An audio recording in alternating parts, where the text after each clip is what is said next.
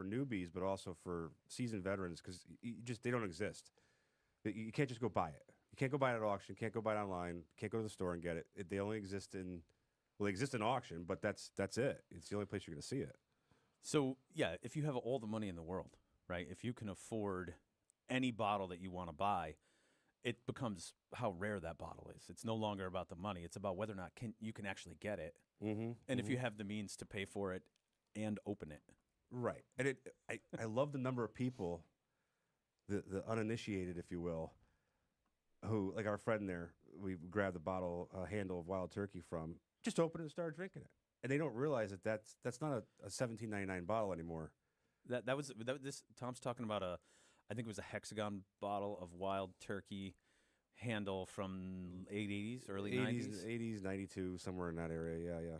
Yeah, if you walked into the house of someone who didn't understand the dusty whiskey business, they poured that for you.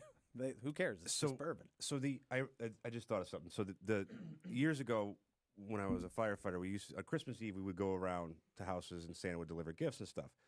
And of course it's the holiday, so everybody's popping open their expensive stuff, or what they just got or they thought was the good stuff. And literally, no, they go in the grandpa's cabinet. There could be an incredible dusty sitting there. You know, I encourage everybody to raid their grandparents' liquor cabinet. And then call us. Yeah, well, call it or just open it up and try it, you know? I mean, hey, drink it. That's what it's there for. But we have a bottle coming up in our November sale. So Good Bottle Auctions is going to run a live auction. Oh, our first lot just closed. That's the terms and conditions. Someone bid $20 on it. So we're going to send you a bill for buying the terms and conditions. I think the joke is we're going to print out the terms and mail it to them for $20. Plus buyer's premium and what are we going to charge for shipping on that one? Or is that a digital? Can we mail it to them digitally? Charge them 60 cents for a stamp. There you go. 72, I think now. Is it that much? Yeah. So I get a call from a woman. She said in the back of the cabinet, so far back she couldn't see it, was a bottle that was belonged to, I can't remember if it's her husband or her father, who was in the distribution business in Connecticut in the 1950s. This is a bottle of Wild Turkey 100th anniversary. Austin Nichols. Hunter, what's up? Come on in, have a seat. It is a hand-blown Swedish crystal decanter with a hand-painted turkey on the side and the original box. And it was preserved perfectly in the back of this cabinet and forgotten about since 1954. It's an amazing bottle, and I'm sure the juice is amazing too. You love that painting, the hand painting the turkey. Oh, it's a little derpy. It's very derpy. It looks like a young person in another country painted it on the side of the bottle. It's but the juice is very nice looking. Would you open that? That's the thing. This is, I think there's only a picture of one empty. I don't think there's one that's traded hands, sealed in full publicly. Just like I am with the guns and everything, I intend to shoot or drink whatever it is I buy, unless it's strictly collectible. But I don't plan on having an estate for you when I'm dead of alcohol. So you're not leaving any bottles behind? Maybe a couple, but not. You're not going to find 150 bottles of wonderful stuff in my basement. I will probably, if I have advance notice that I'm dying, I will be drinking it all. I always thought that myself. I'm like, if I know I'm dying, can I do all the drugs like that day? There's people that they don't do that. They actually, even in people in that situation, they decide, no, you know what? I want to be clear-headed for this. Oh, give me mushrooms or something. Only because I haven't done that. So it might be a good way to go. I'm watching the auction close. This is really fascinating. They're bidding up until the last second. Some of that wine's doing great too. Yeah, the wine is always, I haven't figured out the wine people yet. I mean, I know what's hot and what's valuable and what good vintages, but there's some stuff that I think should go for big bucks and it doesn't. There's other stuff that goes for crazy money and I go, what's the story? I guess I'm just not a expert yet in the wine world. I told my wife to go on and buy some of these, and we'll just buy them and we'll open them and try them. You know. So Hunter, welcome. Thank you. How's it going? It's going good. Not too bad. Where's the food? I put it right. Oh, it's in the other room. I told him to put it in the other room because you would yell at us if we had food and drink on top of the. You don't want to do that. Yeah, I know. So I did. I wrote an introduction for you and everything, Okay. but you weren't here for it. You want to try again? Yeah. Okay, here we Wanna go. hear it? On the chats today is Hunter. He is not only the junior member of this crew, but he is also the last one to arrive at work every day. That's true. And pretty much the first one to leave That's every true. day. Welcome, Hunter. I don't know. I had some drinks the other night, and I was just writing introductions for everybody. Hey, man, it's honest. Did you guys do any prep for this show? No, winging it. So we should explain some of the things in our terms and conditions. It'd be funny if that was the name of the show, terms and conditions. The fine print. Yeah, there you go, the fine print. So The fine print on the back of a label of whiskey. one of the questions we get a lot are, where do all these bottles come from? Mm-hmm. So our permit is a state of Connecticut permit, allows us to sell on the essentially legal secondary market at auction. And the license allows us to take bottles in from civilians and individuals. Collectors. Individual collectors, I believe, is how they phrase it. And then we can also take them in from permits, package store permits. Retail permittees, yep. So a retail business can consign with us. And we can also take them in from closed restaurant permits. Yeah, they call them canceled restaurant permits and cafe permits, I think, too, which I don't think there's many of those around. But restaurants that are ending their permit, they're selling the restaurant, and the new owner doesn't want doesn't want the liquor or the assets from that. Anybody who's canceling a permit for a restaurant or a cafe or whatever.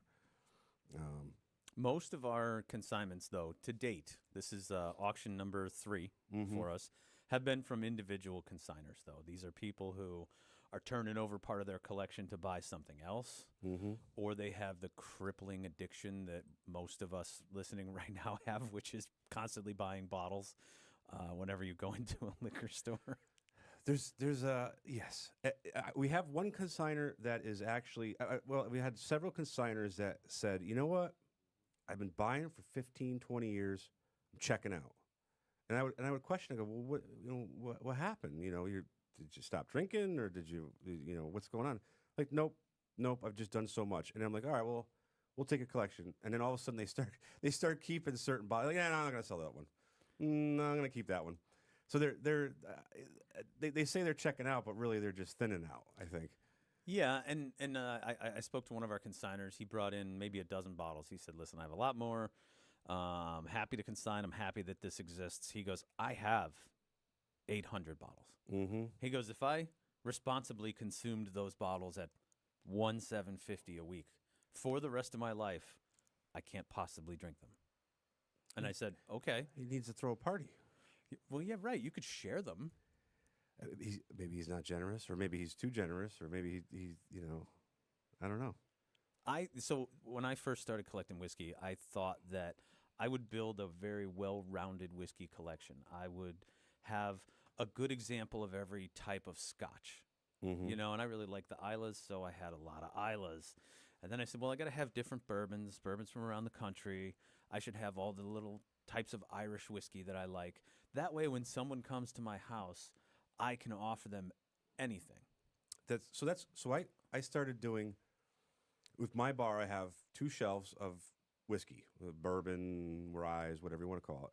And then I now try to keep a good bottle of rum, a good tequila, a good variety of everything. Because the other thing I realized too is that we're all whiskey fans here, but there's a lot of people that are like, oh, I like rum. I drink rum all the time. I love rum. Oh, okay, cool. I don't think I have one bottle of rum in my house. I have one bottle of beginner rum that I tasted. It was very good. I think the last one we had was with some relatives, a Bumbo XO, Bumbo. It was very good. I want to get into rum. I like it. I like the sweet stuff, like and the rum is the epitome of that. I mean, it's made from sugar, I think. So, right. And I went down my tequila travels for a little bit, and I realized I've got 15 open bottles of tequila in the bar at my house, and twice a year does someone come to my house and drink tequila. Right. So I'm like, oh, right. Like you, I should whittle it down and have 2 or 3 bottles that are different representatives. And then the same thing happened with the Irish. Now there's less of that. I think I'm the only one in the office who drinks your tequila. Yeah, we don't get a lot of tequila people who come by the office. I know a couple. My wife discovered that she likes one type of tequila, and it's Fortaleza Blanco. Of course she does. Of course, she picked, and by the way, I've given her G4, I've given her a ton of different good, pure tequilas. She goes, nope, the only one I like is Fortaleza Blanco, the hardest one to find. I got a bottle. Yeah. It just hit the stores. If you're listening, check your stores today. In Connecticut? Yes. Okay. Well, I'll direct my wife to bother you then. I brought one to a party last night, a bottle of Fortaleza Blanco. I think we have a bottle of the still strength either in this auction or coming up. I heard the one to get is the one that my friend Mark is my barber. He's a big tequila guy. He wants the winter blend reposado. Okay. I've never even seen it in the state.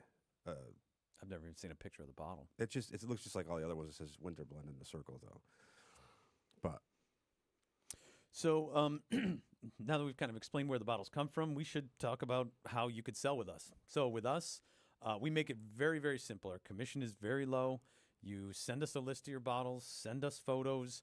We will give you some estimates if that's what you need, set up an appointment for you to bring things down, and get you slotted for auction. Our next sale, we're sitting here on August 25th, sweating in our studio. Sweating, it's like 60 degrees in here. Nah, I think we need more AC. So, and our next sale will be Black Friday. So it'll be November 29th. That will be a live in-person event. Mm-hmm. We're going to invite people down. We're going to have food. We're going to have a tasting. I think we got Van Winkle to open. I think we got a 12-year Van Winkle. I've had a lot of people, because we switched gears today. It's amazing how our customers, our buyers follow us. You were getting requests to come in because they thought we had a live audience today. November, Black Friday is going to be full fanfare, live audience. Reserve your spots now. And then Saturday is probably going to be like today, a timed online or some very close variation of it. So we're going to be doing both. There's going to be over 1,000 bottles. In 2 days. Over the course of 2 days. The premiere, the Friday is going to be the higher end stuff. And boy, we got some unicorns. We got some crazy rare bottles coming up. There is a bottle of rye distilled and bottled during Prohibition. That's right. I forgot about that. I think it's a liter. It is an American rye Export only. that was export to France. France or UK? I think it was France. You talk about the dusty with the label Yep. that's still taped on it and everything? Yeah. Yeah, I think that was, well, whatever. Anyways. So it was both distilled and bottled during Prohibition, which would make it insanely rare. But then it went to France and then came back here. I don't know how it's here. It also comes with a 19th century bottle of creme de cacao, which who knows what's in there. I was going to say, is that still good? I think the proof is high enough. Okay. We're going to experiment. Good luck. Science. It's Yes. it's over 100-year-old Dusties that we're going to be selling in November. That's bonkers that it even exists, that it made it this far. And here's the best part. Our permit requires us to only sell things that are sealed. So when we found these two bottles literally sitting on a shelf, one of them was sealed and we said we can sell it. The other one, the seal had broken off. The liquid's still in there. It's untouched. Yeah, the cork was still Mostly sealed, there. but the stamp was not. I think we're going to get to taste this. I think we're going to get... Where is that bottle? Does our consignor still have it? No, it's on my bar. Oh. You cracking that open today? Today, no. I noticed there's some sediment in it, Oh, and that's fine. it's cloudy, so I think we got to do something. We got my wine screen thing we could throw it through. I think this is more like a coffee filter. It's Okay. fine sediment Just in that bottle. Yeah, all right. We could open it. It could be terrible, too. That would be bad. I had one. Oh, my God. Have you ever had a sip of something that's gone? Whiskey-wise. Yeah. So, you know what does that every once in a while is Henry McKenna's.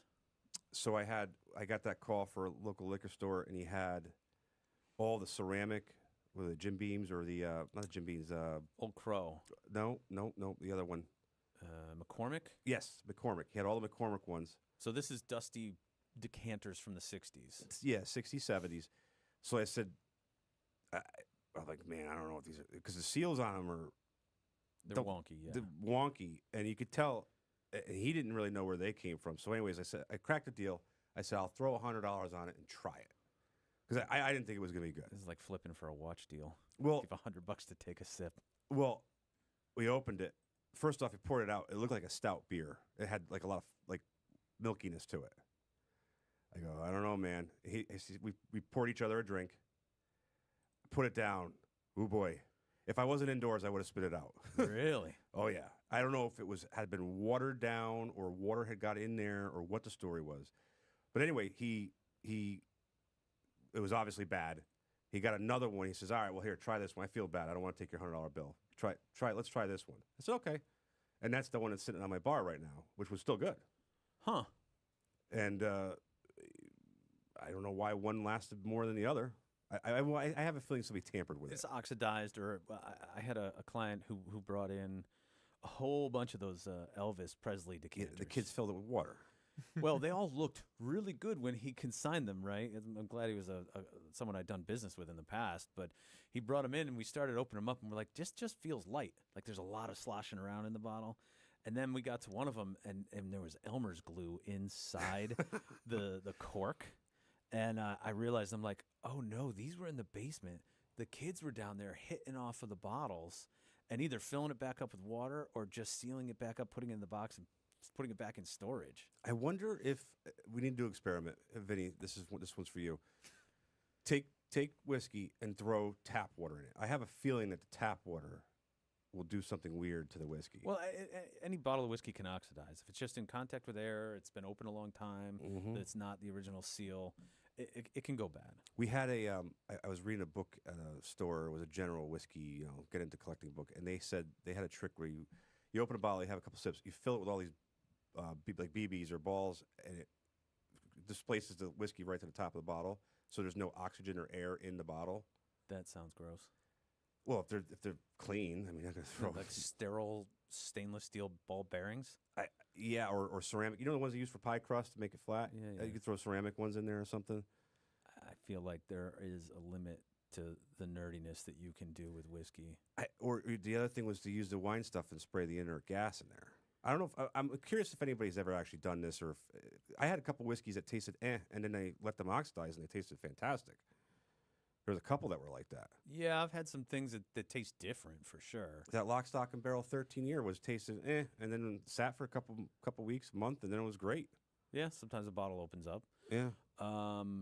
If you do have experience with that, jump on the chats. If you're watching on the app, and we'll talk about the app here in a second. If you're watching on the app and you want to chat back with us and reply, you can get on YouTube. Find us under Good Bottle Auctions on YouTube. And if you're following us on Facebook as well, we can get the chat going there. Wine is selling strong. Yeah, I'm impressed. The other thing I had to learn in this business, there's a lot of wine out there, but there's not a lot of good wine. That was a big thing, Yeah,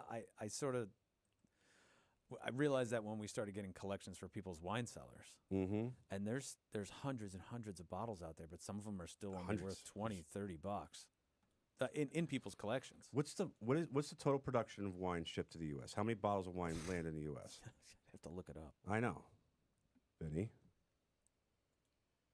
He's just giving Tom a look over here. He's like, I'm busy producing this show. Yeah. I'm not Jamie from the Joe Rogan I know. show. Come on, Jamie. Hunter, I'll call Hunter you Jimmy. can look it up. Go ahead. Let's go ahead. I was going to do it now.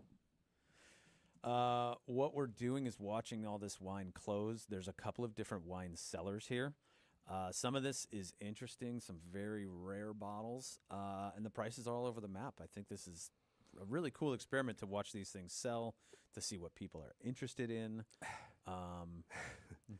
4.3 billion bottles of wine each year. Imported into the U.S.? World's largest wine consumer in the U.S. This is 2022. I'm assuming that's the last I have. In 2022, the U.S. consumed 964 million gallons of wine, which is 3.85 billion bottles. That's just the U.S. That's just the United It's States. not France and Germany and UK. Apparently we are one. I don't know if it's 2024 if we're the largest, but this, according to this here, we are the largest wine consumer in the world. And if you read the trades, the beverage trade magazines, wine consumption's way down. Yes. So those numbers are crazy, and they're down. Well, you had 3.85 in 22, and that was during COVID. consumes about 4.3. So that's a guess. 21 was 450. How do you plan? Any big swing is going to screw up the production because you're like, all right, we sold this much. We're going to sell this much again next year. Yeah, but keep in mind, a lot of it's sitting on inventory in stores all over the country. This It's is sitting consumed. in wine cellars. Okay, but think of how much is sitting, too. How Right. much is available for sale? There's a glut in the system, is what you're telling me. Wine right now, from what the trades say, yeah. Is that across all types and varieties, or did people go, I don't like red anymore, I'm going to start drinking white, and now red is The hottest thing in the beverage industry right now is RTDs, ready to drink cocktails. So RTDs, RTSs. think about someone who's Lazy drunk Americans. no, a young couple going into the liquor store. They're on their way to somebody's house.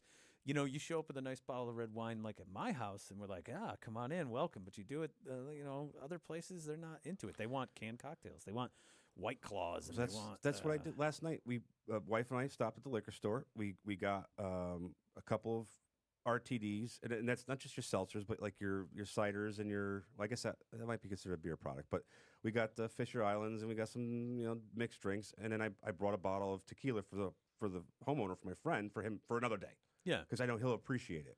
But I don't want the drunk people just to start opening it up and start cranking it.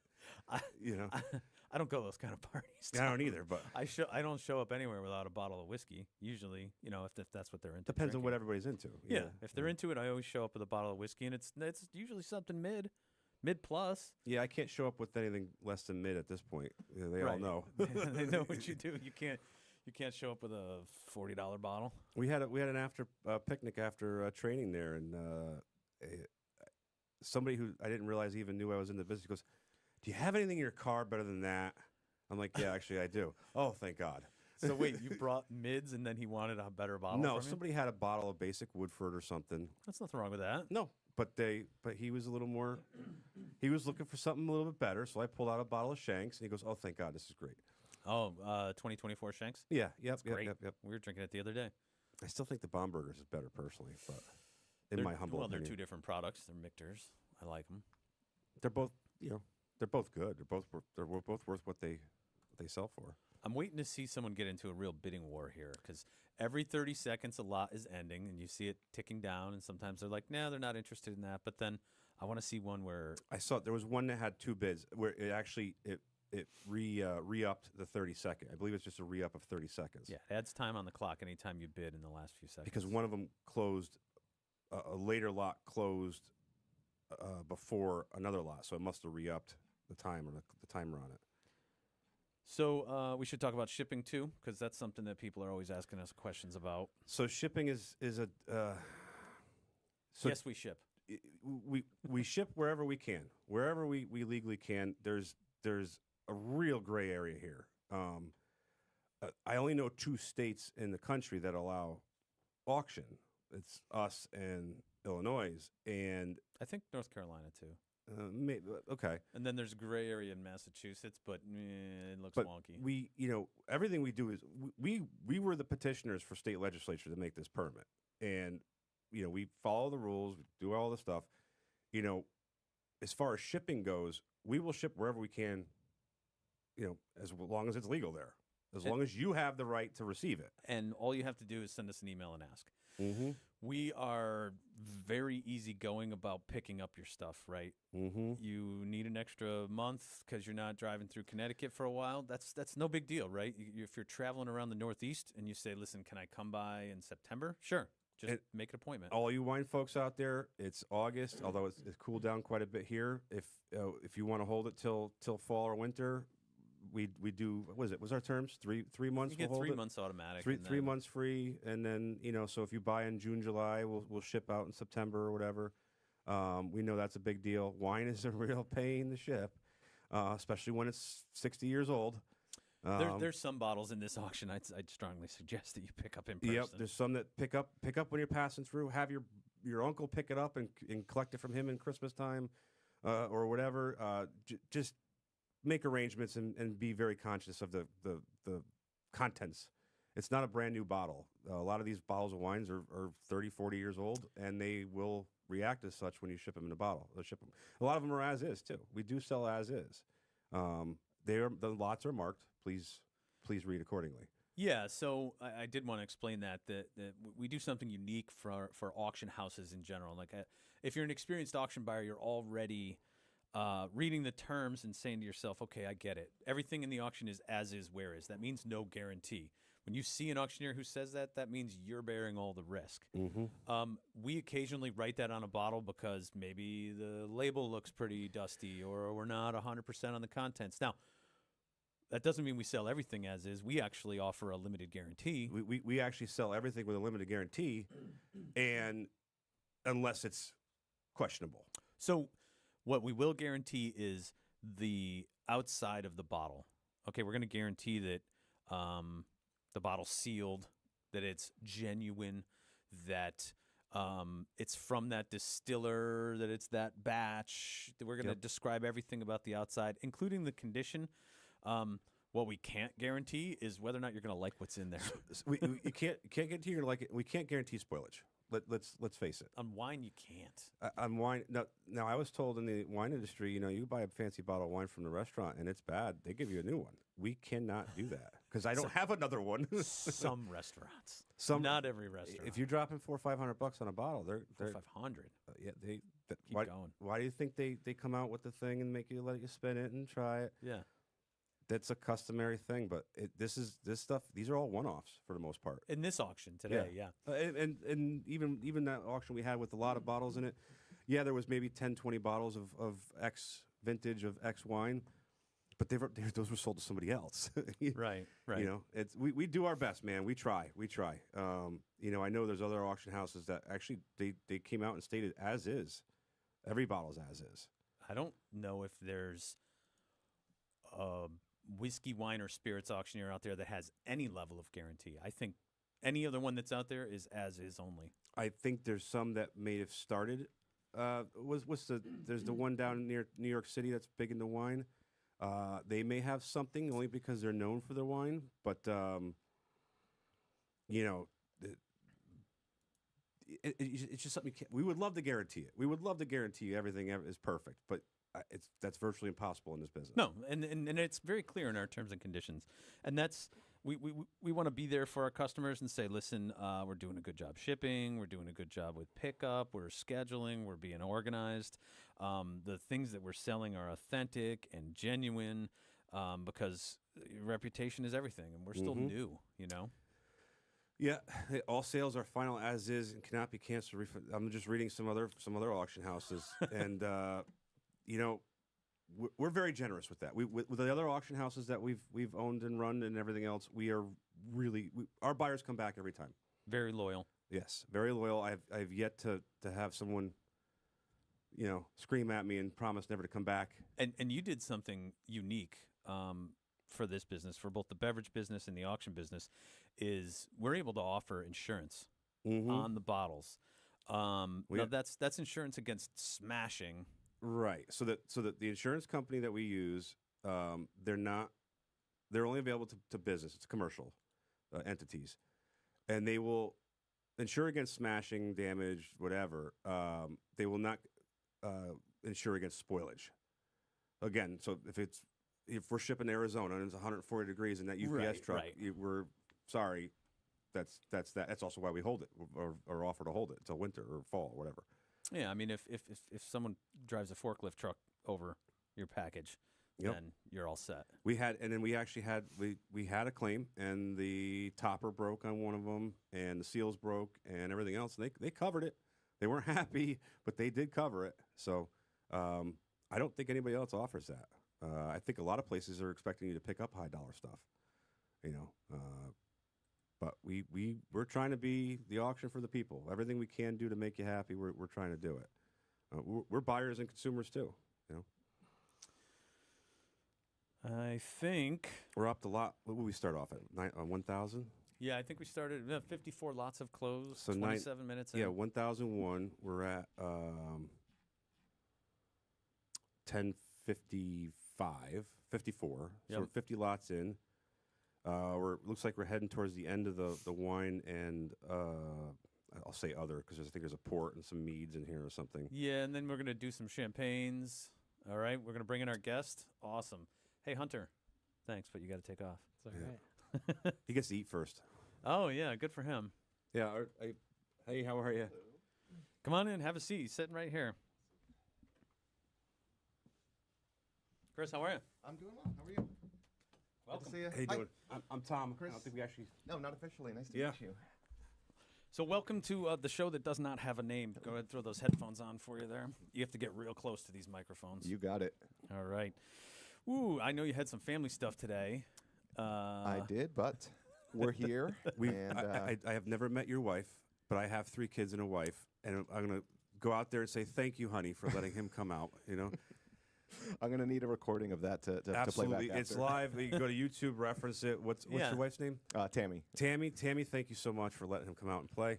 You know, that's I wish it would be crazy. I don't know how we would do it, but get like a family, like we'll get like a daycare over there, so you can invite people over with the families and stuff. Have a whole bullpen or something. So the argument that Tom and I have is I have only one kid, and he has 3 kids. And I'm always like, yeah, what's the big deal? Just get a babysitter. Or, you know, Yeah, what's the... Right, what'd you do this weekend? Oh, I went here. I went to the casino. I went there. I went there. I go, yeah, it must be nice. It really multiplies with each successive child. I see it's pretty exponential. amazing. It really is. Yeah. When I had the second kid, I figured, all right, it's gonna be twice as hard. No, it's like 2 to the second power kind of thing. You know, what a say, Livy. You know. But yes, in any case, we are here. I did bring a little something Oh, for really? us to just sip on a little bit while Sure. we're chatting.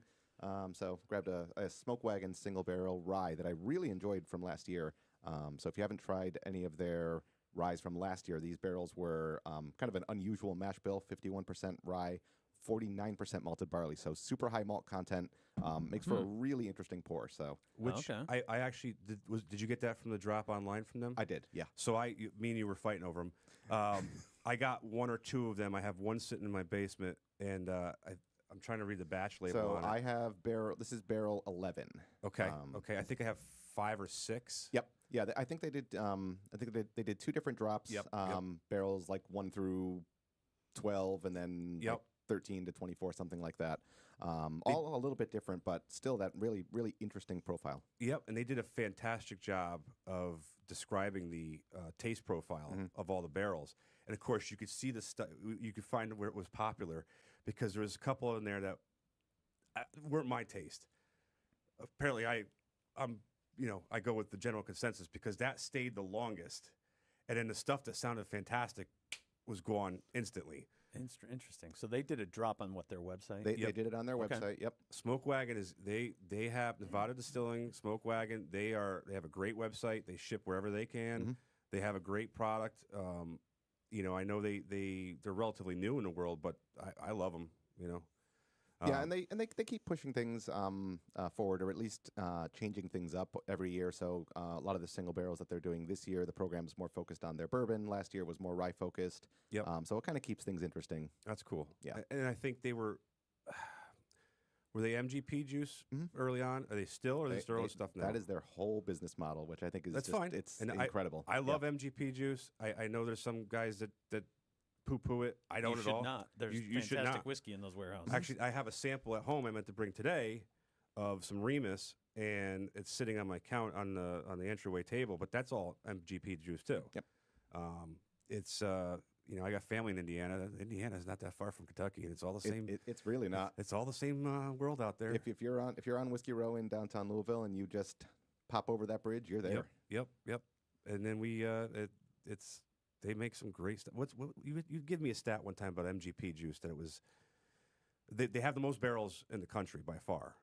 Yeah, I think they use big heat cycled warehouses, right? They do a lot of different things with their warehouses, and of course their whole business model up until recently was to produce whiskey for others to obviously source and do what they will with, but they're starting to kind of come around and work on some of their own labels. But it's just it's really interesting to see how far-reaching their stuff can get, and then depending on where it's aged, that obviously adds another layer of complexity on top of what they're doing already. So it's just a cool story to follow. I think the biggest success story out of it is Penelope. Yeah, because Penelope was MGP juice. They got fantastic whiskeys. Their and finishing's good too, their man. finishing- they do a great The job Rio. finishing. The Rio and the American Light whiskey. I have quite a few bottles. They're fantastic, but then I think MGP just acquired them. They're like, you guys did fantastic. We're They using did. our product. We're just going to buy you. They bought their own barrels back. What a success story. Yeah. For Penelope. Right. You know what? You start it and your supplier buys you back. Yeah. That's fantastic. That- So, Chris, I want to give a little bit of your background, too. I know we jumped right in the conversation here, but you're a writer for Forbes, whiskey writer for Forbes. Yes. And the owner of SingleMaltSavvy.com. Yes. That's wonderful. How long have you been doing that? SingleMaltSavvy.com. The Single Malt Savvy brand is about to celebrate its 10th birthday, actually. Fantastic. Congratulations. So Nice. I've been doing it officially for about a decade, but unofficially for a lot longer than that. So And you primarily started with Scotch and Yes. single malt Scotch. yeah, yep, And then it just expanded into maybe the bourbon world and some of the other whiskeys that are out there. yeah. I was almost Scotch exclusive for, I don't know, 5 years maybe. With Bless you, Vinny. Thank you. bless you. Thanks. With a dabbling in bourbon here and there, and it really wasn't until maybe 2012 that I started kind of moving into bourbon, and it really was a case of what was happening in the Scotch world at the time. So we're talking like the early 2010s into the mid-teens. You had kind of the same problem that the entire whiskey industry was facing, right? Increased demand, like way higher than anyone was expecting. Production that couldn't quite keep up at the time, and so what was happening in the Scotch world, especially, you had distilleries that couldn't have forecasted this demand 12 years ago. Right. And unlike the bourbon world, a lot of times you're going to need those higher age statements in the Scotch world to make a product that's ready. And so they started dropping age statements and Right. increasing prices, and it was a little bit of a squeeze happening in the Scotch world, and the prices were going up. And so I said, you know what? I'm going to jump over to the bourbon world a little bit and see what's going on there. And of course, right after I did that, the Right, bourbon bourbon world pops, started yeah. doing its thing. And but it was good exposure and gave me sort of the drive to start to explore other styles of whiskey. And there's so much great stuff out there being made all over the world. So And that's it, right? I think there's so much attention on bourbon. There's so many people hunting and tatering and talking about and doing podcasts about and creating whiskey content that sometimes it's easy to forget that there are fantastic scotches out there. There are amazing American whiskeys out there that don't fall into that category of bourbon, but offer a completely different experience. absolutely, one of my recent articles that I wrote was on that exact topic. Do those categories really matter the way they used to? And so you have whiskeys that are blends of straight bourbons and straight ryes, and it can't be called either because it's not singular. That final proportion isn't that 51% corn or 51% rye, and so if it tastes great, does it really matter what it's labeled at this point? The Penelope American Light Whiskey is just that. And Not a bourbon because of finishing. Or Light whiskey is its own separate category. Yeah, So you can distill to a higher proof, and you can age it in used barrels. It doesn't require aging in a first fill or a brand new charred oak. that was the container. magic with them is it's a second use oak charred. So it's a bourbon. The only thing that doesn't make it a bourbon is the reuse of the barrels. Now, ironically, when I read and I'm still considering myself a novice in this whole thing. You read the label, American Light Whiskey, you think it like a light beer. Like, is this a Mick Ultra of whiskey? And you're like, no, it's still like 114 proof or something. Yeah. Yeah, well, it's funny. Where today the concept of light whiskey doesn't make any sense. Right.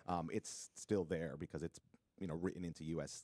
law, so it's still an officially recognized category. But the whole reason that light whiskey became a thing in the first place was American whiskey producers trying to sort of hang on to their market share. Yep. So During you the had bourbon glut, you had a dying market. Vodka got popular in the 70s. So they said, hey, what can we do to make our whiskey taste as light as possible? So if you can distill it to a higher proof, age it in a used barrel so it doesn't take on as much flavor, and then bring it down to a bottling strength, you can essentially make a light version of whiskey. So it was the light is referring to the taste profile. Yeah. It's Yep. less oak. Have you whatever. ever had one, Tom? I think we have Well, some just- in the but back just- in the dusty Just section. the ALW, just American Light Whiskey, but No, like no, a no. real light whiskey. So Like, give me an um, example of one, like an older one, or a real one, if you will. At this point, I'm not even sure Shenley made what one. Shenley did. They Shenley definitely did. yeah. Who was not Canadian Club? Who was bottling in Camp Nelson? Seagram's was doing it. Seagram's. Yep. Seagram's made a light whiskey. I think I have some back there somewhere, and I'm going to tell you, it's trash. So I was just gonna say, does it just tastes like watered down whiskey or what? Yes. I mean, that's almost literally what it is, right? So if you distill it super high proof and then you bring it down to, that bare minimum, that bare minimum 80 proof bottling strength, there's gonna be a lot of water in that bottle. It's a Bud Light of whiskey.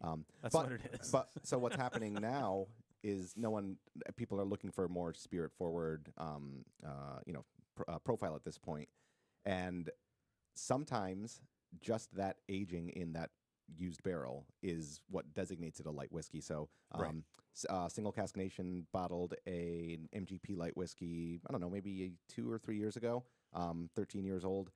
Nothing about that profile would ever bring the word light up in your head. Yeah. It's and so it really just goes to show you what can happen too when you use a reused barrel and just let the whiskey sit for over a decade. Pulls out a really, really interesting profile for sure. I think we have some light whiskey coming up here. Actually, one of the lots. Is it really? There's a Dusty group. It's lot number 1079. It's closing in less than a minute.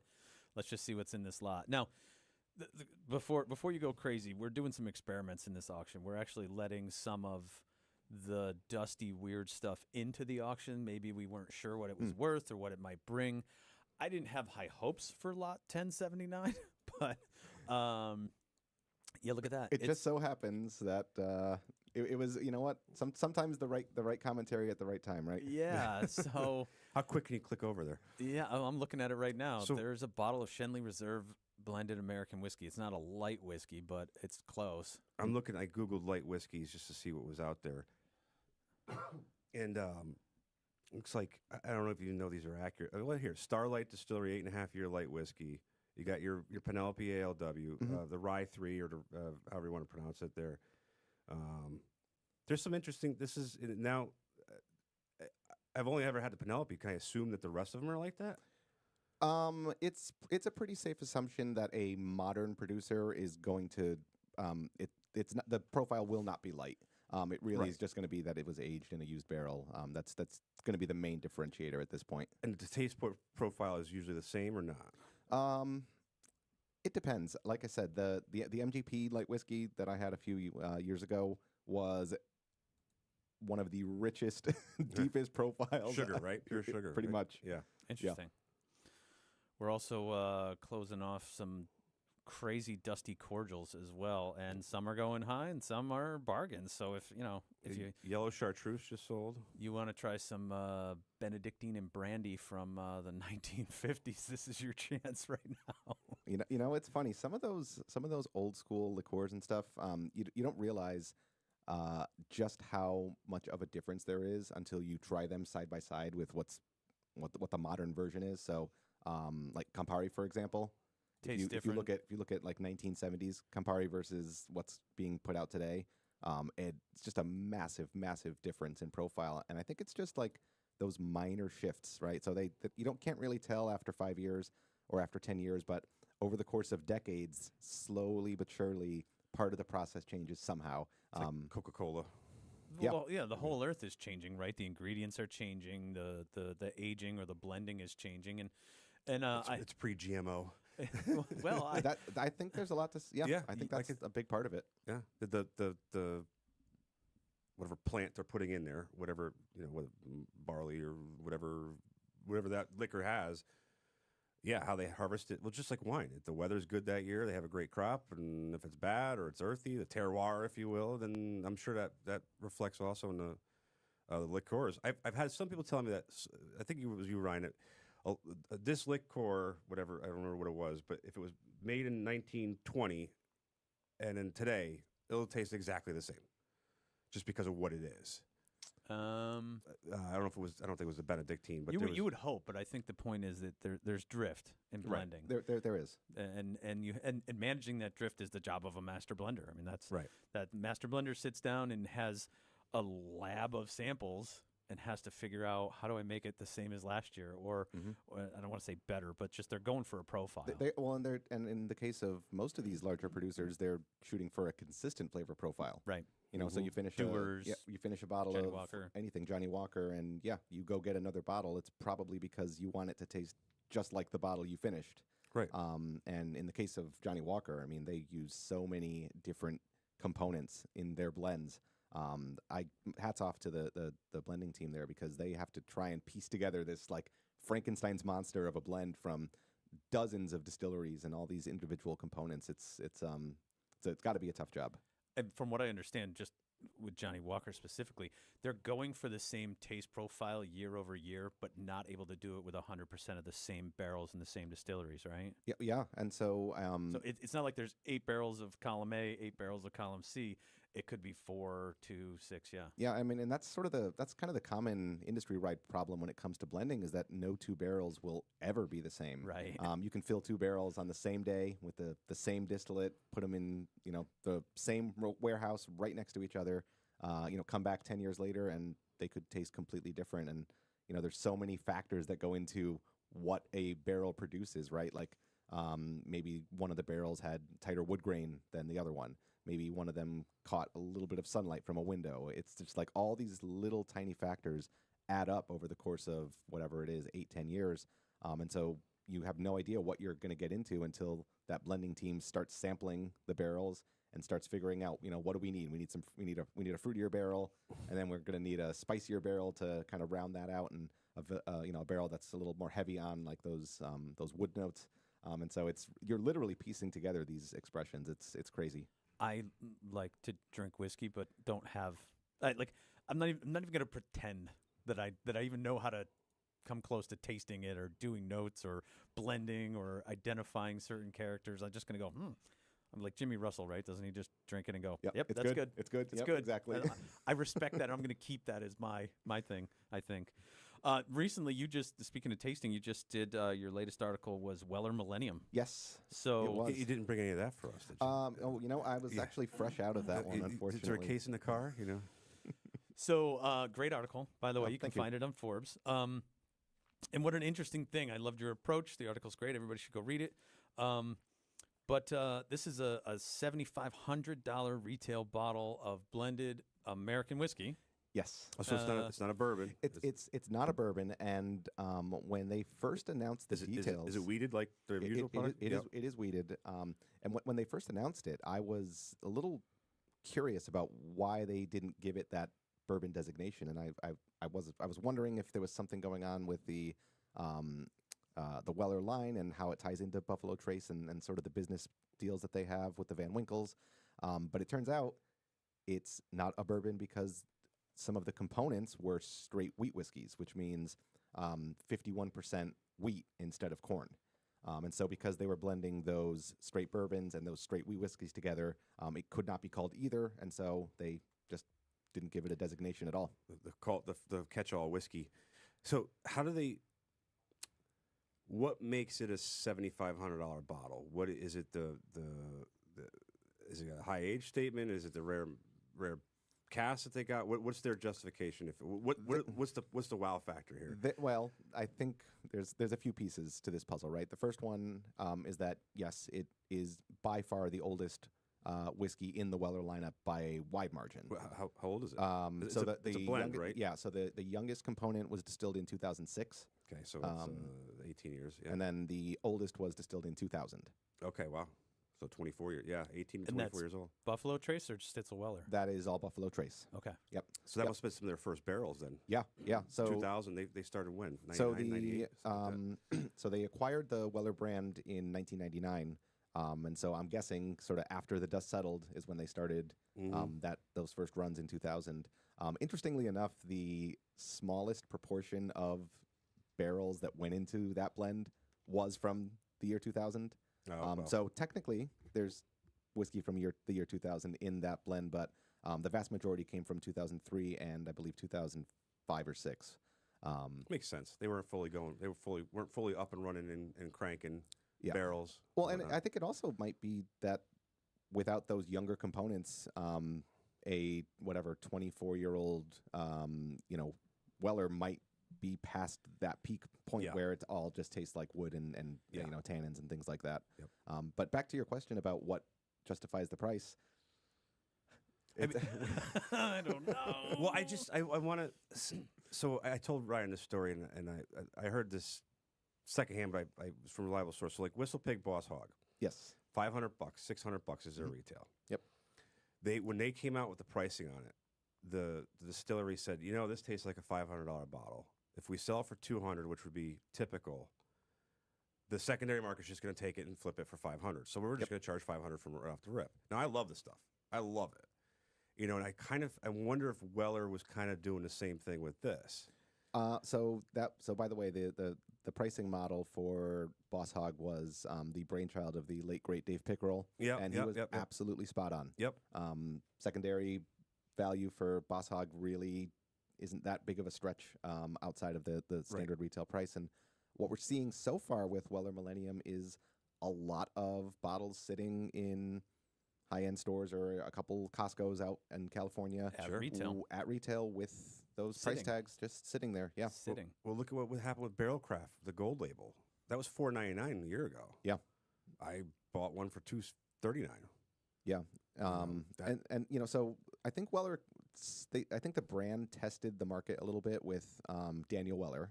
So that was last year That's right. I remember that one. with that $500 price tag.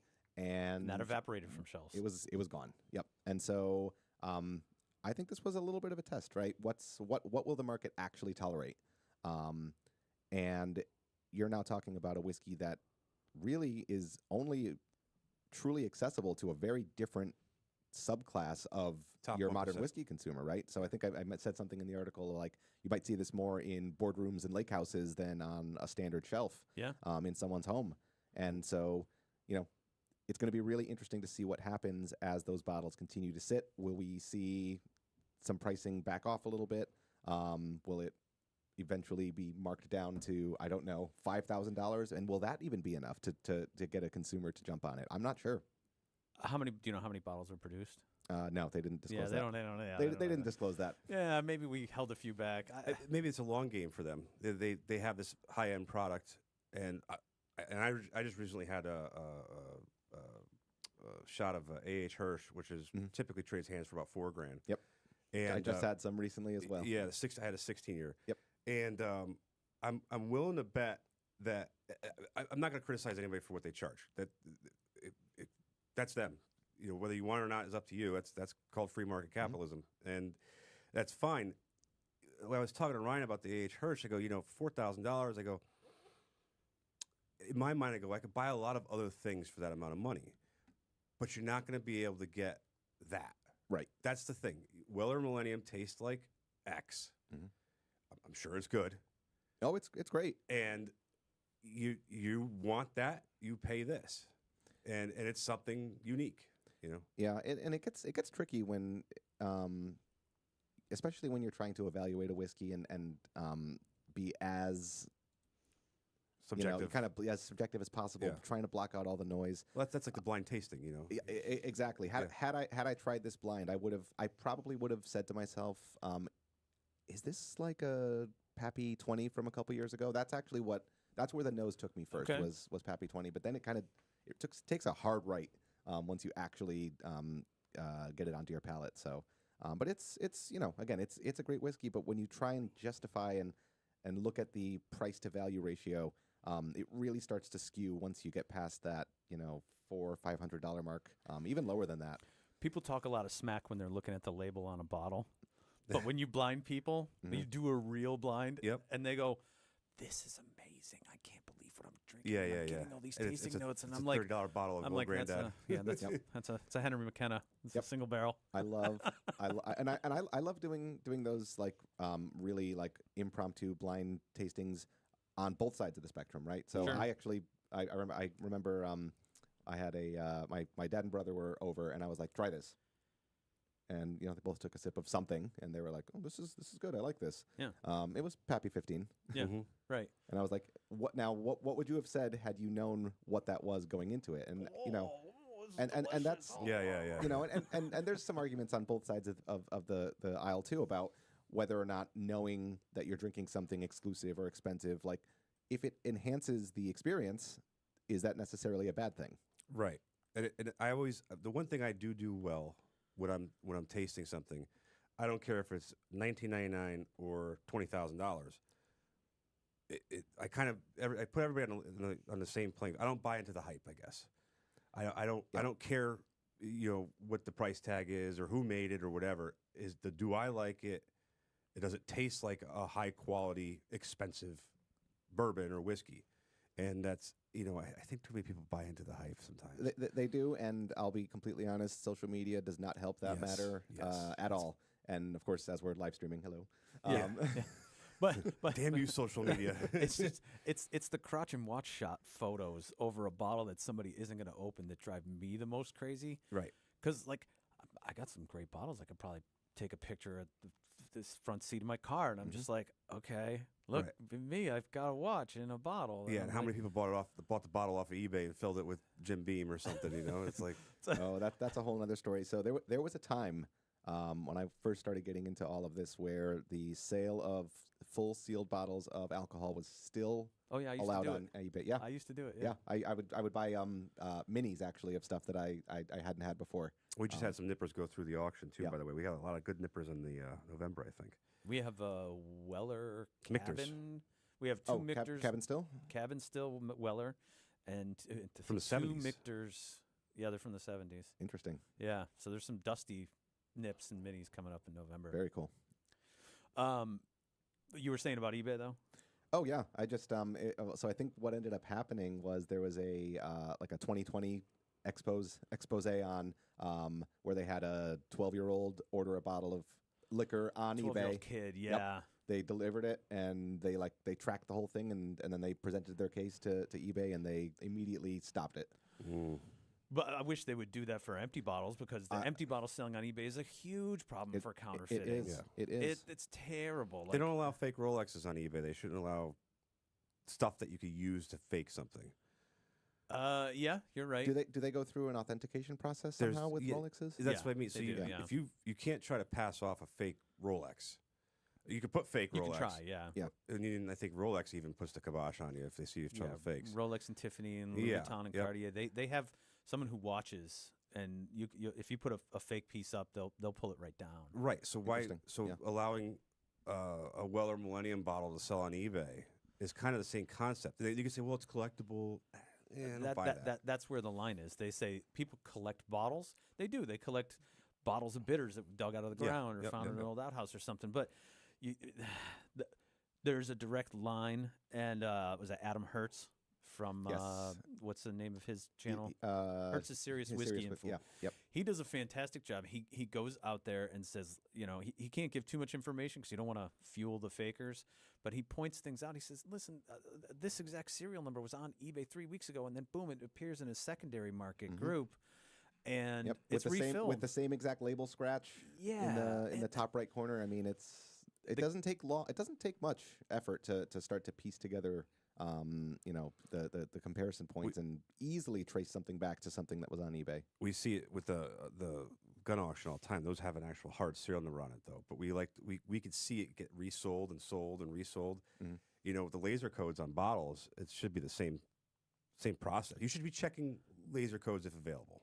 And then that's something that from the get-go, before Tom and I had even signed the paperwork on the LLC or applied for our first permit, we said, there's no way we want to entertain counterfeit bottles. We're not going to do this. If something looks funny, we pass. Mm-hmm. And if something slips through, I want to know right away. And we'll take it out, and we'll do the right thing every time. Yeah. And all our higher-end bottles, Vinny, who does a lot of cataloging, is going to put the laser code right in there. When you can read them. We just got sometimes you get the alien codes, and the problem is that they are legitimate bottles too. We just got a whole thing of Pappies in for November, and the label is blocking half the laser code. So I don't know. But there's a transition year for them. I think that's 2019 or 2020 when they didn't have the bottling line set up properly. Right. Yep. So it's legit, right? It's not trying to cover something. It's just. And thankfully, there's good resources so that we can see like the evolution of Pappy bottling. Right. Do we nick the label to expose the laser No, code. don't mess with it. Sell it like it is. Yeah, you know, it's really interesting to see what distilleries will do to deal with a little production snafu, and then just send it back out there. I remember there was a bottle of Balvenie 15-year single barrel, and the label had some really nice transparency on it, especially for the old school bottle that they had back in the early 2010s. And I found a bottle one day with the bottle number handwritten in pen, as opposed to being printed out like everything else. And I was like, what is going on here? So I remember sending a picture of the bottle to somebody at the distillery, and they came back and said, oh, yeah, something was up that day, so we just wrote them in, and then they were out there. But it was a stark contrast to what I was used to seeing. And so there's a lot of those little weird one-offs that happen, right? You talked about Pappy. They switched the foil color in, what was it, 2018 on the 15? It was 2018, because they had some years with foil, some years with wax. Yep.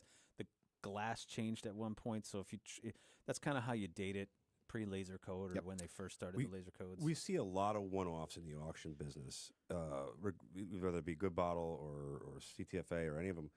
One-offs exist, and they're real. And, a lot of people, oh, those are fake. That didn't exist. The book says it doesn't exist.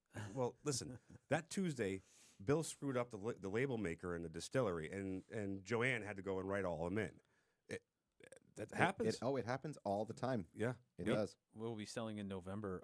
We have a interesting collection. It's from an employee of the Boston Beer Company.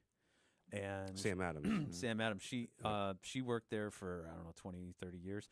And when they first brought the Millennium out, she got one of the bottles as an employee. Mm-hmm. And as her tenure progressed with the company, she was getting her annual bottles, and the serials are lower and lower and lower because she was more senior executive as she went along. So she's got, I think, Millennium, and then all the successive ones. And some of them are signed by Jim Cook and, hand numbered, and they have letters that were signed by all the people there. It's just like that's provenance. That's what people really want. It is. And there are a lot of cases where were employee-only gifts or things like that. And for employees of those companies that don't like the product, but they work there, they're going to sit in cabinets and we see basements until... We see that in the gun auction side all the time. Actually, you brought up a good thing about signatures. So I had a consignor today. She wanted to know. Can we drink some of this whiskey while we're doing pour. this? Pour. Right, please. all right. So she brought up a good point. She goes, how much more money does a bottle that's signed by the distiller or somebody important add to the bottle? I said, usually in the business, regardless if it's alcohol or not or whatever you're selling, it's usually you sign a premium. So it's percentage. So you say, oh, it's worth an extra 10%, 20%. Maybe it's double. But I don't know if you have any experience with that end of it. Like, have you seen stuff go for stupid money because, master distiller or master blender signed it? No. I Okay, think thank so. you. In short, no. Thank you for saying it that way. In the autograph business, because I've sold antiques and estates for a long time, in the autograph business, it matters who or how often the person signed. So a Paul McCartney autograph is worth a lot if it's authentic because he didn't sign a lot of things. But, Pete Rose makes his living signing things right now. So Pete Rose, for $30, he'll sign anything you want. And the same thing with the master distillers. Like, it's more so in the last 20 years, but master distillers were not public figures 20 years ago. No, and for a lot of the legacy master distillers that have kind of been riding through this next wave, it's been a learning experience for them to be the face of the brand. Right. Because I think there's some current master distillers out there that aren't doing as much distilling. Yeah. Okay, so they're just the role shifts a little bit. Yeah. This smells delicious. Jimmy's earned his time as he can hang out in the gift shop. I love all the pictures of him in the gift shop just sitting there, and I'm like, either the old man, he probably loves what he does, but you look at him like, would he rather out golfing or no. sitting on the back porch? No, well, that's the thing with Jimmy, and he's one of a kind. You can tell that he genuinely wants to be there every selling bottles, day, just out there talking to fans. He remembers people's names and faces that he met once 30 years ago. Oh, he's one of those guys? Yeah. Yes. And I've listened to him in a bunch of podcasts. I'd love to meet him. But I got to say that he's a gem. Like, the Russells they sold it off, right? Because that's Campari now. It is Campari, yep. And then they get to stay in this wonderful role where they make people happy and do what they love, and still produce a great quality product. Mm-hmm. Here, cheers, guys. Oh, cheers. Thank you. Nice to have you. And thanks for coming to our first show. It smells Appreciate fantastic. it. Thank by you the for way. having me. There's Yeah, like cheers. 4 people watching, so Yeah, I mean, well, they're gonna get the full experience. I can't tell how many people are logged into the app. I can see how many people are bidding, but on YouTube we have a few people, and Facebook a few people. Being our first time, they may not serve it out to our audience. Of course. With the other auction, we had what? We put it on YouTube 4 or 5 times, nothing, and then with just one auction, all of a sudden it clicked. Yeah. And we had tons of hecklers and trolls, and that was great. We loved it. Well, you know what? Once after we get a few of these under your belt, I'll be back for the bigger audience. Okay, good. Well, I appreciate you taking your time to come in today and of do course, this with of us. You course. got a few more minutes to hang out? Absolutely. Okay, cool. I don't want. What was your wife's name again? Tammy. Okay, Tammy. Thank you, Tammy. We appreciate it. I'm kind of hoping I'm missing my nephew's birthday party today, and I'm hoping that they tune in so I can at least do a shout out for him and say happy birthday and see what's going on in a couple hours. We have on YouTube. It gives you the 21 plus warning. This may be inappropriate for some users. I wonder if that hampers our distribution. We have to. Yeah, they might not serve it because our channel is age restricted. So we started off with a 21 and over age restriction on the YouTube channel. And when we publish the stream, it's funny. It makes you click 18 plus and 21 plus. Really? So yeah, they probably think we're doing something dirty, so they're not going to serve our stream out as much. But oh well. Well, you know what? We're gonna give them the best content we can, regardless. And well, we're also recording, right? We'll be able to do something with this later. exactly. The key reason why we're here and we exist is there's an auction going on. There is. You know, we're selling bottles as we speak. You know, Yep. The Scotch. We're right in the middle of Scotch right now. I see some really great Compass Box bottles here. I've never had a bad Compass Box anything. The one that just sold was Flaming Heart, and I think that's a 2 or 3 malt blend. I can't remember. My wife bought it for me for Christmas, and I'm like, you know what? She's actually really good at buying me bottles. You would think if you've enjoyed a lot of whiskeys that, it's tough to buy one for somebody. She got me that. I opened it up that night. I'm like, oh, I can't wait to try this. This is going to be great. And I took a sip, and I got like the worst heartburn of my life instantaneously. It was like someone poured liquid cinnamon candy down my throat, and I'm sitting here going, oh my God, it's the big one. I'm having a heart attack. I'm drinking scotch on Christmas. I'm going to die right here, right now. Just get the heartburn medicine. And I waited, and I went, oh, duh. This is called Flaming Heart. So I said, that was a coincidence. I had a big meal or something. I went back a week later, fresh, just to try. It did the same thing again. And I'm like, all right, now I know why they named it.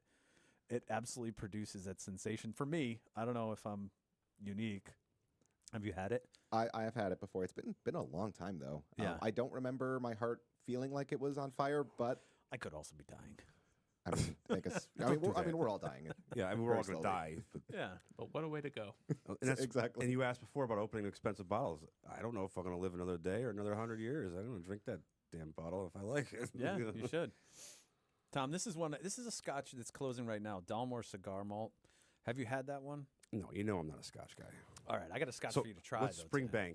Springbank hit the stores these days, and people are raving about it. Is that like a rare one or allocated one or something? Or? Okay, well now I feel terrible because I reached for Springbank on the way out the door, and then I grabbed the smoke wagon instead. I should have. I like the smoke wagon.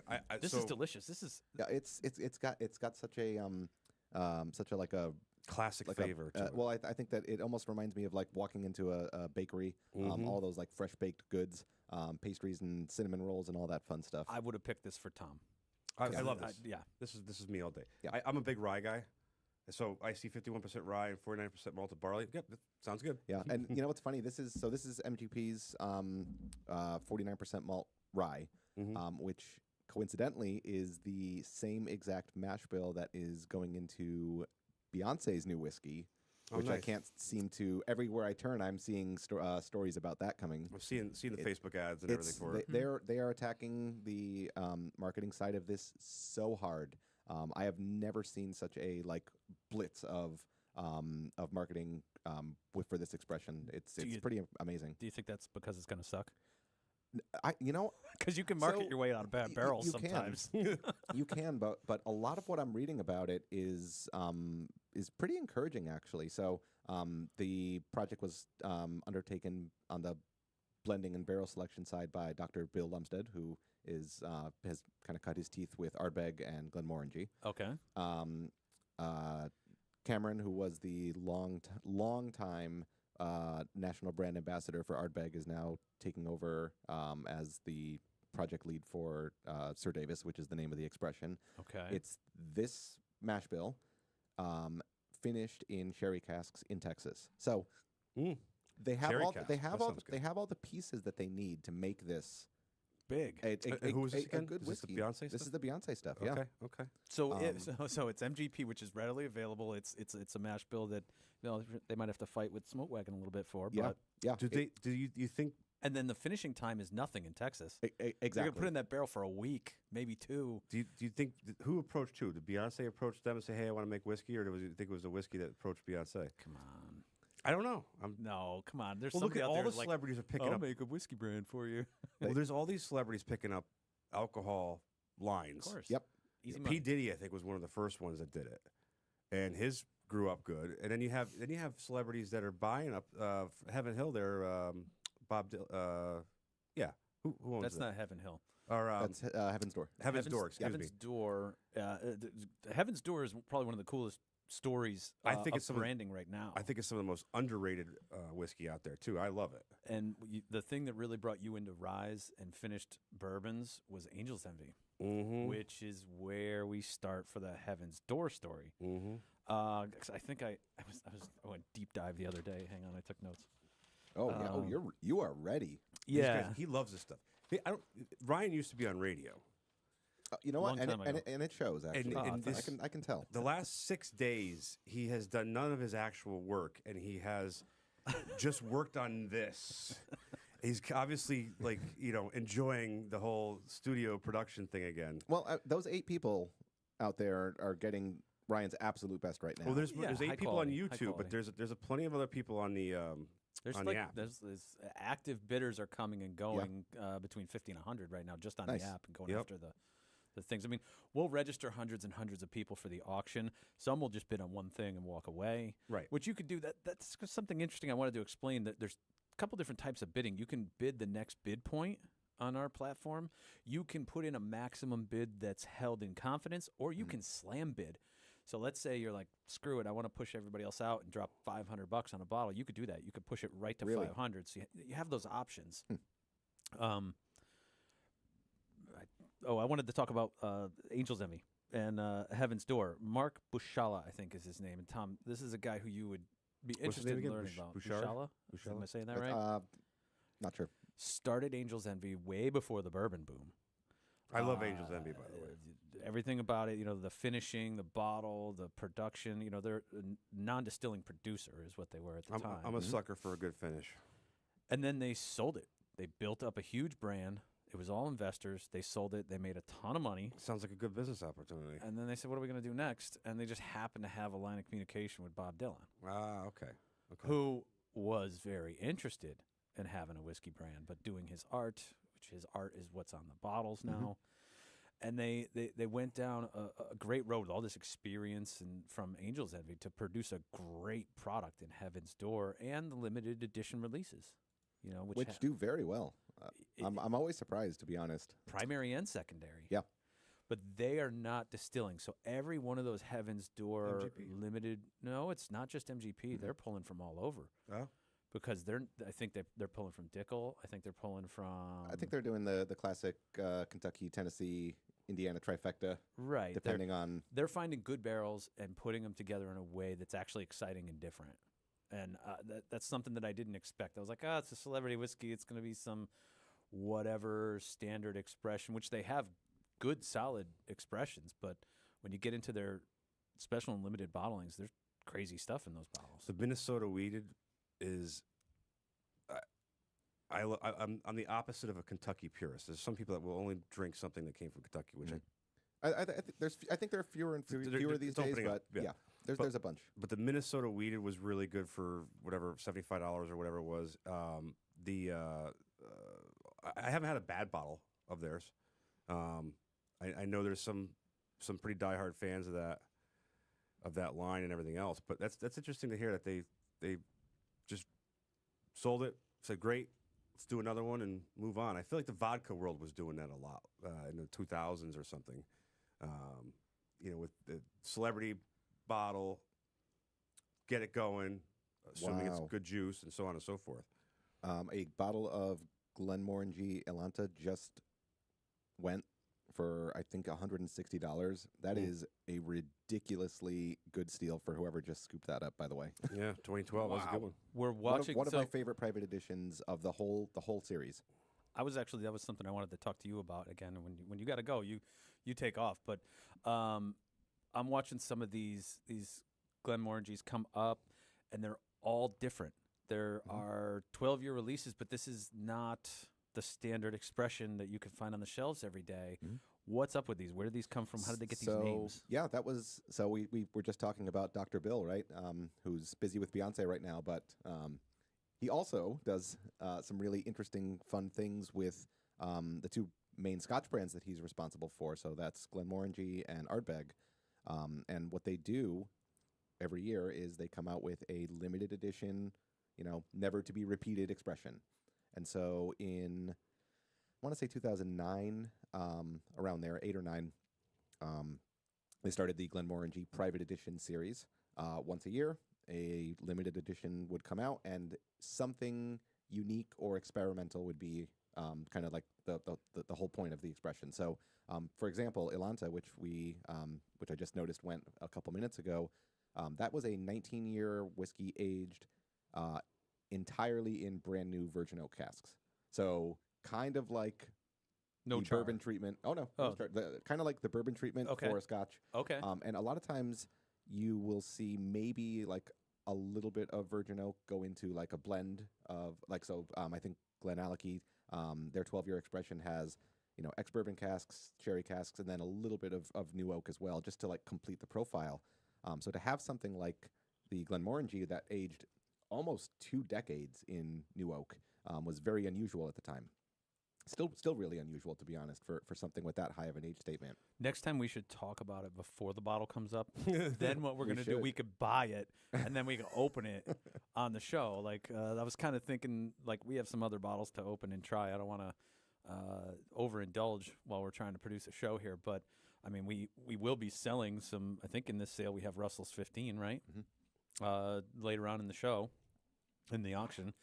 And I have a Scotch I wanted Tom to try too. Yeah. So I was going to ask Chris, because I know he mentioned he started off in the Scotch world. What was the first Scotch you had? They said, "Oh wow, this is what people are talking about. This is interesting." This isn't Johnny Walker It Red. it was the same gateway whiskey that I think a lot of people try and realize that, okay, I like what's going on here. Yep. I want to branch out. And so for me, it was the Balvenie Doublewood.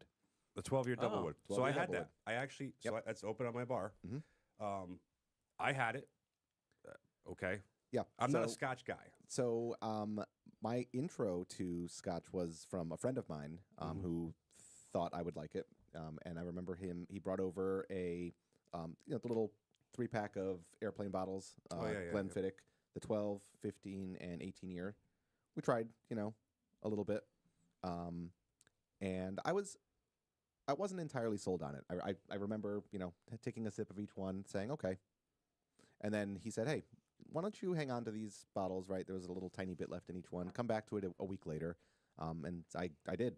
And the second experience was way better than the first. And I said, okay, let me do a little research, figure out, if I like this, what might I like? Right.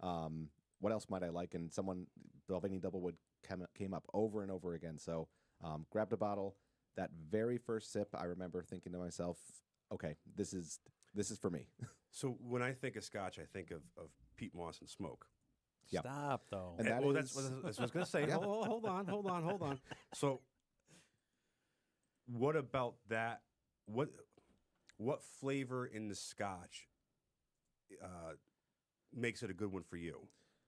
I mean, it's a tough question. What are right? you So, chasing? Like I um, chase the rise and the spiciness and the sugariness and everything else. What's in Scotch that makes you a Scotch guy?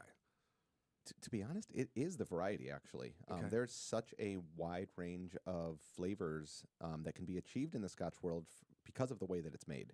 So, a lot of people have that misconception that, Scotch equals smoke or peat or, whatever. When in reality, it's not even a majority of the Scotch. It's less than half of the whiskey being produced in Scotland is using peat to dry the barley. Right. And so the reason why I think that stigma persists, especially in the United States, is if somebody's going to dip their toes into the Scotch waters, they're probably going to start with a blend, something that's sitting on the bottom shelf because it's cheap. Right. They're not going to spend $50 right out of the gate. And Buy a bottle of Famous Grouse, man. Doesn't suck. That's my my go-to for people that want to get into it. Yeah. But for whatever reason, and then this is actually should be like a little slap on the wrist for the Scotch producers too, right? But those blends come from multiple distilleries, and a lot of times they include whiskey that does have that peat influence. It doesn't hurt matters or help matters that the whiskey also has younger neutral grains in there, right? So there's grain whiskey in addition to the malt. Add some smoke into it, and it makes for a very unusual intro to a whiskey style that is not even remotely like that, So it's really those bottom shelfers that I think give the entire category a bad name. And I think that does it. The whiskey bourbon world has the same problem because they, you hand a newbie, I don't know, just a basic Evans Williams or something, and they're like, ugh, it just burns, ugh. And then they don't experiment with higher end, and not even so much higher dollar, but just good quality. Yeah. Just by the way, the Highland Park Freya 15-year just went way over estimate, which I thought was interesting. I'm watching these Highland Park close, and I'm so happy because I feel like the Scotch people are very in the if it's what they want, they'll pay it, and if it's not, they're very much this, not that. Yeah, and part of the reason why a Scotch consumer kind of takes that approach to something like an auction is that because of those higher price points across the board, you're a lot more selective with what it is you're going to shell the money out for. You want to know that you like it, and this that's how I am with the whiskey and bourbon world too. Did you ever watch that YouTube video of the guy with the whiskey bunker?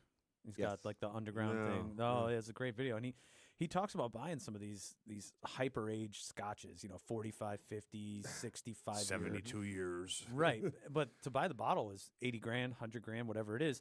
They invite you to an event. Oh yeah, and they open one, and everybody gets to try it. Yep, So Macallan's famous for that. They'll bring people out. So you get to say you've had it, whether you're investing in it or drinking it later. You get to start by going, oh, I like it. Yeah. I'm willing to spend the money. Yeah. Oh, and you look at Last Drop, for example, right? Same thing, right? They'll sell you the super hyper premium bottle with the little 50 ml so that you can try it. Oh, still keep the full bottle. Oh, that's cool. Intact. Yeah, that makes sense. See, whenever I buy a bottle of something that I think I'm going to like or I know is good, I always try to get two bottles. If you're lucky. Yeah. you buy one to drink and one to save for another day.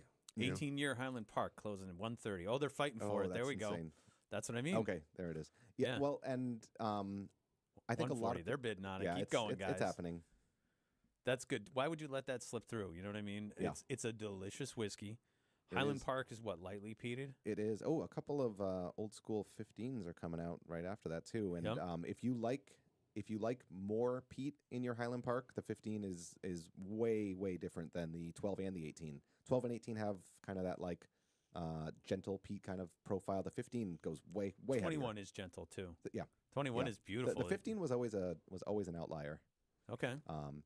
But back to the concept of buying one to try and one to bunker. Eventually, you reach a point where you have so many of those extras, those bunkered expressions. So that's why that's why I sell them at auction. That's what you guys are here for. What a pitch. Well, like the first whiskey I had that I was like, oh wow, okay, this is what people talk. It was Midwinter Night's Dram. Yep. And I had it. It was fantastic, and I loved it. I go, oh, this is now I'm into whiskey and bourbon and stuff. And I went back to it, and I go, still pretty good, but There's a lot of other stuff out there. I missed out on the early, releases of that. I'd like to go back and try some of the early Midwinter Night's Drams. Like the So- Act 5. So and here's stuff like that. here's where it gets a little crazy, right? If you don't keep the bunker in check. I was going through some stuff in my basement, and I stumbled upon in a box in the back corner a bottle of Midwinter Night's Dram Act 2. Nice. And I said, where did this come from? It probably, it's- wasn't even that popular back then either. Oh, it absolutely was not. Oh, it yeah, was sitting on a shelf for, I don't know, probably like $60. Nice. Oh, man. It was They go up to what a- 150 what a this year. And time. I'm like, What a- I guess I'll get one. yeah. And you can, especially with that line, you can really see like the stages, right? Like the first couple acts were had all that super old Barton stuff in it, and then there was the shift a little bit from acts like 4 to 8, and then Constellation got their hands on things, and very very very interesting segmented product line, just based on like every 4 years there's some sort of shift. So it would be really cool to try a whole vertical and That just would be try 'em cool. all. Yeah. Just to cut like one from each major well, shift. they had act and then they had scene. So there's what 2, 3, 4 different batches each year. So like I know 10 has 6, I think. 6 different scenes. Yeah. Yeah, I- and that just goes to show you how much more they're making. Mm-hmm. Oh yeah, they Right, Right. I heard they as the tripled. production run increases, there's a lot more scenes to the show. Yeah, I heard they tripled, and then like Act 10, Scene 2 is my favorite. And And there's a difference between the scenes too. I didn't yes, well, actually. that's what I was trying like, to come get at. on, how much different can it be? But Yes, we've side by sided a couple of them. Yes. One was better than the other. All from the same act. Act 10, I had 2, 4, and 6. Yeah. I had 2. They all taste the same. They all taste the same mash bill, but 2 had the most flavor. So if it was sitting in that rick house in the popped, right that's all, spot, yeah, or, Really it popped. interesting. you know, or whatever caused it, 2 was more intense than 4 and 6. Hmm. So you could tell it's all the same recipe, but it's that barrel was good. Yeah. Or whatever. Well, and that just goes back to what we were talking about earlier. If each of those scenes is created from a small number of barrels, right.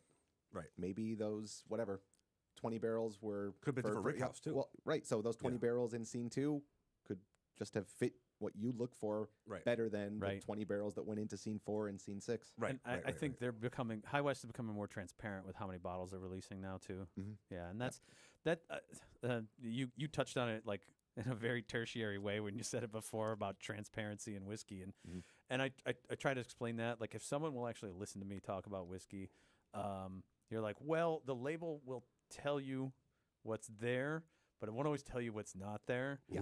And you have to kind of make the deductions for yourself. Yes, yeah, and a lot of really exciting things in the name of transparency are happening in the Scotch and Irish whiskey worlds, like to the point where you have more information than you could ever possibly need. Middleton's about that doing bottle. a good job with that. So if Waterford is, I'm actually working on an article for Waterford whiskey, and if you put in the code on the back of the bottle, very similar to Bruichladdich and their classic Lottie, you put in the code on the website, and it's going to take you to every detail about the production of that whiskey, from That's cool.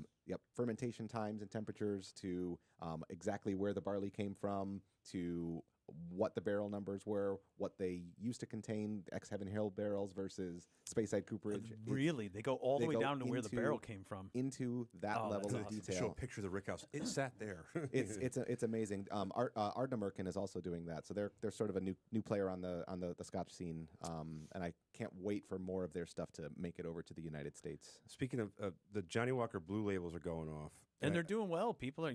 oh yeah, they're doing great. If you're wondering about Scotch and you want to get in at a good point, grab some blue. Yeah, well, Why not? So I had Johnny Walker Blue, and it was good. These are all. What's the story with these special? Are these actually different, or is all the same juice with a different So I know that theme to it? So They do a little bit of different. So like the Ghost and Rare. Yeah, Ghost and Rare. So some of that stuff is going to come from mothballed distilleries that are either no longer in production. So there's different juice in it than their standard Johnny Walker Blue. Yeah. Oh, good. Yep. I should have the bought one. funny They already thing is that a lot of the like really old school like late '80s casualty distilleries that Diageo mothballed in the '80s they're starting production back up. And it's going to be really interesting to see starting what production, happens. or they're they need taking names. they're taking the cask out of the back and using them. They've been doing that since the distilleries closed. So if you look at Port Ellen and Brora, for example, throughout the 2000s and into the 2010s, they were putting out 38-year-old Brora, 40-year-old That's Brora. cool. And under different labels, like other different people were bottling that, right? No, that was all official bottling from Diageo. Okay, but Yep. There were a Diageo few was doing it independent. from There were some closed independent distilleries. bottles. Yeah. So let me ask you this, because I'm not a Scotch guy. The Scotch could get super old. You get a whiskey or bourbon that's 18 plus, it could taste like a piece of wood. Yep. So why does the Scotch not? A lot of it has to do with the aging conditions in Scotland So and the seaside, Ireland. oceanside thing is Well, it's not even just that. I mean, that's definitely cooler part of there, it, right? right? Yeah, Yeah. it's a more temperate climate. You're talking about much Slower aging. much less violent swings in temperature from season to season. Some scotches also aged in more traditional dunnage style warehouses, so you're not talking about barrels sitting on the 6th floor of a building where those temperature extremes are way more noticeable. So there's a lot of that going on. I like to compare aging, bourbon and Scotch like open flame on the grill versus low and slow. Gotcha. Okay. Same exact. Oh, that's a exact good way thing. to look at it. Yeah. Yeah. That makes sense. Yeah, because the Which is the opposite in Texas. well, I was just That's gonna say, like it's putting the your- opposite of very Texas. Right. So you're right. It's low and it's like not pulled pork, but with like the Smoking. brisket. A brisket, It's like a yeah. brisket. exactly. Yeah, that makes okay. That's great. That's Exactly. a great analogy. That because it sit there and be like, okay, so a 72-year-old Macallan or whatever it was that is You could open 80 a grand. 72-year-old barrel and there's nothing in there. Well, right. And that's a risk that Yeah. these distillers will take. Oh, don't they age the Scotch in American whiskey barrels? Most of the time, it Yeah. depends. A 72 lot of years ago, there could have been something different. well, yeah. I mean, and that's a noticeable shift in the types of oak that are available today versus 50 years ago. So those those true slow growth oak trees, there's just not enough of them to go around these days.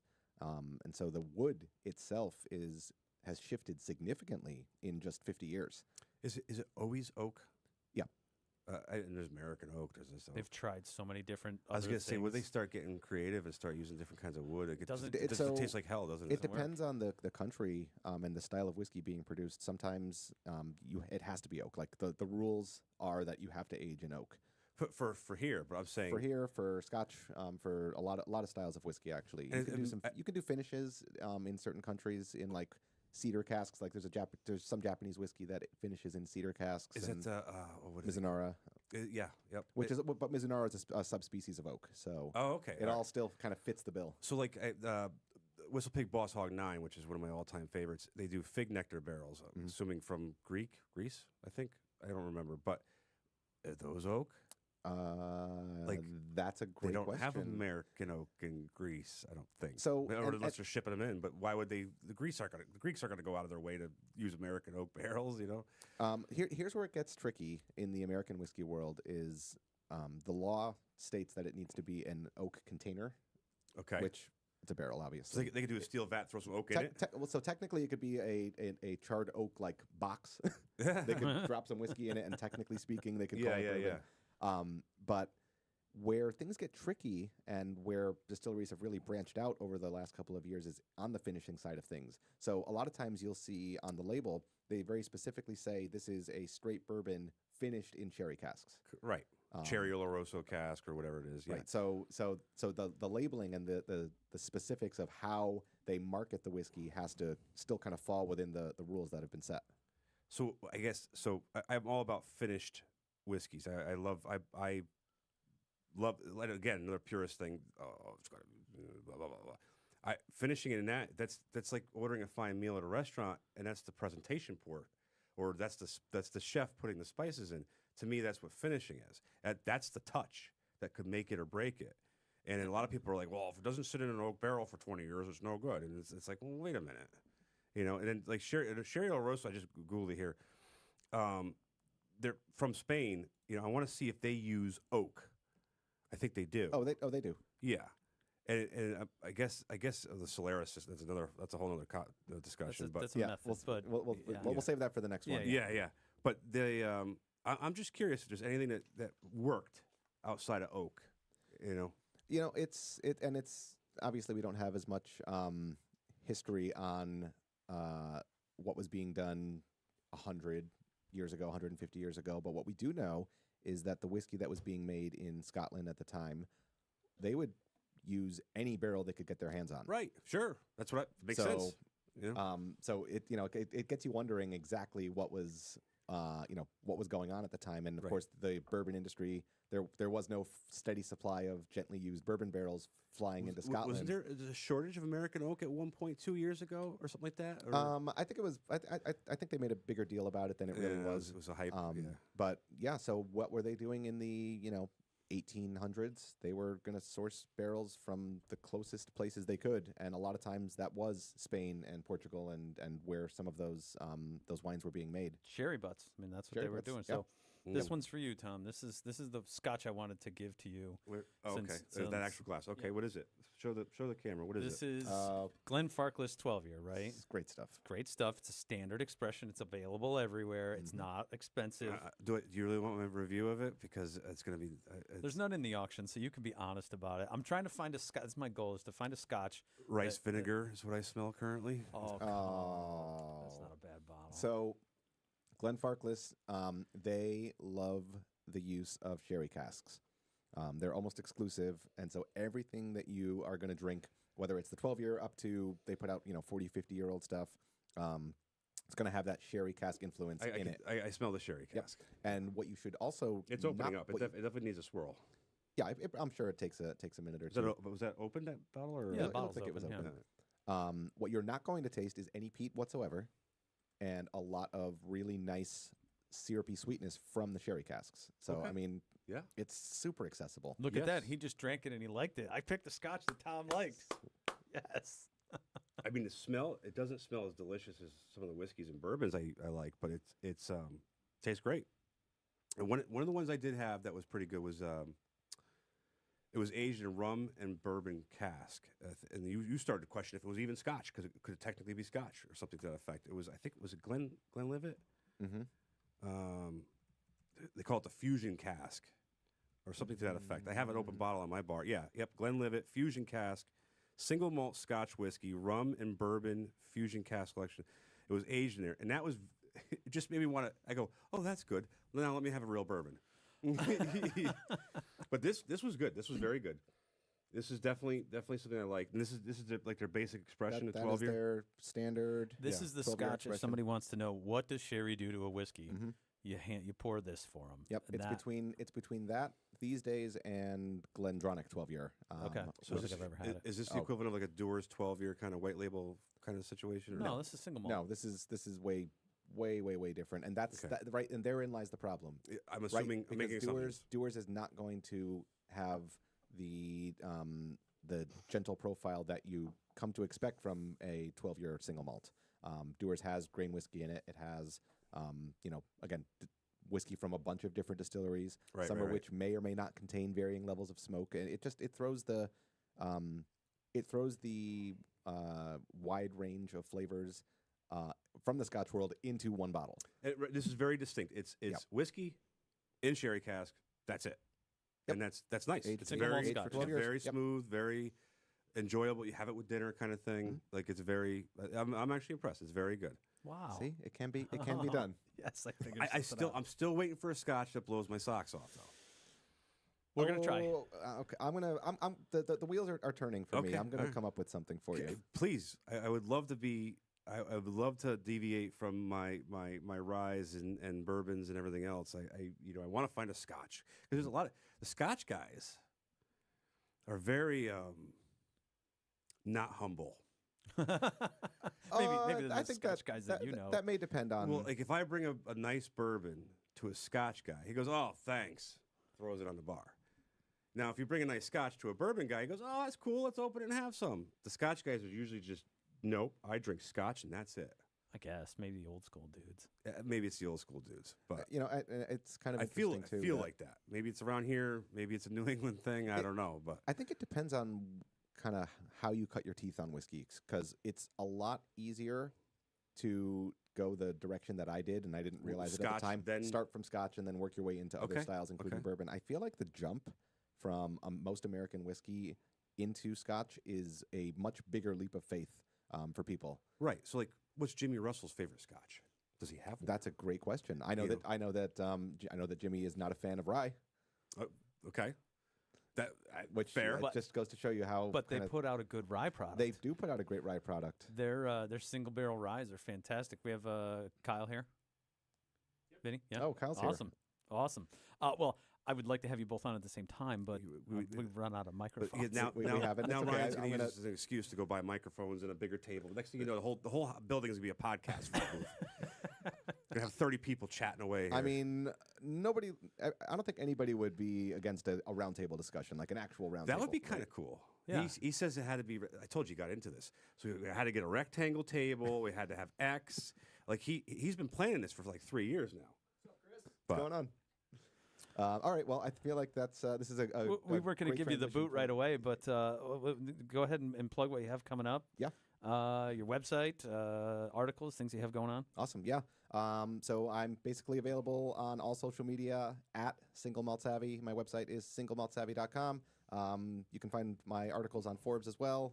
My name is Chris Perugini. If you search for my name in Forbes, you'll find my profile pretty easily. I am involved in all sorts of things related to whiskey, including tasting events. So I host virtual and in-person tastings. So feel free to reach out if that sounds like something you would love to do for a private event or a corporate gig. And other than that, if you reach out, I will get back to you. I will talk whiskey as long as someone is willing to listen. Yeah, Nice. I appreciate you taking the time and coming to nerd out with us today. Yeah, of course, it was great. I feel like I can't have these discussions with a lot of other people, and I hope that someone listening is like, "Oh, wow, that's interesting. I learned something." Meanwhile, I'm like, "Oh man, I've been storing this bourbon whiskey information in my exactly. head for years." It's got to come out eventually. It's nice. It's nice to meet people that can chat the same way you can. Sure. You know, and it's great. I just went on Facebook and followed your page, and Thank you. we should link to his or share Yeah, his too. I'll put all the links in I don't know if Vinny can. in the discussion afterwards. Awesome. That sounds great. Hey Cool. man, thank you so much, Thank you. and thank you for sharing a nice pour with us Of too as course, well. appreciate it. All right, have a good one. Thanks, Tom. Hey, we got snacks over there too. Awesome. Thank you. Help yourself before Yep. you go. Yeah, you don't Thanks, have to everyone. run out right now. You bet.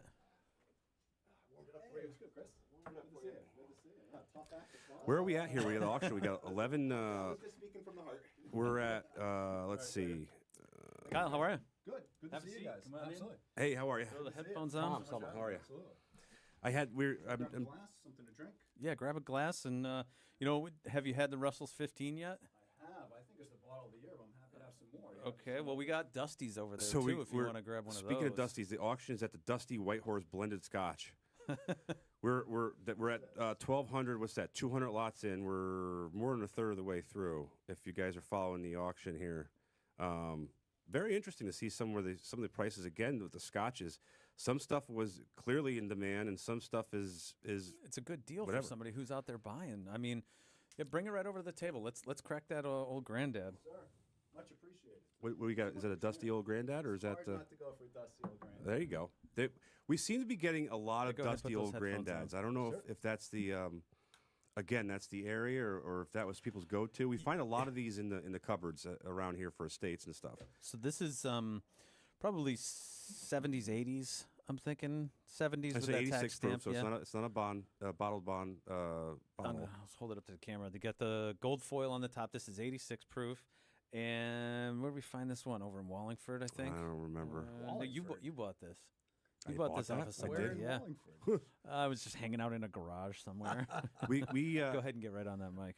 we run into a lot of stuff. Am I good? Can you hear me? Yep. Sorry. No problem. We got So- Burke and Berry Rare Kentucky Whiskey Dusty coming up here. I like Fleischmann's is up next. Thank you guys so much for bet. sharing this. Tom, you gonna why don't you rinse that out with some water? I'm gonna, you know what? Maybe I'll step out for a minute, rinse some glasses, and get some food. grab some cheese or something. So I'm glad you actually picked this up, Kyle, because we're going to bring this bottle and a bunch of other Dusties with us to the Connecticut Bourbon and Whiskey Enthusiast event in September. That's one of the things you're here to promote, right? Absolutely. To all like 50 or 60 of the people watching right now. Hopefully we get some ticket sales for you. Yes, sir. And I'm sure we'll post this in our group too afterwards, the video from this. But yeah, so the Connecticut Bourbon and Whiskey Festival is coming up at the end of September, September 28th, I believe. That's a Saturday. And it's going to be in Hamden. It's going to be at the Knights of Columbus Lodge in Hamden. It benefits the Wallingford Rotary, right? Correct. Okay, so I think earlier we said it was in Wallingford, but it is in Hamden. It is in Hamden. It is dude, not that's in good. Wallingford. Yeah, I just got a nose of that. Yeah. September 28th from 6:30 to 9 p.m. at the Columbus Lodge. That's at 2630 Whitney Ave in Hamden. And yeah, all money raised, all proceeds go to the Wallingford Rotary Club, of which I'm a member, and the many, many good local charities and charitable organizations that the Wallingford Rotary Club supports. And we're going to have 20-plus Connecticut area retailers, distillers, and producers pour in their wares, including you guys. You guys are going to be one of the businesses represented as a Connecticut whiskey business, and they're all going to be there. And so what this really is a celebration of all things Connecticut whiskey. You know, and that's really what I like about it, is it's a community event that brings in the entire whiskey community of Connecticut. And you know, if you're new to the scene, what's a better way to come and meet people than at this kind of event? You get to meet all the people who are making the whiskey, selling the whiskey, distributing the whiskey, and you get to meet all of the fellow whiskey enthusiasts like yourself who are out there.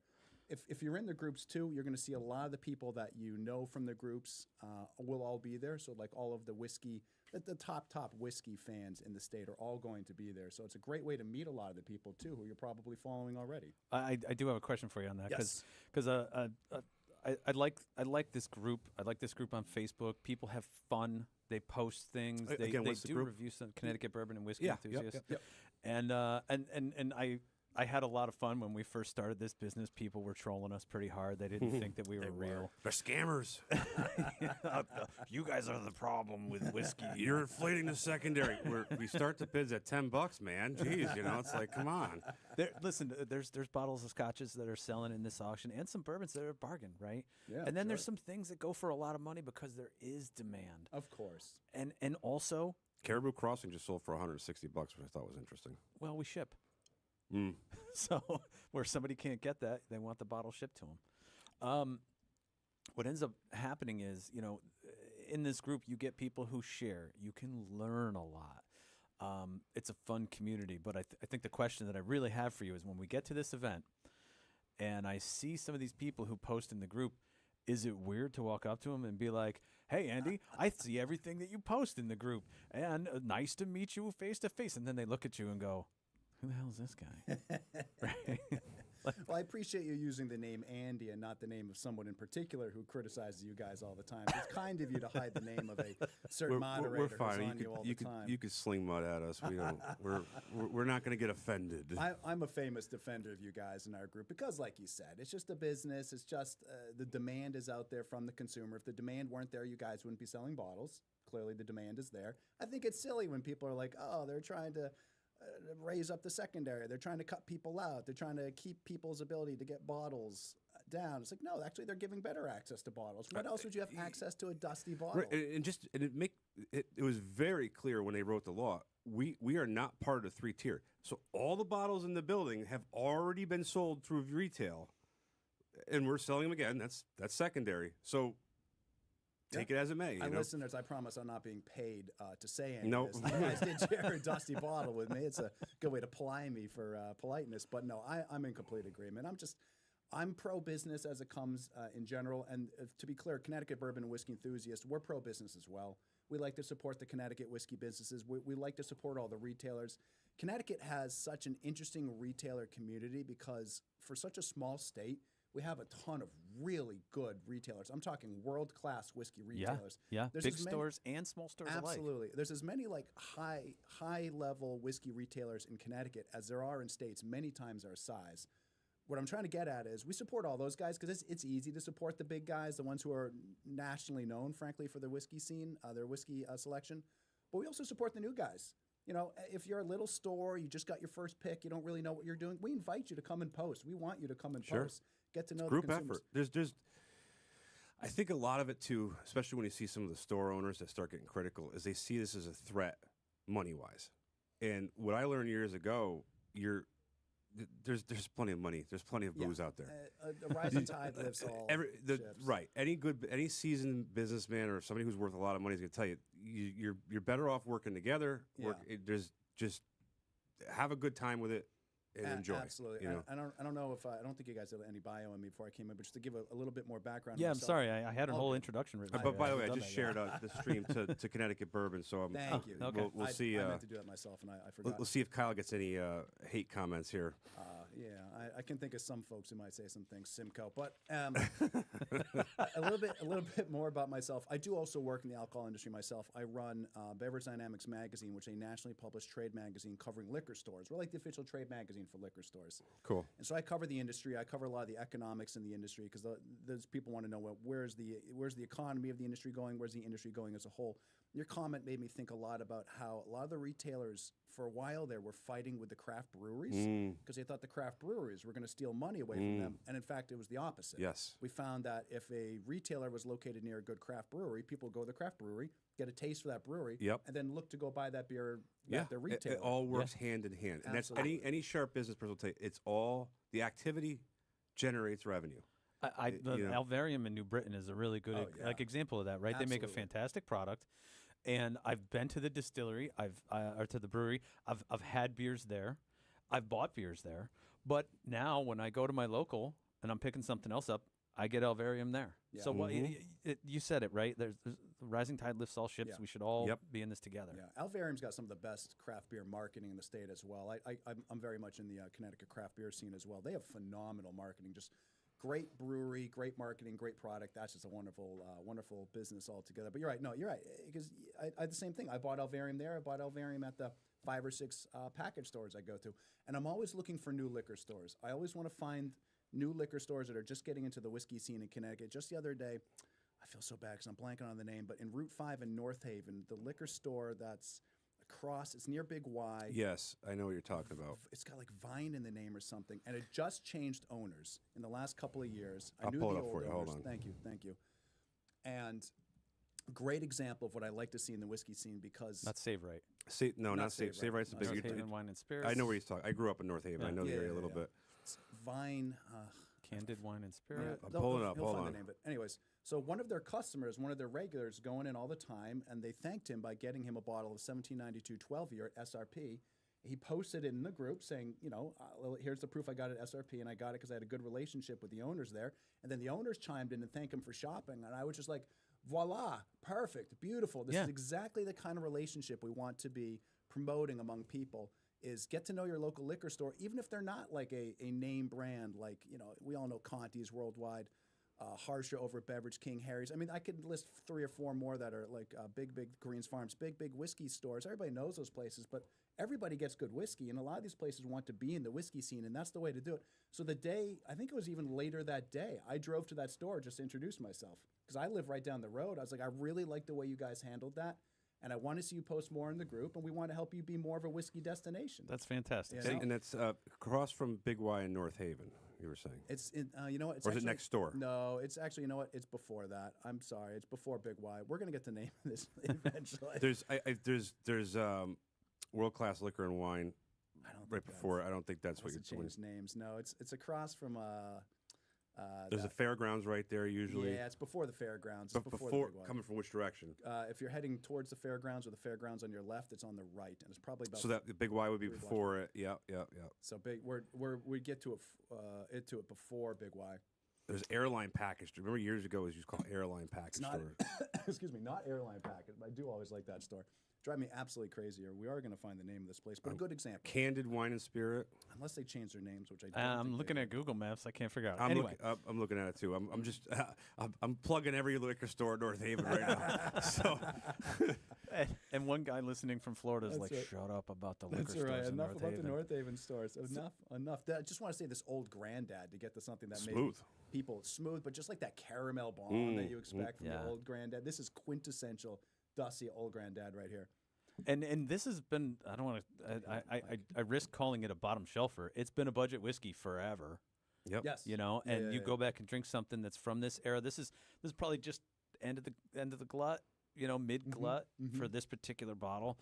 And it's delicious. Oh, and it phenomenal. Makes me held up so well. Yeah, makes me a little bit sad to think of what happened to some fantastic bourbons when light whiskey and vodka took over. Yeah, The Redbreast 21 is selling as we speak here. Oh, by how the much way. is the What a Redbreast 21? phenomenal bottle. 225 high bid right now. Is that Come Pizza on. Eddie buying that? 250. Just re-upped. Pizza Eddie is Steve DeFranco buying that. There you go. Connecticut whiskey enthusiasts. Come to our festival. You see them. Old Granddad, whenever I think about Dusty's, I think about, so I go and I'll be on the conference circuit. I'll do some conferences. I was at the Kentucky Bourbon Fest one year, and I was hosting a panel on Dusty's. And I had, oh my goodness, Paulson, I'm blanking on her first name, but the woman who was the historian at the liquor store in downtown Louisville. What's the famous Dusty's store in Louisville? Now I'm blanking on the name. Oh, I know exactly what you're talking about. I can't remember the name. not Rolling Times or No, something. no, It was vintage. It was her, and it was the two guys who founded, oh my goodness, Wilderness Trail, and the three of them were up on stage, and they refused to answer any of my questions with anything more than like 4 words. And I had all these like intricate questions. They'd be like, "Yeah, that was great." Like, yeah, that was pre-Fire Heaven Hill, and I was like, you guys give me a little bit more. We had an hour to fill, and we got through all of my questions in, I think, like 8 minutes. And then I just had to, like, BS in the Kentucky sun in front of a Kentucky crowd for the next 45 minutes. So they weren't savvy on doing a whole I don't know what was up long-form with show. them. No, I guess not. And I hosted, like, 5 or 6 other panels during that festival, and everybody else understood that you're supposed to be up on stage. I had Jim Rutledge in one of my panels. I think I asked him 2 questions. He just talked uninterrupted for 60 minutes straight. It was phenomenal. Yeah. But these guys just did not want to say anything at all. You know who's really good for that? I used to be in radio a long time ago, and we would put David Lee Roth on, and David Lee Roth was like a little wind-up toy, right? All you had to do was say you're live, and he would be like, "Hey guys, we're coming at you live," and he would do his whole spiel, but like it was only about 7 minutes long, and he runs out of juice at around 10 minutes, and he was on Rogan, I think, in the last couple of years, and he did that, right? He got on Rogan and he started going, "All right, David Lee Roth here, and I'm live," and he's doing the whole thing, and then Joe was very patient with him, and when he sort of ran out of his high energy stuff, he got to ask him some real questions that maybe he doesn't do in a normal interview. Yeah. But that's it. Like, we got an auction that's closing. We still got a couple more hours before it goes. We can talk about whatever you want. Absolutely. And by the way, that liquor store is the one in Louisville is Justin's House of Bourbon. Yes. Famous liquor store. Highly recommend going there. It's fun to see all the Dusty stuff they have out there, and it's also underrated cocktail bar.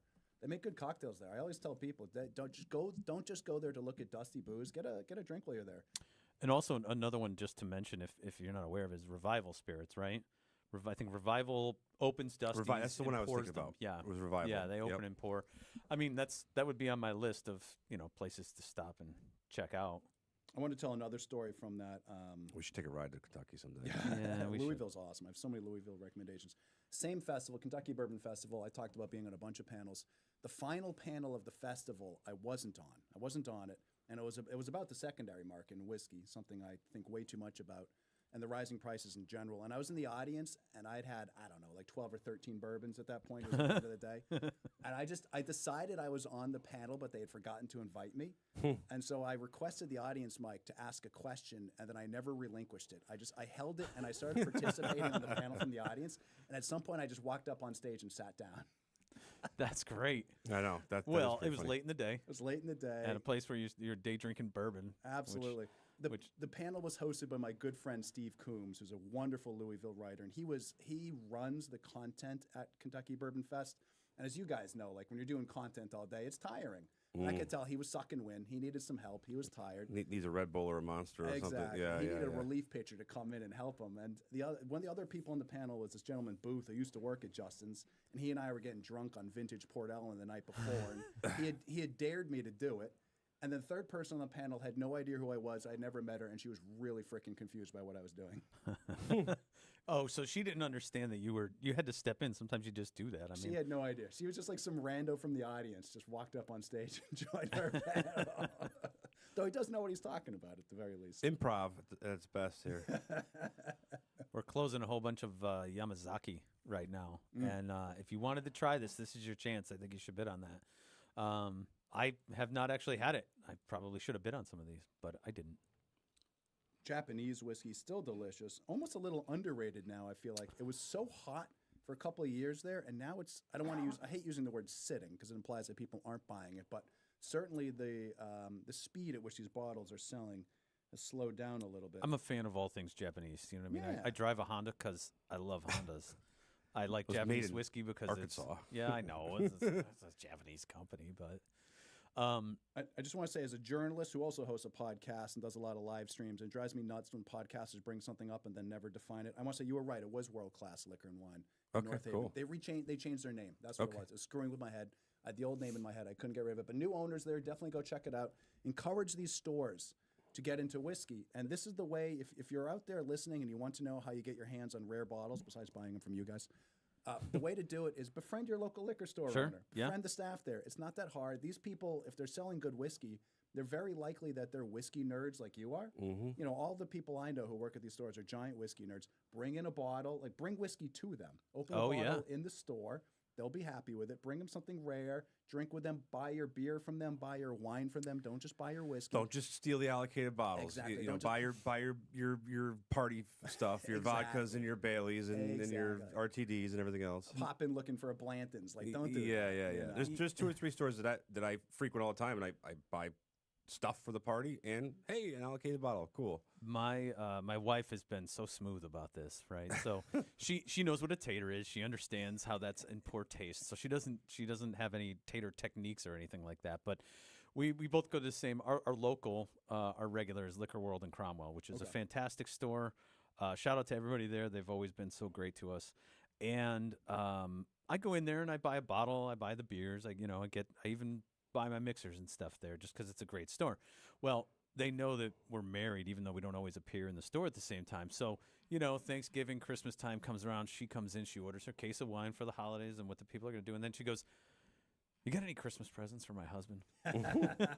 Which is awesome. So she actually scores some cool stuff. Just maybe it's not ultra rare, but she always hands me a bottle at Christmas, and I go, "How'd you get this? And why'd you choose this? This is awesome." Like, she's one of the very thoughtful gift giver. But again, it goes back to relationships, Yes, right? absolutely. We shop there all the time. We love those guys, and it's a reciprocal relationship. It's so important. You can't just run in and complain that they have a bottle of Antique 107 up Yeah. for $150. I love when I see somebody walk in a store, get an allocated bottle, and then I'll pull in and I'll see the person taking pictures of it in their car, flipping it. They're not even out of the parking lot yet. I see that all the time. And The it's like, flipping dude, come on. The flipping happens in the parking lot. It's crazy. I tell the retailers don't understand that, or maybe they do, but some of them don't. I tell them all the time. It's happening in your parking lot. Right. People aren't waiting to go home. They're selling it from their car. I've seen deals made in the parking lot outside of liquor I see the stores. all Facebook time. app open and Yeah, he's yeah. taking a picture of whatever, a Weller Antique 107. And Yeah, it's like, absolutely. dude, come on. Yeah, yeah, and the lack of getting to know your store manager would always drive me nuts. I know Ye Olde in Wallingford recently changed hands. It's not what it used to be, but when it was Ye Olde, it was like this little hidden spot. Green Farms. Yes, Yeah, yeah. yeah. Green. It sold. Nick sold it recently. Yeah, I remember It's hearing new about that. owners now, but the old manager Nathan, good friend of mine, great person. I'm involved in Wallingford. I live in Wallingford. I know everybody in Wallingford. And people would always ask me, like, how do I get the good bottles of Ye Olde? I know they have them, but how do I get them? And I'd always be like, what's the manager's name? Just give me his name. Yeah. And I was like, okay, you don't know his name? He wears the same hat to work every day. Yeah. What brewery is on that hat? He wears that hat every single time Right. you're there. And it's like, they don't even know. It's an East Rock hat, if anybody wants a hint. But it's like he wears an East Rock Brewing hat to work every day. He's there every day. Get to know him a little bit. Nathan's Sure. awesome. Bring him. I bring Nathan drinks all the time when he used to work there. Now they're all in Southington. But yeah, just like get to know your manager, get to know your owner. Bring them bottles of whiskey. If you got something cool, open it up with those people because those Yeah. people want to drink it too. So that's something that when we first launched. So again, Tom and I took 3 years of legislation to get this permit to create this business, so that we could do legal and legitimate secondary transactions. This is in an auction format, which we're familiar with. But as soon as we started getting some hate and some shade, I went, you know what? I was surprised to get that. Well, there's a lot of scammers out there, right? There's a lot of scammers on Facebook Oh and my on God. the internet. Oh, you still looking for that bottle? DM me, and I'll get. Yeah, like, yeah, it's yeah. like, Yeah. come on. Half my life is just battling these people. Yeah. So that's what we're trying to establish here is trust. Yep. But before we could establish trust, we had to put our first auction out. We had to show everybody what we could do. And I took a page out of Jimmy Russell's book where he came in and he said, like, the guys at Wild Turkey hang out with the guys at what was the other distillery that they're friends with? Beam. They're good friends with the Beam guys. Good friends with the Beam. They help each other out if there's They're a big- they're disaster at the definitely good fr- distillery. They tell stories about each other all the time. The They Beam drink guys together. and the Wild Turkey guys love each other. Yes. So that's it. I went, oh, right. Drinking whiskey with friends and doing business, that's how we should do it. Mm-hmm. Now, if we can only convince our state distilleries to have the same attitude, because I cannot get them to form a guild. I've spoken with, we have like 8 or 9 distilleries in the state, and they are held back by horrible, horrible, outdated laws in our state that tax them significantly higher than taxing wineries and breweries, which have, the breweries, especially in Connecticut, have a phenomenal guild. Bickering internally as though it may, they still get a lot done at the legislative level. I've spoken with the distillers in our state. Again, there's like 8, 9, maybe 10 of them. They need to form a guild. They need to get together, and they need to fight for fairer taxation at the state level.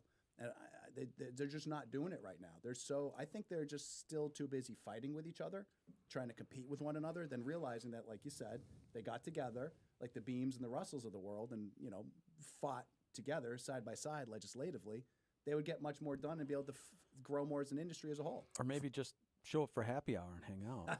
Exactly. From what I understand, the laws in this state, and I don't want to go too deep into it, but the laws in the state, first off, are very unique.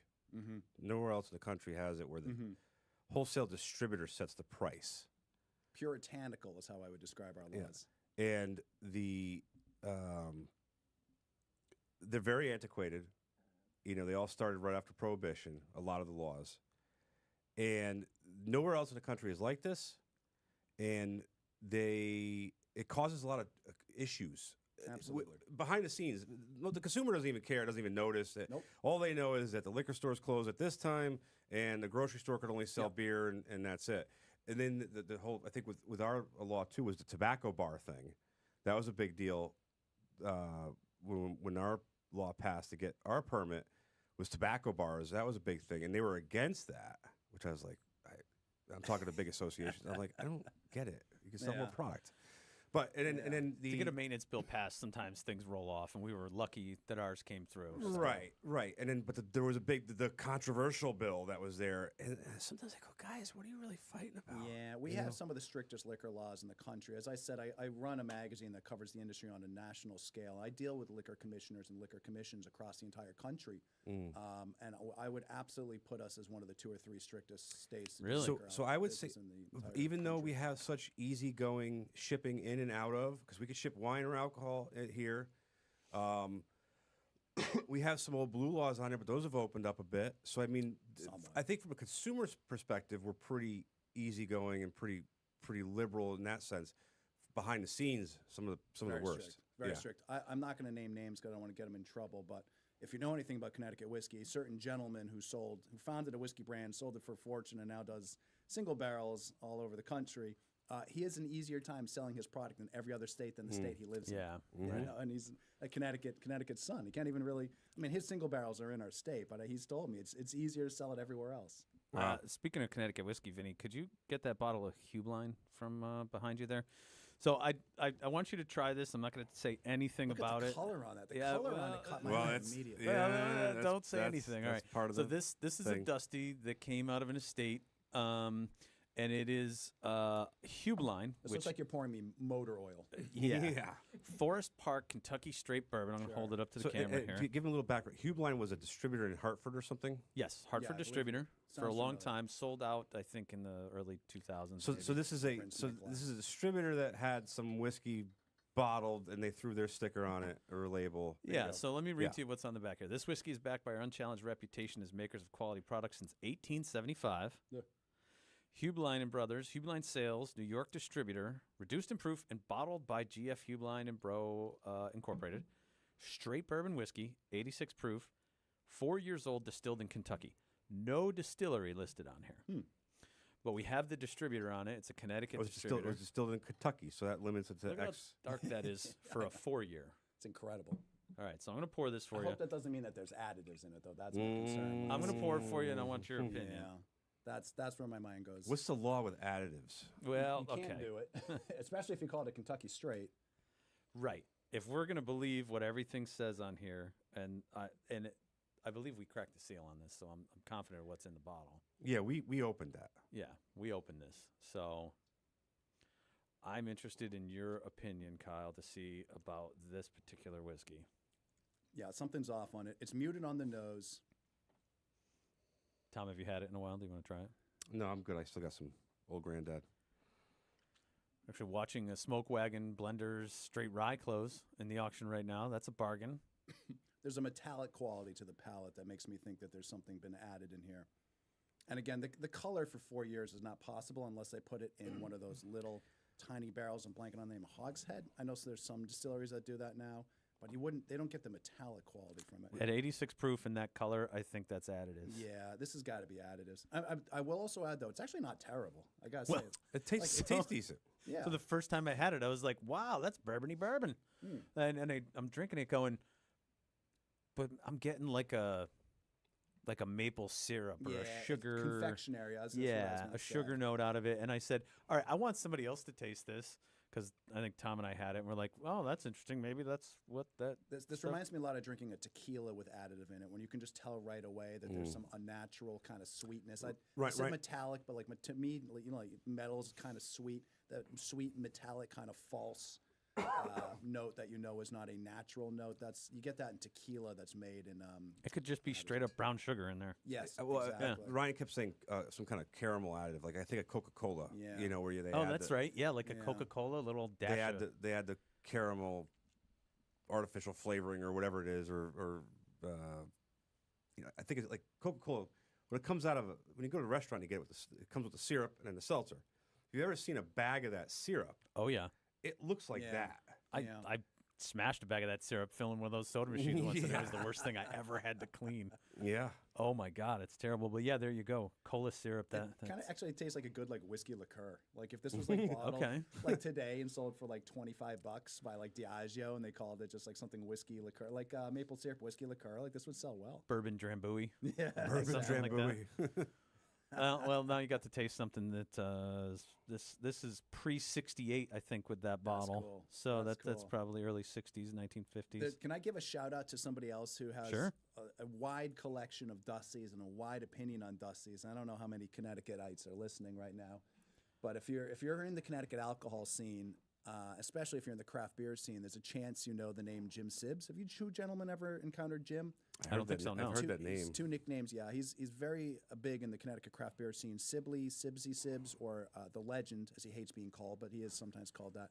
Sibbs is, and this is probably the type of gentleman you're buying these bottles from, but Sibbs worked in the alcohol industry for decades and collected the entire time and just kind of stashed. Like the rate at bottles he was opening versus the bottles he was stashing, much more stashing. And so today, he has hundreds of old, dusty bottles, and his thing was scotch. These are all scotch Sure. for the most part. There's some old Jack Daniels in there, but 95% of his collection is scotch. And the same thing, it's bottles back to the 60s, 70s, Port Alins, old Broras, old Rosebanks, like all these just holy grail type of bottles, and he just has tons of them in his basement. And he's so generous about them. Again, if you've ever been over, those who know Jim Sibbs know that he will open any bottle, even if it's an unopened bottle, $5, $6, $7 you can look it up on the spot. He doesn't care. He's just, to him, it's about the generosity. It's about the community spirit. So when I drink something like this, I feel like I'm in Sibbs's basement pub. I feel like I'm I'm talking shop with one of the greats in the Connecticut alcohol scene, and he's opening something I could only dream about seeing. Well, that's one of the things we want to bring to the whiskey event in September is, we saw when you announced the event, we said, hey, we want to be involved. Yeah. We want to come out and meet everybody. And we really appreciate you guys sponsoring. If I haven't said that yet, thank you guys so much for sponsoring and being there. We really appreciate it. We look forward to it. It's a good way for us to prove that we're not scammer DBs. Mm-hmm. So we said, what can we bring to the event? I think you even asked. You're like, hey, you got to bring something better or different than what all these liquor stores are offering. And they're probably going to be doing barrel picks. They're going to be doing some harder to find bottles. And I said, well, here we go. maybe you get to try this Hubline Forest Park. And That's a really good idea. Dusties. Definitely bring that bottle. Definitely bring that bottle. So we'll bring it up with you. We have another auction in November. It's going to be Black Friday. That'll be an in-person event here at our facility in Plantsville. And I don't know that we're going to restrict the door this time. Like, I think we're just going to say, come on down and meet us and watch the auction and have some food and some drinks. We're going to open a couple of nice bottles. But we have this one bottle that we have to figure something out on. I don't know if we mentioned it before when I was talking to you. It's a Prohibition distilled, aged, and bottled rye, American rye that was for export to France. Fisk, I believe, is the name of the distillery. We should get this thing to show. Do we have? Can Vinny get the bottle? I'll take a walk. I've been sitting at the podcast. If you guys want to go for a few minutes, I'll bring it in. I'll bring both of them in, and A little teaser. well, yeah. I mean, I want to ask your advice on something, and then talk to people about exactly how we're going to approach it, because it's a rare bottle. We have the opportunity to open one and taste it as well. Yeah. So let me grab that, Tom. We'll have to You get a take over. syringe out and give you drops of it. You know? All right, I'll be right back. They have those devices in wine where you can penetrate through the cork. And Oh take yeah, out, yeah. Well, I mean, even if we, Corvin, I think the name of the system is. Yep. And I always, when you get something like, you can't go buy another Hubline. No, You can't go buy a pre-abortion export. So you sit there and you go, well, I want to enjoy it for as long as possible. So you're like, you got to meter this stuff out, because an official tasting, I think, is supposed to be 1/6 of 1 ounce or something to that effect. Whatever was it, 20 milliliters or something to that effect. So you're like, well, and also I want as many people to enjoy it or try it as possible too. My fear is we go to the event and we don't have enough to go around. Yeah. And it's like, I can't just go get more of this. You guys are going to be a popular table. I That's can cool. already say that. That's cool. Yeah, I mean, and I want as many people as possible to try something they will probably never ever try again. And that's why I think you guys are going to be so popular, because, like you said, everyone's going to be pouring really good single barrels, and I'm sure a bunch of the retailers will bring Russell's 15 and stuff like that, which is phenomenal, great to drink. But when else do you get to drink any of these Dusties? Like, I really want you guys. It's going to be such good exposure for you, but also exposure for the people there to the types of bottles you offer. I mean, what an opportunity. Yeah, I mean, we really appreciate the opportunity to come hang out and showcase it. I don't want to say we're a national company, but obviously we're online, so people buy from us from all over the country. And but we really, what we've done with the other auction companies is we really want to be in touch with the local market and the local guys, because that's where the best people, the best reviews, the best feedback comes from. So. Oh, my Marlin decanters, yeah. Look at that. Look at that label there. Oh, my goodness. So, yeah, the label is taped on. Now, we know that goes with it because there's another bottle. Plus, Jesus, look at the label. Yeah. Oh, my Here, goodness. Hunter.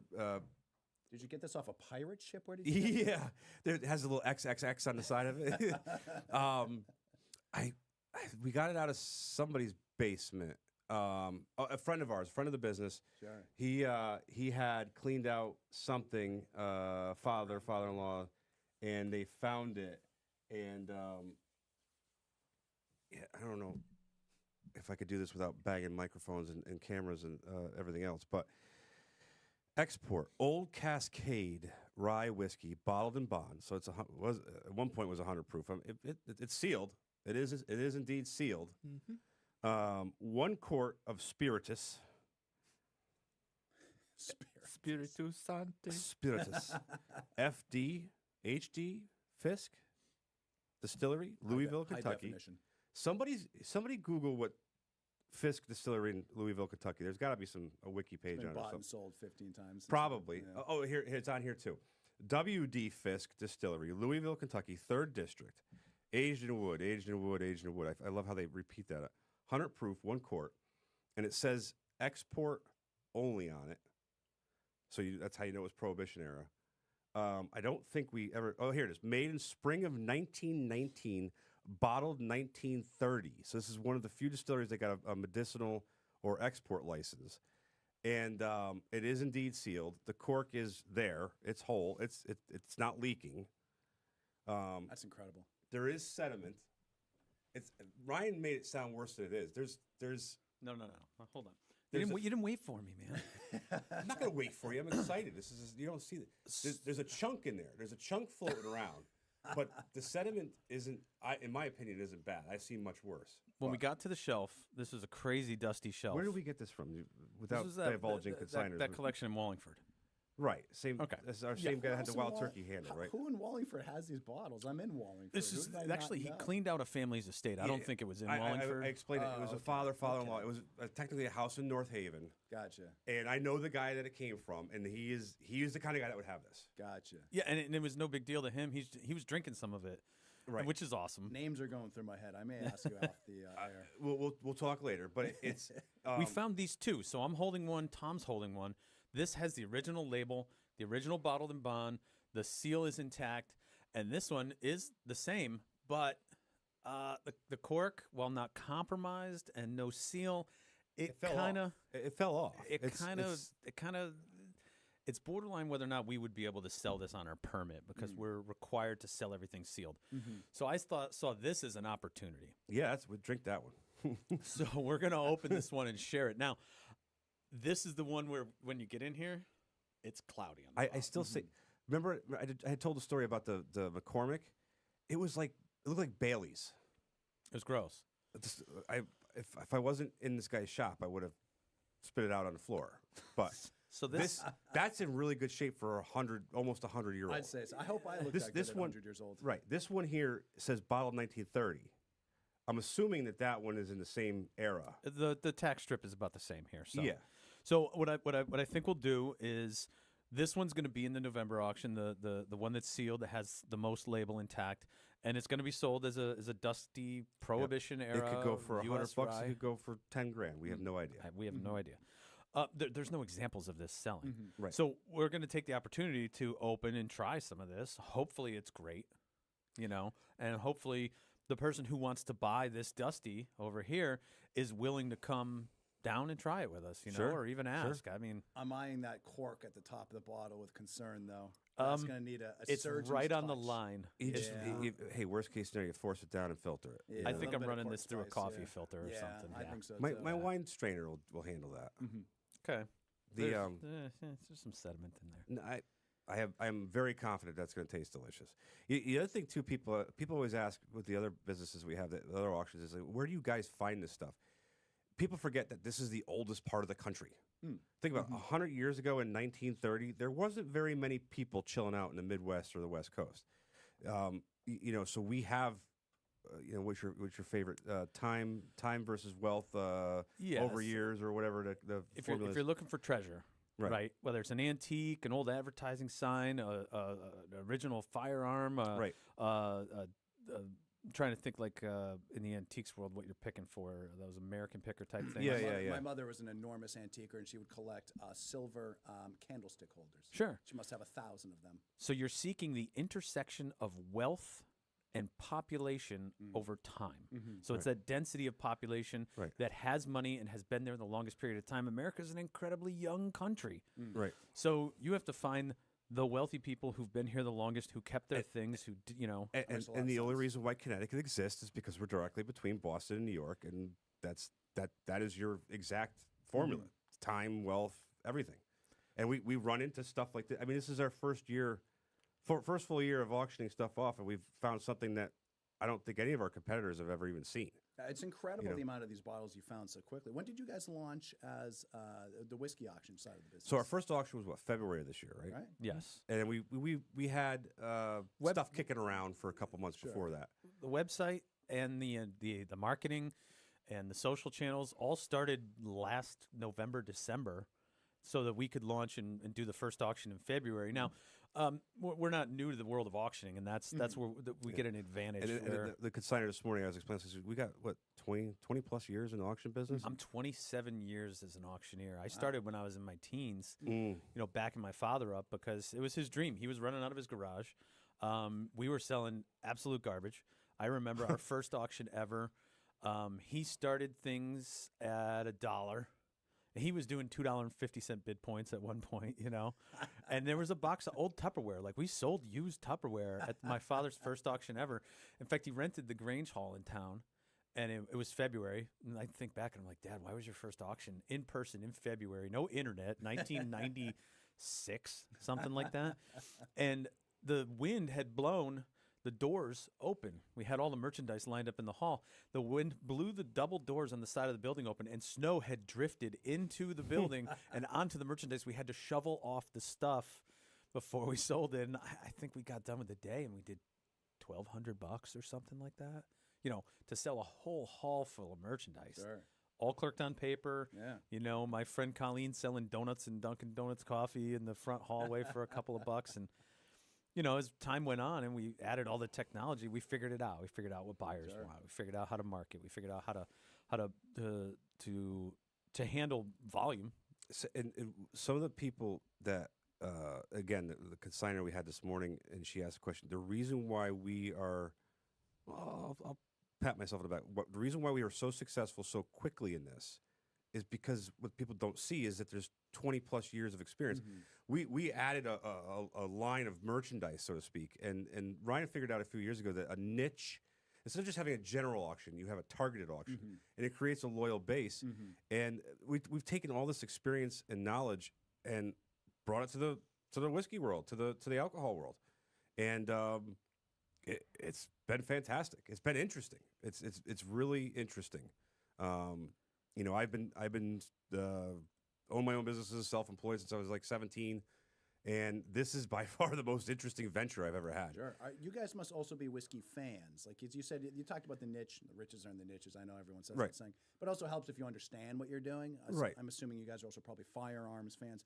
How did you? What was your history with whiskey? How did you end up in the whiskey scene? So we'll start. So Connecticut Firearms Auction was Ryan and I's first partnership. I was the gun guy. He was the auction guy. It was a good fit.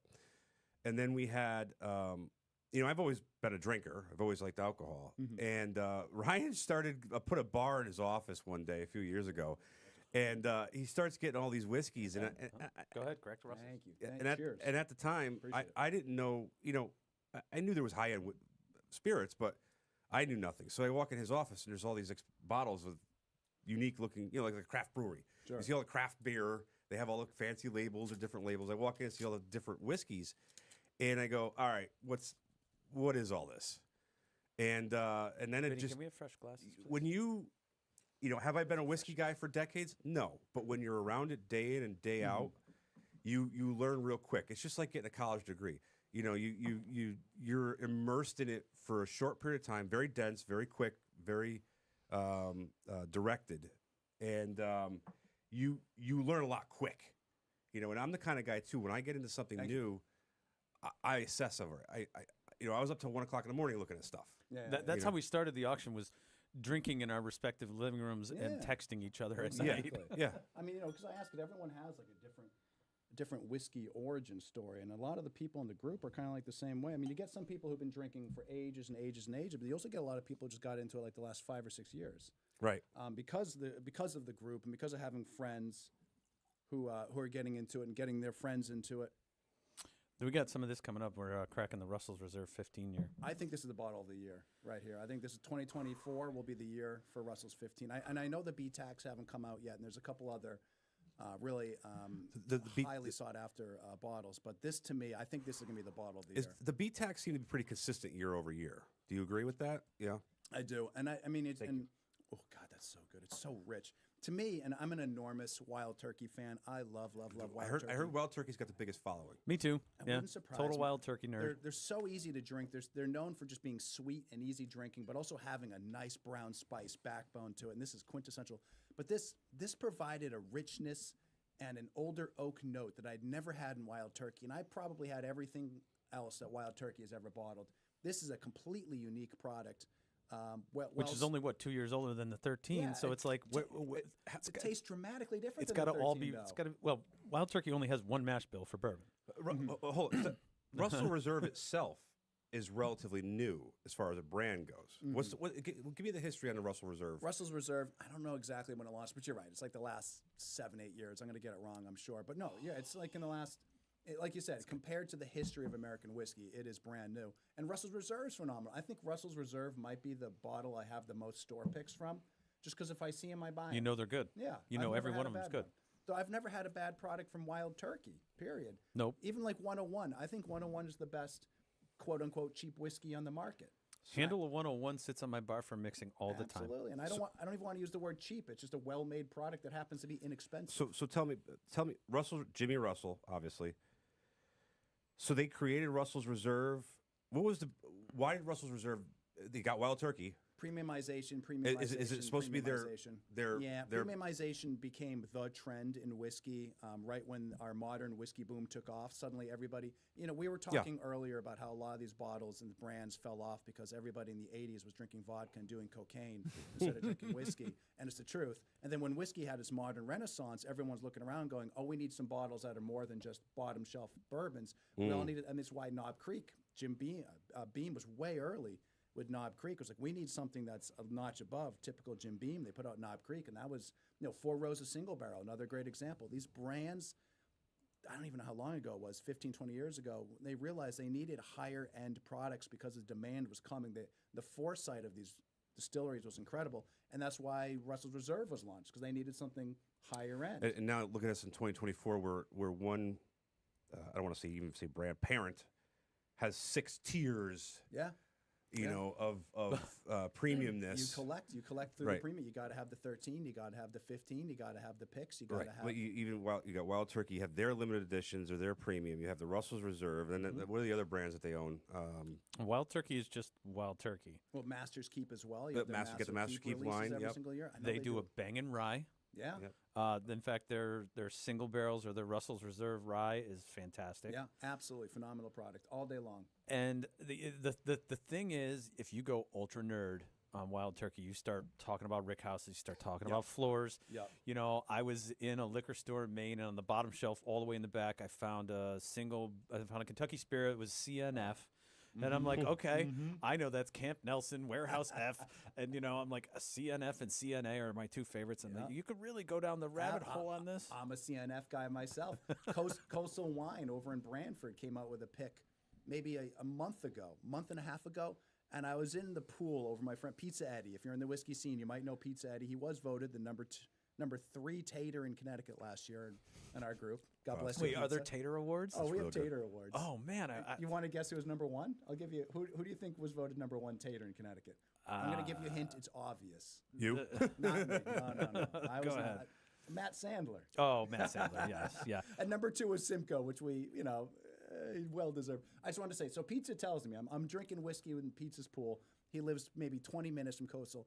And he pours me this bottle of Russell's Reserve single barrel that they just put out. And he goes, this is a Camp Nelson. And I drink it. I got out of his pool. I toweled off and I drove there and bought 2 bottles. Just on the spot. I was like, oh my God, I need this in my basement right now.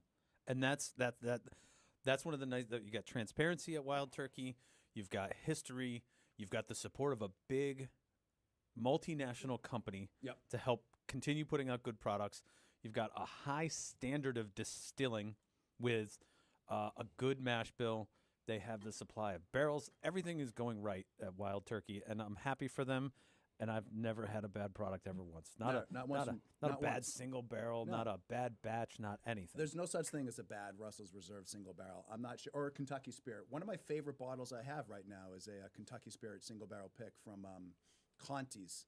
That came out last year. Yep, I had a couple of those. The 303 was just phenomenal. And again, it's just like pure Wild Turkey where it's just like milk, chocolate, and brown spice, perfectly balanced. You can drink it the way you drink like a session beer. Like it goes down that easy. Yeah. It's crazy how well made their products are. And they do well in our auction, too. That's something interesting. So our Russell's Reserve's coming up. What lot number are we going to get to here? I love seeing certain brands and certain lines do so strong in our auction. 1396. Okay, so our Wild Turkey and Russell's Reserve comes up in lot 1394. We got 1313, 1515, then a 2-bottle lot, which you're going to get a single barrel and you're going to get a 10-year right along with it. We passed through all the Blantons. Well, I see another phenomenal prize. I see all these E.H. Taylors lining up, and I have lots of thoughts on E.H. Taylor. I think that's my favorite Buffalo Trace. I've only had the small batch, and I loved it. I scored it for $60 in a Costco in Jersey, I think.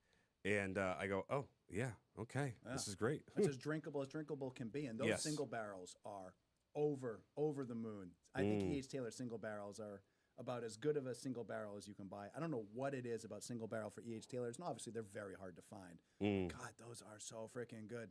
Owl Shop and Tavern on Main in New Haven put out one, I think like 3 summers ago, and I think it's the best single barrel I've ever had in Connecticut, period. I don't mean of E.H. Taylor. I mean of all single barrels, other than maybe the famous Russell's Reserve hollow sticker from Green's Farms from back in the day. But boy, that E.H. Taylor, that Owl Shop and Tavern on State put out, it was incredible. And I'm laughing because they did like no marketing for it. You just kind of had to know.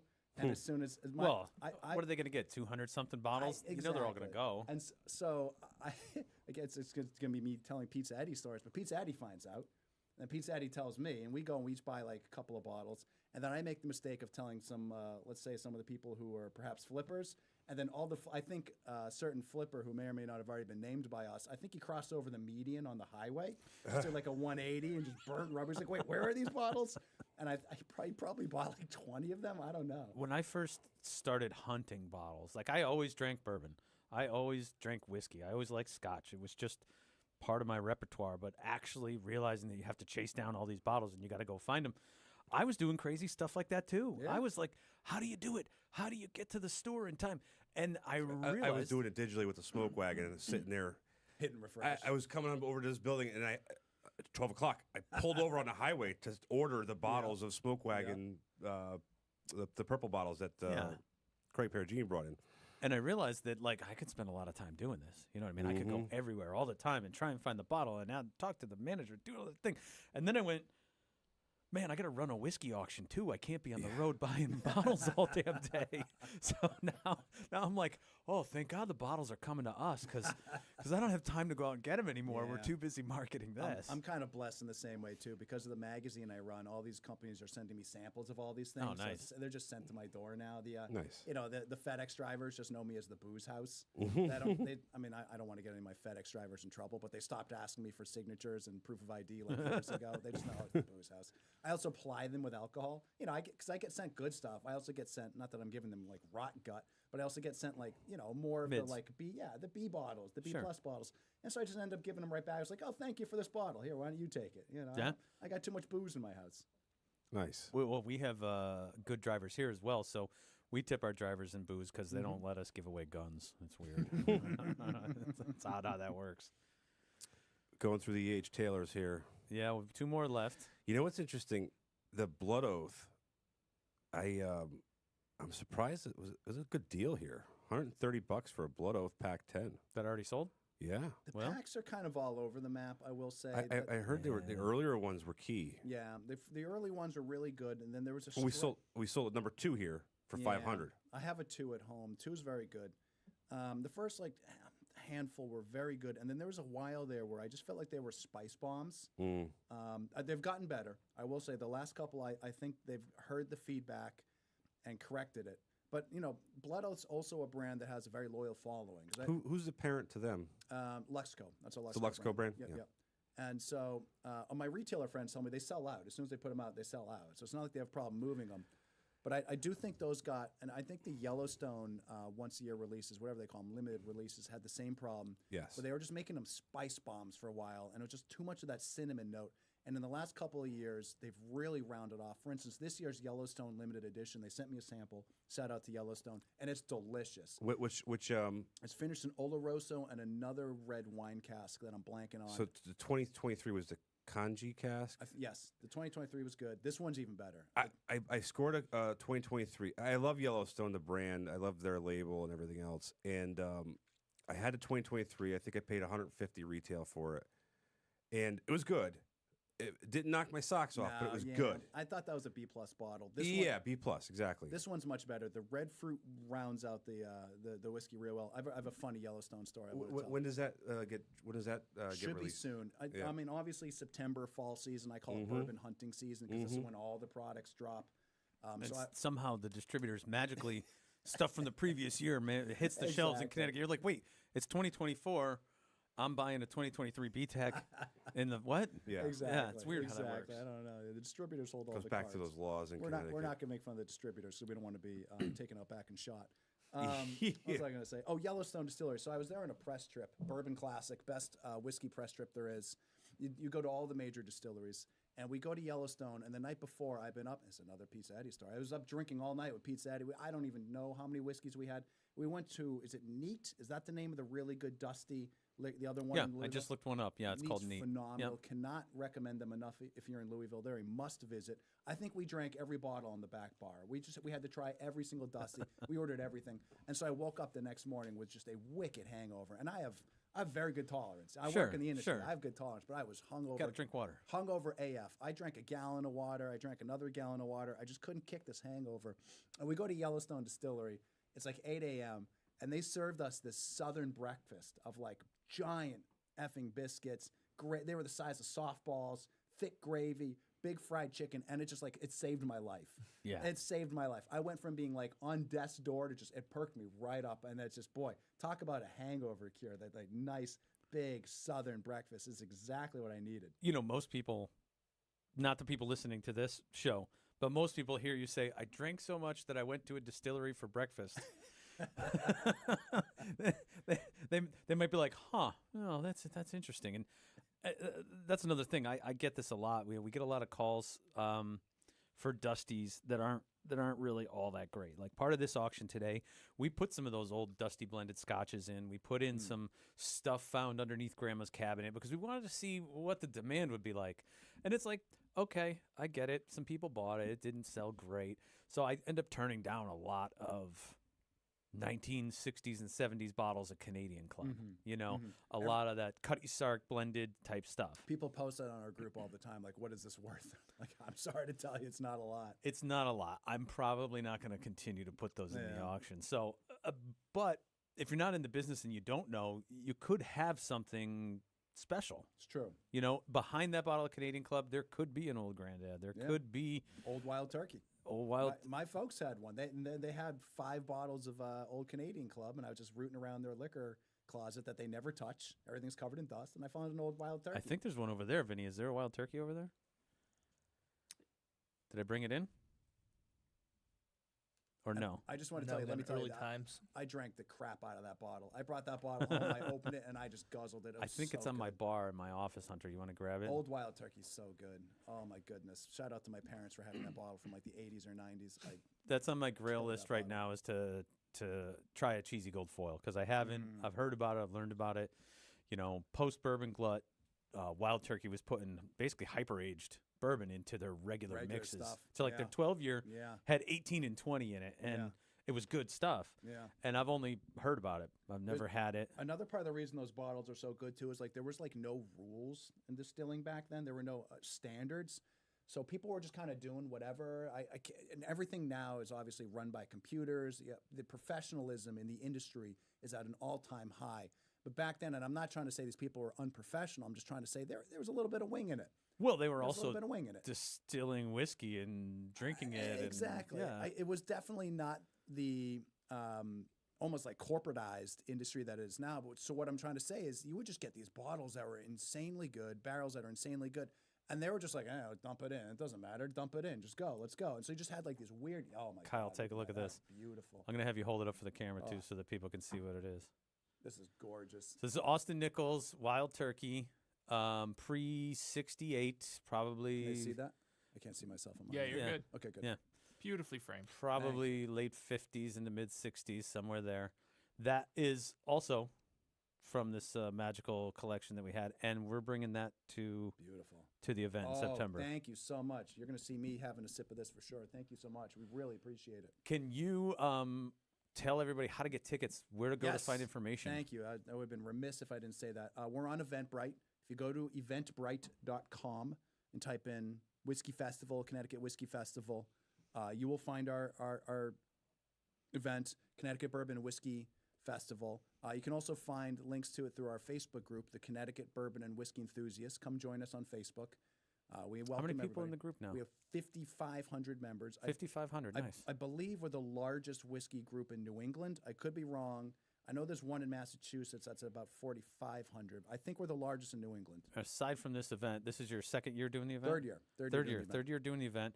What other things does the group do, or is this it? This is your one for the year. We sell single barrels as well through some Connecticut retailers. We did more of that when everybody was doing it. Now we've slowed down because obviously single barrels in general have slowed down a little bit because there was a glut.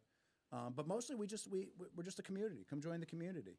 Some ball breaking. Yeah, there's obviously some. I mean, I've been doing some ball breaking today, calling out, Simcoe, Sandler, Pizza, the usual folks who get their balls broken. I get my balls broken too.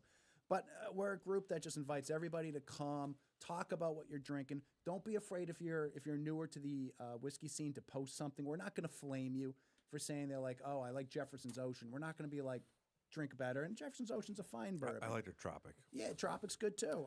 But it's like, we're not going to flame you if you post something because you just started and you're like, I want to try this. I think it's cool. Awesome. That's how we all started.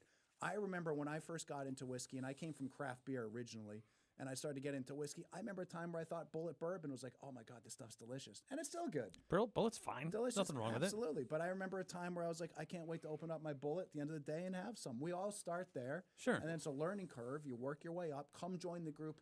Come learn with us. Drink with us. Share with us. That's what we're all about. We're a family. We're a community. Come join, drink with us. That's all we really want. I mean, our whiskey festival, again, we're not making any money on this. Well, you're donating everything. It's all going to charity. Yeah. This is all going to the Wallingford Rotary Club. And I'm a member of the Wallingford Rotary Club and the many great local charities that we support, and we support a lot of them.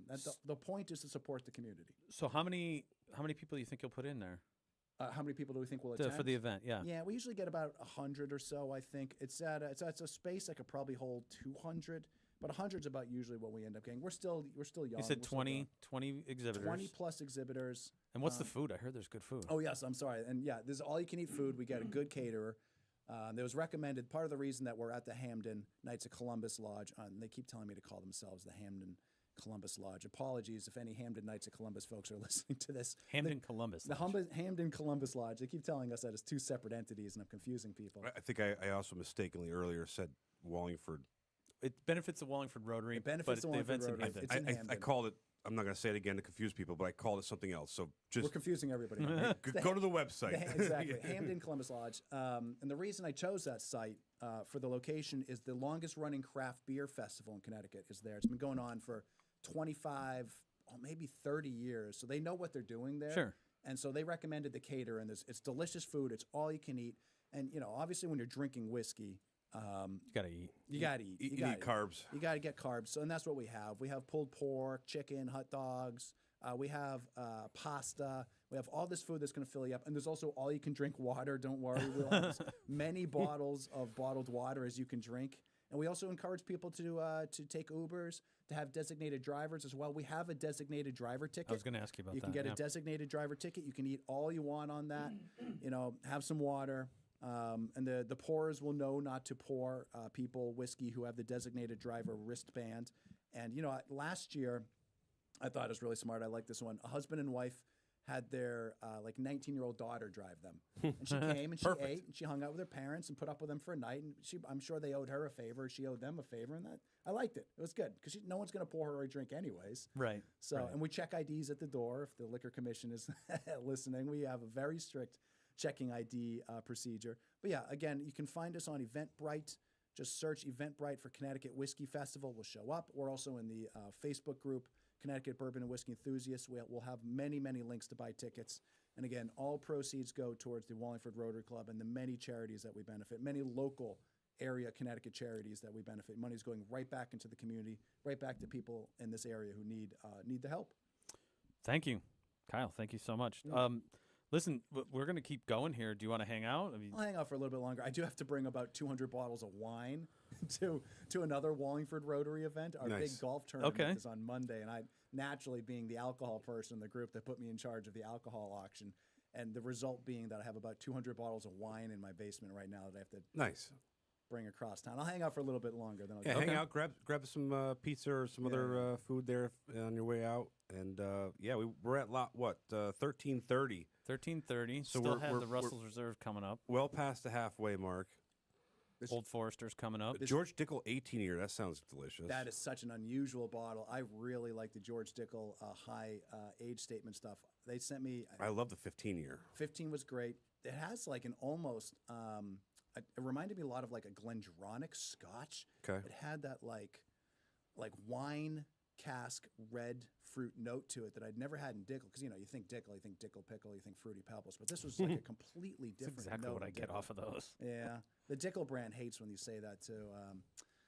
They're constantly trying to fight that reputation. I will tell you, as someone who's interviewed their master distiller many times, wonderful person. I'm blanking on her name now. Nicole Austin, right? No, that's Nicole Austin, their head distiller and general manager. She's constantly fighting against that. She hates when you bring that up. I mean, some of the products do have that, and there's a fan base of that taste. But plenty of their products don't taste like that too. Right. And that's a good They're example. selling. They have a lot of aged stock right now, right? Mm-hmm. And they're selling all over the place. So, who was it? Wasn't it rumored for a minute that Old Colony was Dickel? I think so. I think you might be. I don't know right. if that's true, but I think that was one of the rumors about could be. Old Colony. More and more stuff is going to be Dickel, and more stuff is going to be Bardstown because, as I'm sure whiskey fans listening to this know, MGP has cut off a lot of its sourcing.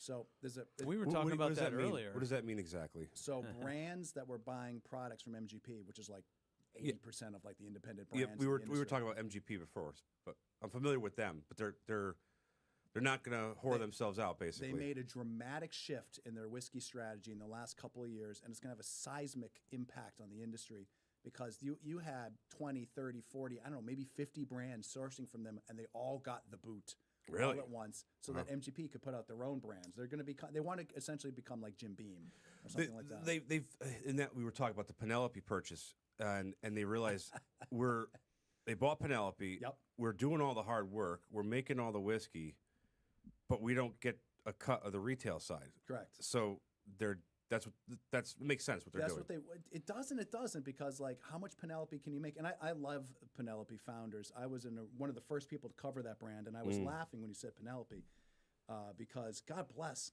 the Penelope team. They founded that brand 5 or 6 years ago. Bought juice, did some really cool, innovative blending and barrel finishing. Yep. Put out some wonderful products. And then MGP bought them, I believe, is for $250 million.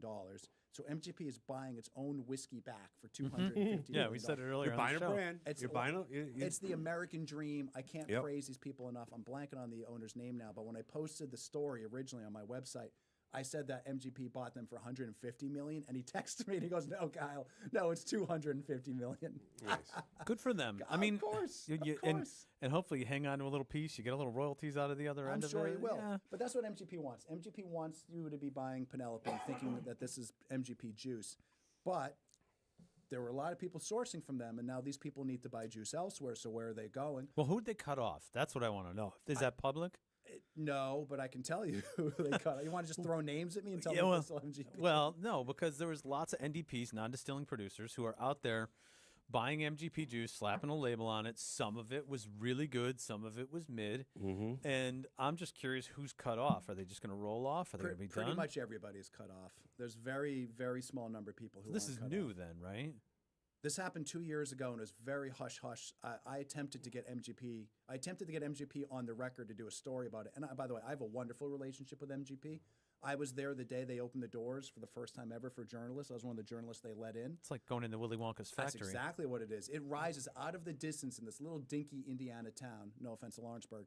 And it's just like it is. It's Willy Wonka's factory. It's a great, big, crazy heat-cycled warehouse and factory. It's and the size of the town itself. Then they're so secretive there. They wouldn't even tell me how many rick houses they had, even though I could count them with my own eyes. I couldn't get their people to actually give me a number. Anyways, so 2 years ago, they're very secretive about it. I tried to get them on the record to do a story about it. They shut me out completely. They said, "We don't want to do a story on it, but how about if we send you some whiskey for free?" They bribed you. It was And a I went, bribery. "All right, I all believe right." that's called shut up whiskey. Fair enough. I was like, all right. Hush, all right. hush whiskey. That's right. Let's just say I didn't say no. But anyways, so yeah, 2 years ago, a very hush hush, and so these brands, it's caused a complete shift in the sourcing scene. So you're going to see a lot more Dickel. You're going to see a lot more Bardstown. Everything's about to taste like Bardstown. And there's a lot of new sourcing houses opening right now. The name you're going to be hearing a ton in the future. If you guys haven't heard it yet, get ready to hear it all the time. The Whiskey House. Okay. The Whiskey House is the new MGP. It's ex-Bardstown guys. So it's a bunch of guys who are in the original team that launched Bardstown Bourbon, made a fortune. I think Bardstown's about as well-run a whiskey company as there is today. They made a fortune. They took that money and they said, we're just essentially going to open a second Bardstown somewhere else. And that's Why what they're wouldn't doing. you? Exactly. That's what we did. We started Connecticut Firearms Auction, then we started Good Bottle They're going to Auctions. do it again. I don't want to name names, but some of the brands I have sources at who were buying from MGP, they immediately switched to Whiskey House, and they swear by Whiskey House up and down. I interviewed their president just the other day. Brilliant individual. So everything's about to taste like Whiskey House for sure. Everyone's shifting there. So the magic between MGP is they had a mash bill. You picked the Yeah, a barrel. bunch of Okay, we mash like bills. that taste. Yep. They had a mash bill. They had their barrels, whatever, which generally are all the same if they're granted. So now they're going to this other supplier, Whiskey House. Yep. And they're saying, all right, well, here's the recipe we like. Make this. But you're going to have a gap. So everything's gonna shift from MGP tasting like MGP to tasting like everything else. It's gonna be Right. You're going to interesting. have a gap where because now they have to hire somebody else to make it. They still have to age it. Yep. So you're going to have this gap of So it's service, if you will. It's not going to happen right away, but like in a couple of years from now, everything's just going to suddenly shift in terms of flavor. It's going to shift from the classic MGP notes over to whatever Whiskey House tastes like, or Bardstown and Dickel. Well, I was just going to say, what about Barton too? Barton's not Barton even as in the well. because A lot of Barton. Barton's got a crap load of stock. Yep.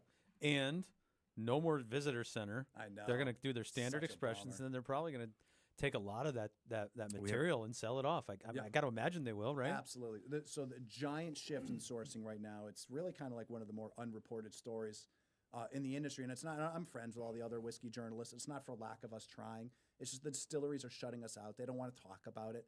Like, I'll give you another story that the distilleries don't want to talk about. They're all poaching each other's distillers right now. Master distillers. It's like it's They're it's like getting that game of the guy in New York City where they have the cups and you got to find the Yep. thing under the cups. And they just keep switching them around. And I don't fault the master distillers because Of course. He's they're going where the money chasing the at. money. You gotta Yeah, get the money. yeah. I was- She. There's Hey, they're going to pay me more, and I do the same thing. Sure. you know? Absolutely. A couple of years ago, I was on a press trip. I was at Angel's Envy. Wonderful company, wonderful people. Not trying to criticize them. We were walking through the distillery, and I saw the master distiller from Stranahan's there. And I was like, "Oh, what are you doing here?" He's like, "I'm the master distiller here now." I was like, "Since when? What are you Yesterday. talking about?" Yesterday. They poached them, and it's not like we get sent a press release about this. So there's a lot of moving around of individuals right now. So many master distillers changed companies in even just the last year.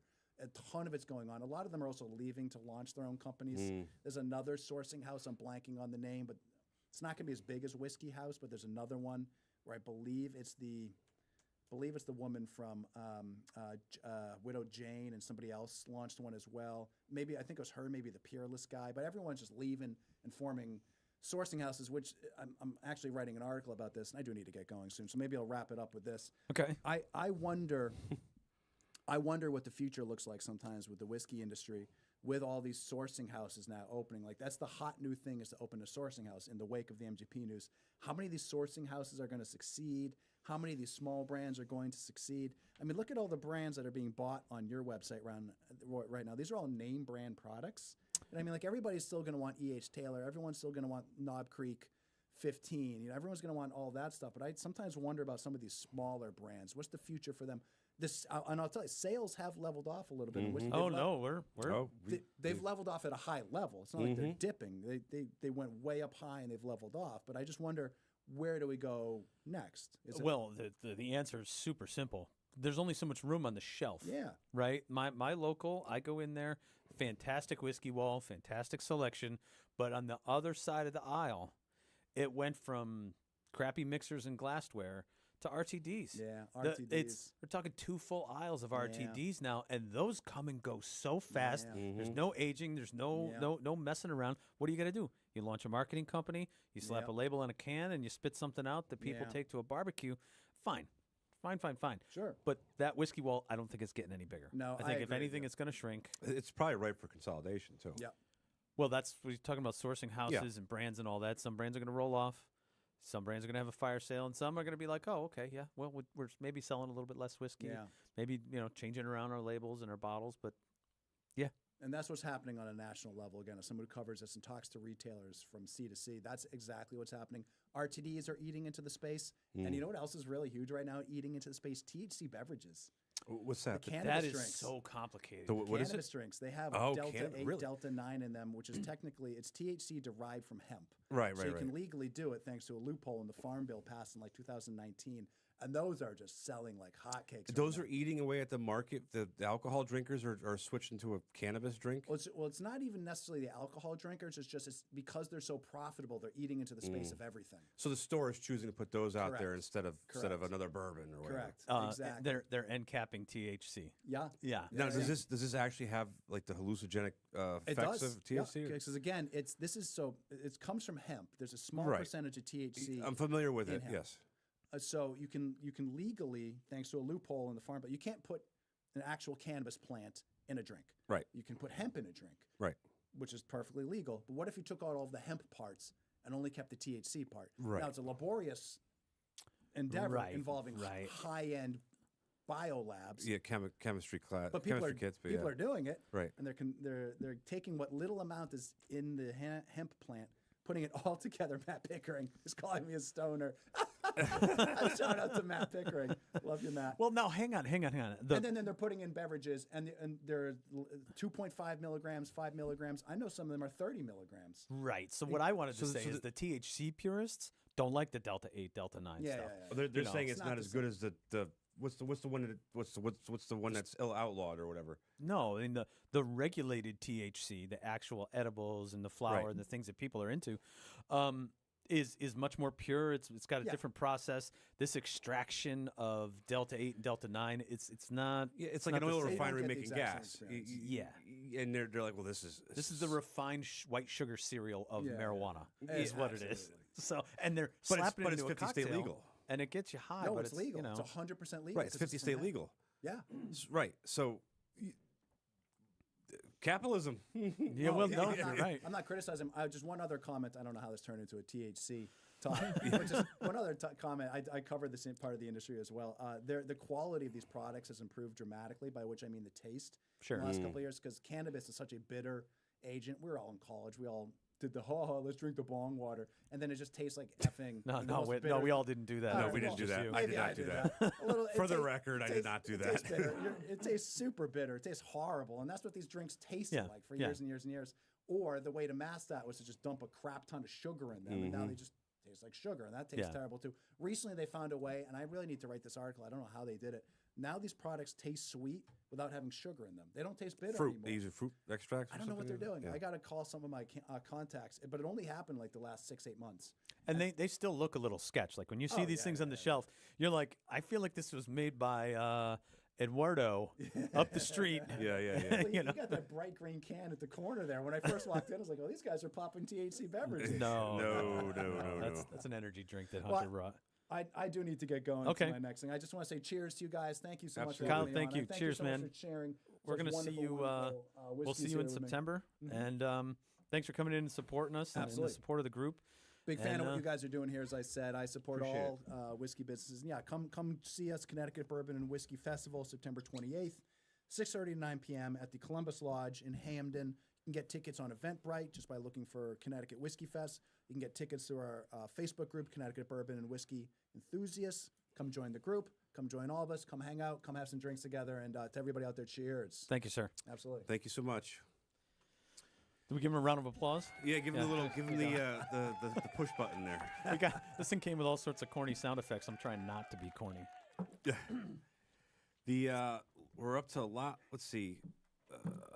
1359, Michter's 10-year, Kentucky straight bourbon going off at 2 1/4 right now. That's a good bottle. Hit that again. That one's good. Got Old Carter coming up as well. Old Fitzgerald 10-year will be going off. A difficult bottle to ship. Those Old Fitzgerald decanters. Hunter, come on in. Have a seat. You've been very patient over there. I appreciate it. I thought we'd have more people in the chat harassing you, It's but maybe everybody's just being really respectful. Me and Vinny. Yeah. So let me see. I got a lot of notes. You want to? I'm gonna wait till Vinny comes back. We might do a little feature, Tom. Yeah, that's cool. We can talk about what are we gonna call this show as well. Oh boy. We'll wait for Vinny. He's walking Kyle out. I think it's going pretty good. Oh no, this is fantastic. I love this. This is cool. The I guess you could say I'm a numbers guy. I'm watching this stuff close every 30 seconds here. It's amazing how strong some things are and how some things are just kind of getting lost in the shuffle. I don't think And- they're lost in the shuffle. I think that like we have some pretty common bottles in this sale. Right. This was a I don't want to say a whatever sale. No, but no, it it's was an experiment because right. we had a couple of estates come in, and the estate was somebody who passed away, and they had I think that one estate was like 150 bottles. Yeah. And there was some common stuff in there. Mm-hmm. And we made some bundles. We made some beginner lots. But I think that gives people an opportunity for a deal. Yeah. And I'm okay with that. Now, that's also why we're going to segment in November when we come back. Mm. And that Friday night, that's going to be, we're going to have a high-end tasting here. We're going to have high-value bottles in the auction. Lots and lots of Pappy. Lots and lots of the BTAC collection. Crazy Dusties. And we're going to have a great time and just invite everybody down and come down to see the auction. The next day, we'll probably do this again. I think so. I mean, what else will we do? Well, I mean, I think it's fun, and it's going to give us content, material to put out there. As an auctioneer, we always say, "Well, how's this gonna work? Is it gonna work? Is it not gonna work? You know, are we doing well for our consigners?" I think it's doing great. I think part of the magic is a weekend, and I think part of the magic is the people understand a timed auction portion of it. I don't want to say eBay style, but it is what it is. So that coming from my training as a traditional auctioneer, I cut my teeth in front of an audience. It was a live auction. There was no internet. We clerked on paper. Mm-hmm. We had a runner running the slips of paper back to the cashier and using a calculator to make everybody's invoice. And I steadily brought that technology into the auction space. Right up to the point it was in 2010, I think, is when I did my first online auction. Mm-hmm. No, 2008, I did proxy bid for a circus collection. Circus collection. Yep. And we had. Hold on. Circus collection, is that like the clowns and the big describe that for us. Yes. So this is from Meriden, Connecticut. Guy named Bill Brindley was a collector of all things circus. So real circus, not like figurines and collectible circus. Well, let me explain. Yeah, please do. So Bill Brindley was a sweetheart of a man, and he loved everything about the circus. When the circus came to town and he was a kid, it imprinted on him. The wife and I are Cirque du Soleil people, so I get it. He took down every poster. He collected every poster he could find. He collected every sort of he had uniforms from circus performers. He had photographs of the pre-Depression era circus performers like the freaks, the real bearded lady. Nice. The real guy who could bend him, the rubber man who could bend his arms. So this is stuff. like classic, like P.T. Barnum type circus stuff. Absolutely, yes. Oh, that's cool. All that's of the Ukrainian and Russian cool. gymnasts, which was right here in acrobats. Bridgeport. Yes, there's a lot of that stuff around. We had photos of the tattooed man back when having tattoos all over your body was crazy. Yeah. And he collected and saved all this stuff for his entire life. In the meantime, while working a full-time job and supporting his family, he carved 2 miniature circuses out of wood. And when I say miniature circuses, these were 1,000 to 3,000 pieces that he hand carved and hand painted. I wish I had that kind of time. And set them up in his garage, and then donated them to one of the museums. Wow! And then also built and restored 6 circus carriages, like wagons that were pulled behind the horses. The classic P.T. Barnum with the animals are in the back, and the clowns are in the back, and everything else. And this is my father, who who started the auction and who I learned how to auction from. He was so resistant to go onto the internet and do live internet bidding. It's what's the saying there? Innovate or die. It's I guess. So when we brought these things up, we had some heavy hitters bidding on proxy bid on these photos. And we sold some of those circus photos for anywhere between $8,000 and $14,000 for an individual photo.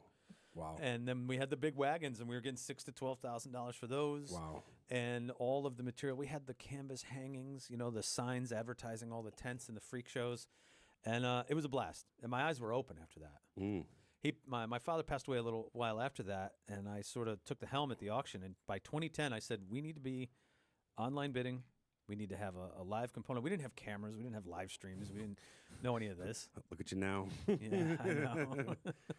And we ran. So we ran once a month online and moved buildings a few times. But we always had an online component after that. Sure. This style of auction that we're running now, this online only where the computer runs the auction, this is new in the last 10 years. You know, it's sort of an eBay with a catalog type thing where everything closes cascading. Yep. But people are very used to it now. Right, and we're used to dealing with clientele that's a bit older, and In the gun world, we are not in the alcohol. No, world. alcohol world. And, you know, even folks who are beyond midlife in the alcohol world, they're savvy to this. They're in touch. Well, they've been to the eBays, to the auction ninjas, Right. to the bid wrangler sites, or figured out some of these things and what's how to bid. You know? Right.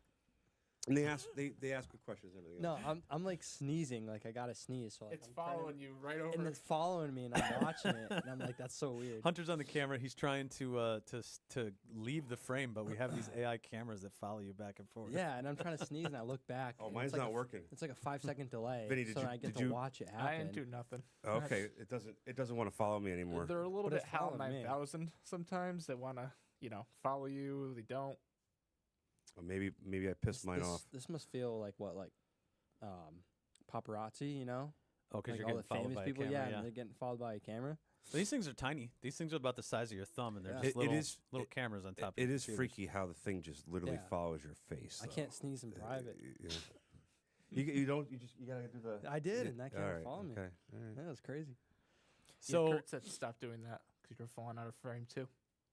I notice I don't want to mess around. you're with way too too much. close to the camera too. Mm-hmm. I can see right up your nose.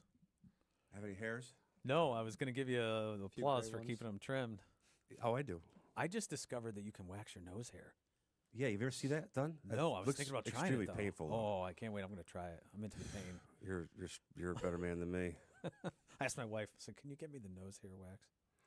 I heard it's extremely painful. I can't wait. Yeah. I should live stream it. Maybe you should do it at the end of the night after a couple of drinks. No, then you could mess it up. Just home make it. Get a like Q-tip and some glue. Stick some glue up there. Let Elmer's. it settle. Well, you use and the then wax. whoosh. That's what they pretty much do. Is they fill your nostril with wax and then they put the Yeah, but I Q-tip feel like in the there. glue and Q-tip's cheaper.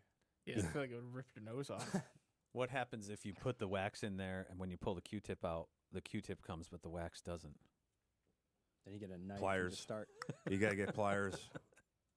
I was selling some Rip Van Winkle 10s. Here we go, 2021 closing. It's at $650 right now. Yeah, we just finished some old granddads. Yep. I love it. I like that people can get access to these bottles. That's the other thing, right? Mm-hmm. So we're offering the limited guarantee and the authenticity and the genuine items, and people can come here and they can bid on it. They can get it shipped. They don't have to worry. That was the whole point of what we did when we started here. Consistent the pricing is. Like everybody knows what these are worth. They pay X, and that's it. You know, there's no. I mean, these are arguably less than second, or they're fair market value is what they really are. Yeah, don't you know? forget too, there's buyer's premium on top of this. You have to pay to ship it. You know, you may have to travel to come pick it up. Sure. But it allows you access to it. That's one of the things I like. So, what should we do next? I have two major things I want to go over. One of them is what the hell are we going to call this show, and the other one is I have some comments from some past streams that I came up with a good one. Oh God. Oh, I what? came up with a good one. Wait, Good title. a good. Okay, hang on. Let's introduce what we're going to do Dad, here. teacher. We thought that it would be nice to actually turn this show into a show and give it a name, rather than just be a bunch of idiots talking over an auction closing. I was very happy to have Kyle on and Chris Perugini on because that was some inside baseball stuff. I'm hoping there's cool. a few whiskey fans here who like hearing about that kind of stuff. In fact, some of the podcasts that I listen to, like Bourbon Pursuit, like that, that seemed even insider for for that kind of thing, and it was great to hear. So thank you. So if we do take this beyond just the auction, we're going to need a name. We're going to need a channel. We're not going to decide on the air so nobody tries and steal it from us. But maybe we can narrow it down to a couple of different names. I've been going back and forth with my brother-in-law Ben, who's a creative type. We've been texting with Tom and Vinny. Hunter, I don't know if you've thrown out any names here, but I wasn't you're ready for welcome that. to. And then I got sick of it because I'm like, all right, I'm going to just throw this into AI. And I actually wrote an AI prompt for ChatGPT to try and name our show. I'm going to give you some of those first. I just thought of one. Good Bottle Talks. Good Bottle Talks. incorporates the name of the business, but Someone said call it the Juice Jam. the Juice Jam. Juice Jam. Here, write some of these down, Hunter. The Juice Jam. Yeah, we will take suggestions. It was so funny that I got a pen right there for you, Hunter. Oh, I got it. And the AI ones were probably the worst ones. Barrel banter. Tasting treasures. It spit out the Whiskey Vault, which is already a YouTube series. So it's straight up They stealing. probably stole it. Yeah. Bottle Bounty. Whiskey Wagers. I'm like, wait, are we making bets? Yeah, that sounds weird. The Sip Society. Liquid Legends. Most of these suck. Whiskey Wonders. Liquid Luxuries. Liquid Legends. Barrel Boutique. I was like, nah. It sounds like some cheesy retail store. One that Vinny had that I liked, but it's not quite there. It's the booze talking. What was the other one you came up with that was already taken? So the best one was Intoxicated Masculinity. Yes, intoxicated masculinity. And I went, oh, that's perfect. That's exactly what. And somebody else has it? Somebody else. See, that's the thing, right? You can't do it. Like, I wanted something that had the word spirits in it. But there's a ton of shows called Well, wait a minute. That's the Kindred UK. Spirits. Yeah, but here's the thing. It's in the UK, but it's a podcast about sobriety. Oh, yes. Look at Somebody's that. sobriety journey. I'm on the Yeah. website now. Great. Now now that the cookies are in there, I'm going to get all the Sobriety ads. yeah. Okay. I came up with not that long ago, Good Bottled and Bond. Okay. Wait, It's say a that again? mouthful, right? Good Bottled and Bond. That is a lot. Yeah. And Good Spirits would be great, right? Good Spirits says exactly what we're doing. There's an intoxicated masculinity T-shirt on eBay. From this sobriety guy? I don't know. RodneyNorman.com. I just free shout out to whoever, whatever that is. Oh, great. You're going down the rabbit hole. That I might am. just be an Etsy. That might be a turn phrase somebody else came up with. How about the good Comedian, philosopher. stuff? The good stuff? That's not a bad name. The good stuff. How about? I don't know. One that I liked last night when I was under the influence was Bottle Barons. Dude, I got crickets Did we? from Tom and I. Wasn't that? That was my brother-in-law. Shout out to Ben. He said, "Oh, I went to a liquor store called Baron Liquors," and I was like, "Oh yeah." Isn't that one of the ideas we had for the name of the business was Bottle Barons or something like that? Sounds familiar. We had tossed around the name the Grand Gentleman. That's no. How about? I don't know. Alcohol straight talk. It's not straight talk. We're drinking. Like straight bourbon, you know. Vinny, you said you have one. Oh yeah. More fun than a barrel of drunkies. That's a long. I'm resting my head on the microphone. More fun than a bear. I mean, that's creative. That's good. Hunter, you got any? No, I got none right now. I'm thinking though. I guess we'll go back to the drawing board. As of right now, it's insert clever live stream title here. Watch it stick with that. Welcome to insert clever live stream title here. Well, that's like that. Yeah. It's like that suntan lotion company. It was called No Name, or No Ad, or whatever it was. No ad. Yeah, that was a real thing. Yes, that the whole thing was that they didn't spend any money on advertising or marketing, so the product was cheaper. Okay, but by how much? I mean, that's kind of BS. It was probably dollar store stuff. Who knows? But anyway, with the name for the podcast, I guess it is. First off, you got to define what it is. So it's a podcast. Auctions going on. It's video too. I mean, it's clip show. Yeah, It's, well, all you know, podcasts are videos now at this point too. Pretty much. Not all of them. No. Okay. So for this one, you had to trim your nose hairs. So The Dino really wants the Juice Jam. okay, Oh, he's insistent. Yeah. the juice jam. Who's this? Where are you seeing these Juice comments? Jam, YouTube. That's And not then bad Kurt because said brown water. brown water. Except for we sell wine too and spirits. Yes. so see, I don't want correct. to just have it be a whiskey thing. Correct. I agree. And we're already saying good bottle in the names. Like, we can't just keep saying the word bottle. Why don't you use something classic like aged to perfection? Because they're all aged, no? Well, for the most part. I think AI spit that one out, Hunter. Way to go. Hunter How, is how, AI. how about Spirit Talk? Spirit talk. Yeah, but then it could be a show about ghosts and Sasquatch. and crystals and Crystals. finding your chakra. Salt lamps. My God. I'm going to need more of that Russell's Reserve to align my chakras. Yeah, liquid auctions, tasting table, spirit scoop. These are terrible. Some of them are bad. They're just Spirits uncorked. Where's the one I said? I know you're going to have to look for it in here. Oh, my. and really nobody likes Debbie Does Decanters, huh? Debbie Does Decanters. See, the problem is that's an 80s porn joke. So it's like, We ain't got nobody named Debbie here. no, but I think anybody under the age of 30, like Hunter's looking at us Yeah, like, I what the don't- hell is that? And it's Oh, no come clue. on. I'm only 23, Vinny. it's a baby. I had to explain to you who Charo was, so I mean, Charo's from like 1930 or something, isn't it? The Dino's coming up with some names right now. He said bottles are us. Bottles are us. the I'm juice sure the show. people at Toys R Us aren't going to have anything They're to out of say about business. Yeah, they're out of business. No, they're coming back. They have like pop-ups. that. Yeah, and somebody owns the name. You know that.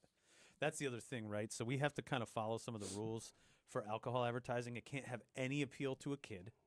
It can't, you can't ever come off as if you're marketing to someone under the age of 21. You also have to. You can't promote excessive drinking. So some of the names where it sounds like we're drunks, like that can't go. So you can't have my dad's name in there? What's your dad's name? Don't worry about it. Okay. All right. Steve, the show. All right. Well, we could come back to that because we got to come up with something. But what I do have are so I can let me set this up here a little bit. With our other auction company, Connecticut Firearms Auction, we do a YouTube stream of the auction. Now, in that case, Tom and I and Hunter now are at the podium, and we're selling the guns and talking about the guns, and we have some back and forth. But when we started streaming it on YouTube, some people started following us and jumping in on the chats and harassing and commenting us. Yep. So I was thinking that it might be fun to read some of those comments, during this broadcast so that you can, like Tom, you could get a little feedback Okay. from our viewers and our listeners. King of the Barrel. The King of the Hill. No. Well, Barrel Kings, I think, is already a thing, right? Barrel Kings. Yeah, Barrel. Isn't that Matt Porter's thing? Barrel Kings. Okay.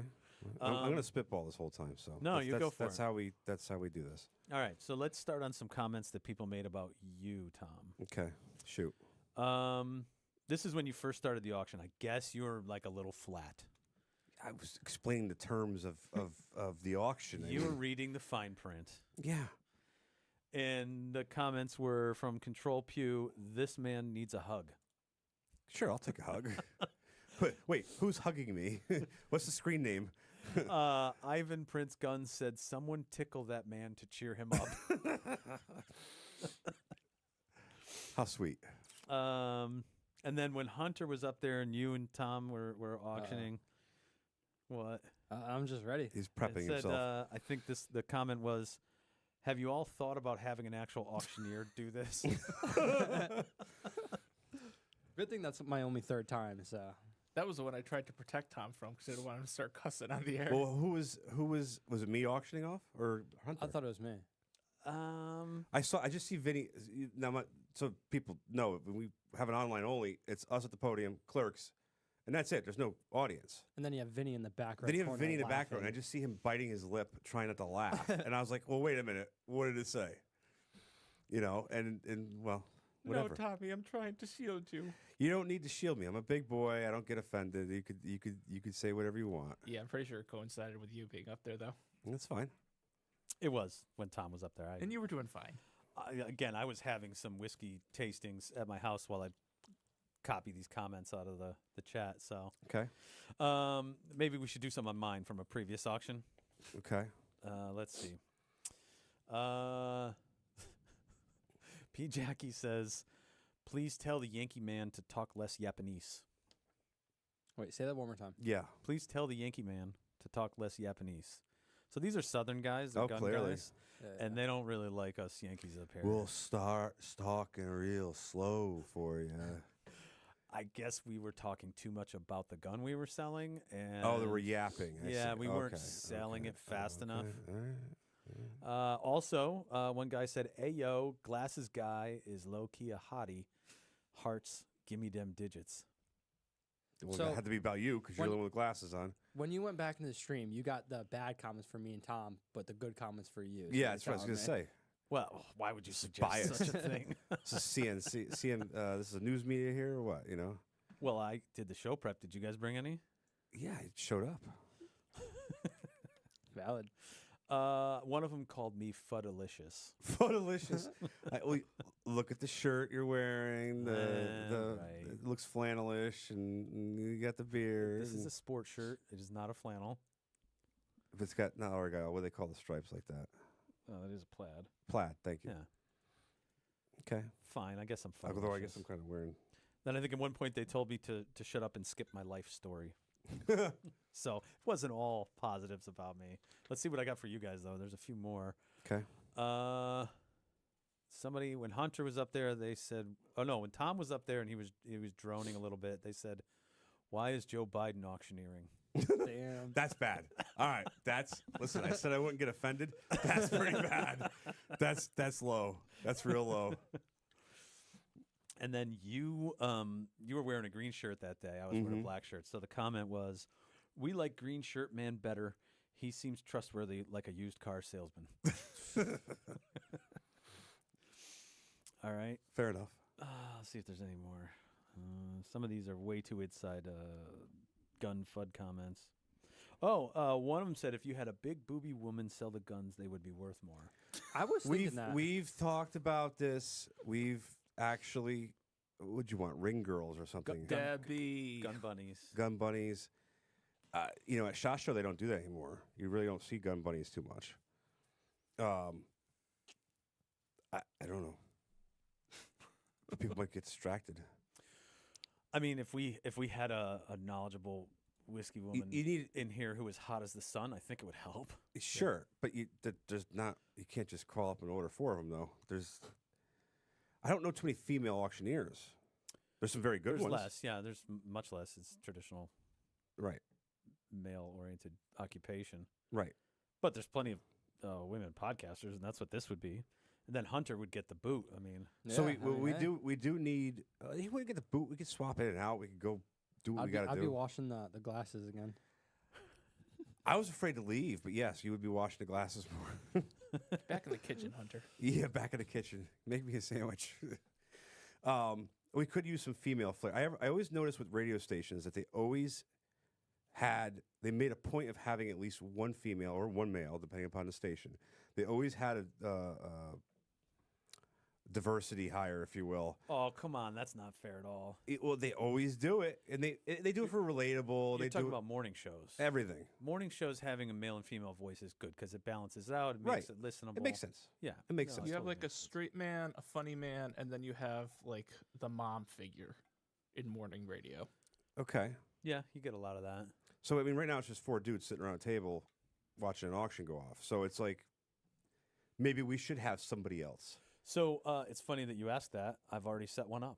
Okay. So still friends with some of my radio contacts. Oh, from yes. back in I the remember day. you mentioned this. Yeah. So in November at our Good Bottle premiere auction, we will be featuring for her first time auctioning ever, Anna Zapp from the Anna and Raven Morning Show. Nice. She will be stepping up to the podium, selling high-end bottles, and having never done it before.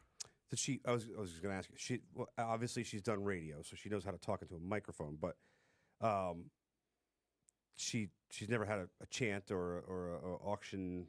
She's never done auctions. Period. No, I'm probably going to appear on her show and try and give her some lessons. You know, Oh, that'd be show her kind of cool. a That's couple interesting for things her to do. show. Yeah, and we'll film her while she's here. See how she does on the podium. Make sure she doesn't have too fast of a hammer and anger. Bang, any bang, of the bang, bang, bang, inside. bang. Don't give her the splintery one. Sold for $1. That was a bottle of Pappy 23 year. Yeah. So just a heads up, she's coming. Cool. That No. should be interesting. Yeah. I kind of like the guest thing. I mean, I feel like there are some people in the world that they want that auction monkey. They just sell guns, man, or just sell booze. That's it. They don't want commentary and talk and everything else. They just want to buy whatever it is they're buying. And then there's other people who are like, yeah, I want a show. This is great. This is entertaining. So I think there's that balance that you have to keep. Oh man, a bottle of Weller 12 is coming up. It's at $250. It's the only Weller 12 in today's sale, so it gets the high bid. Someone just hit it for $275. But that's about right. Let me tell you, a lot of really dedicated whiskey tasters and reviewers and taters, they hate on that Weller 12. It's such a perfect whiskey. Why? They hate it because it's real. Right. It's fantastic wheated bourbon, 12 years. I keep it on my bar at home. I absolutely love it. That's a go-to. It's a permanent fixture in my house. Absolutely. I occasionally I have it right now. The Weller 12 is in the form of Poor Man Pappy. You actually made it? I made it because I got a nice bottle my wife got me for Christmas or something. Oh, like a decanter? Yeah, it's a decanter with Rodney Dangerfield on it. And I mixed it on the fly. so I did it. So this time around, I did a 50-50 of Pappy Weller 12 and Antique 107. This time I did like a 70-80 of Weller 12 and a little bit of Antique 107, and I think it's fantastic. Okay, so you just cut it a little with the antique. Right. So I filled this. I don't want to say decanter, but filled this bottle with the Weller 12, topped it off with 107, and I love it.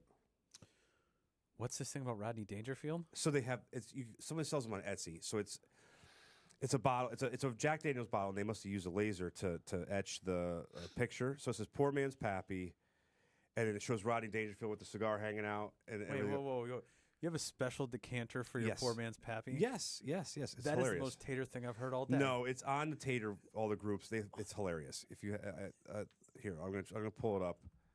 I thought he was going to say it's on the tater spectrum. Oh, it is here, right here. I don't know. See, I can't share with my screen with you. Defends furiously. Oh, Here. that is funny though. That's hilarious. Let me see. Okay, so it's Rodney Dangerfield with a cigar on a. Yeah, Jack it says Daniel's bottle. Poor Man's Pappy, Family Reserve, Kentucky Straight Bourbon, and it's it's just silly. It's a cool decanter to hold my Weller 12, is what it is. Okay, So I'm trying to think of the most tater thing that I have. I don't have all the Blanton's letters. did you have you have the bottles with all the over the top stupid labels on them? Oh, those stickers? Yeah, Those are tater bottles. Tater. No. They are. What's the Selma Hayek one seems to be the most popular one. Well, I think. Talk about boobs selling whiskey Yeah, or right? auctioning stuff.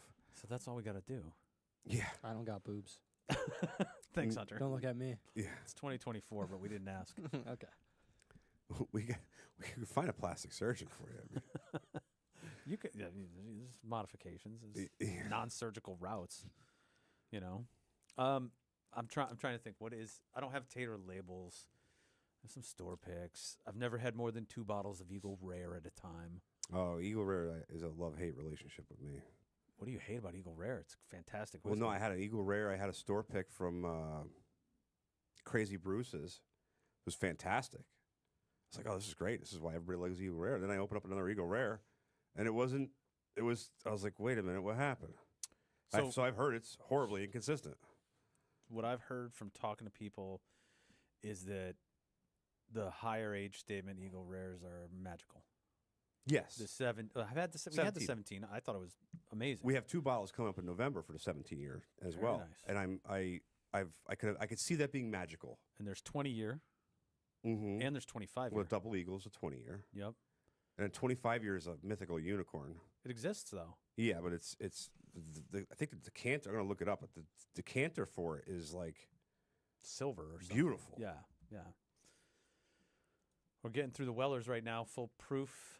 Yeah, look 2020. at Eagle Rare 25 year. Here's somebody trying to sell $50,000 for that. $50,000. I mean, it's probably a $2,000 crystal bottle, but still. So we The talked 40. about Weller Millennium at $7,500. You've seen 25 year Pappy, and some of those bring $45,000 in that range. Mm-hmm. Some of the hyper age scotches are 50, 80, 100,000. So Weller's doing something right, because when you Google search Weller Millennium, it has its own. When when the search comes up, The knowledge panel. yeah, it has it has it has its own Wikipedia page now, basically, or knowledge panel. Sure. What do you think the most is that you would spend on a bottle? Because you were bragging to everybody today that you had A.H. Hirsch last week. That was good. It was. I guess if I really liked it and really enjoyed it and it was really life changing, I would spend whatever it was worth. I mean, within reason, of course. But you got, I mean, personal finances aside, $4,000 for a bottle's not out of the question for you. So if I had that A.H. Hirsch and it blew my socks off, I would do what I had to do to find one and buy one for $4,000. Sure. Now, it was really good, and I could see why people would pay $4,000 for it, but I don't know if I would. Okay. Well, I'll give you a good example of this. In our May auction, we sold a Pappy vertical. Mm-hmm. So, which we were talking about error labels. They had they had two front labels on it in the rye bottle. Yeah, the so rye. So a Pappy rye is on my short list right now. Okay. A Van Winkle Family Reserve. Yeah, rye, Van Winkle Family Reserve rye. Apparently, they don't come out every year like the other ones do. Every other year. No, I think that's like one of the harder bottles to find. Period. Yeah, but dollar wise, it's in line with everything else. Yeah, we had the vertical, so I think it was Rip Van Winkle 10, 12-year Lot B, 13-year rye. Yep. 15-year Pappy, 20-year Pappy, and 23-year Pappy. Yep. And we had all those bottles all together, and they went off on the block at $12,000. 12.5, I think, or whatever it was. And the buyer was so happy and so thrilled that he didn't have to spend the rest of his life hunting down those bottles. Right. He keeps all of those bottles in stock. He enjoys them on his own time. They're kind of his like private little thing. He has the income to support it, and he goes, you know what? I'm glad this exists. Right. And he went out and he bought it. And like I heard people throwing shade like, oh, that's crazy. How much money would you spend on whiskey? And at the same time, I go, yeah, but why don't you buy what you like? Right. First And just enjoy it. if you can afford it, yeah, buy what you like. Now, my story is a little different about that. I'm just irresponsible. Horribly irresponsible with No, you're money. not. Financially, you're not irresponsible. With- I've seen compared to what? Because Well- there's some financially irresponsible people out there. Yeah, I wear like mid-level watches and drink mid-level bourbon, Yeah, we're mid-level. which is I'm, okay. I'm low. I drink Captain Morgan. Captain Morgan. You're that what's that Sailor brand there? Sailor Jerry? Sailor Jerry. Yeah, that stuff's. Yeah, Oh God. I'll drink that. In That's case what I got in anybody's my house. in case anybody's wondering that I keep drinking out of Glencairn, I'm rinsing it out with water. I'm not pounding whiskey out of this thing. I think that's the highest bottle I got in my house, actually, Sailor Jerry. We got to fix that, Hunter. Yeah, Hunter, you gotta. What's your favorite thing you've drank here? Here? I don't know. I don't really. We have a couple of the open bottles that are freebies there. You should at least take those home and try them. I should. You're a Sure. bartender, But- Hunter. See, I like my classic stuff. I like my Captain Morgan. Captain Morgan coconut's pretty good. His age is showing. Uh-huh. I think is what it is. Uh-huh. I like some Miller Lite. Do you want to try a whiskey right now? No, I'm good. Okay. Next time. Selling Special Reserve? Nice. I think the Special Reserve is the only one I have not had. Well, in the CYPB I have not had, but I feel like if I've had 12-year or Antique 107, Special Reserve is meh. No, it's good. Yeah. It's good. It's, you know what? It's got to be good. It's selling for good Yeah, money. I'm so. always happy when I have a bottle of Special Reserve at home. Is it like the 12-year 107? Yeah, very similar. It's just not as aged. It's not as oaky or aged or whatever. Yeah. Damn it, Hunter. What? Now your camera's pointed off the bathroom. All right. See, I think the whiskey has something to do with what's happening in here now. Did you get your camera fixed? Yeah. Mine's Yeah. not moving now.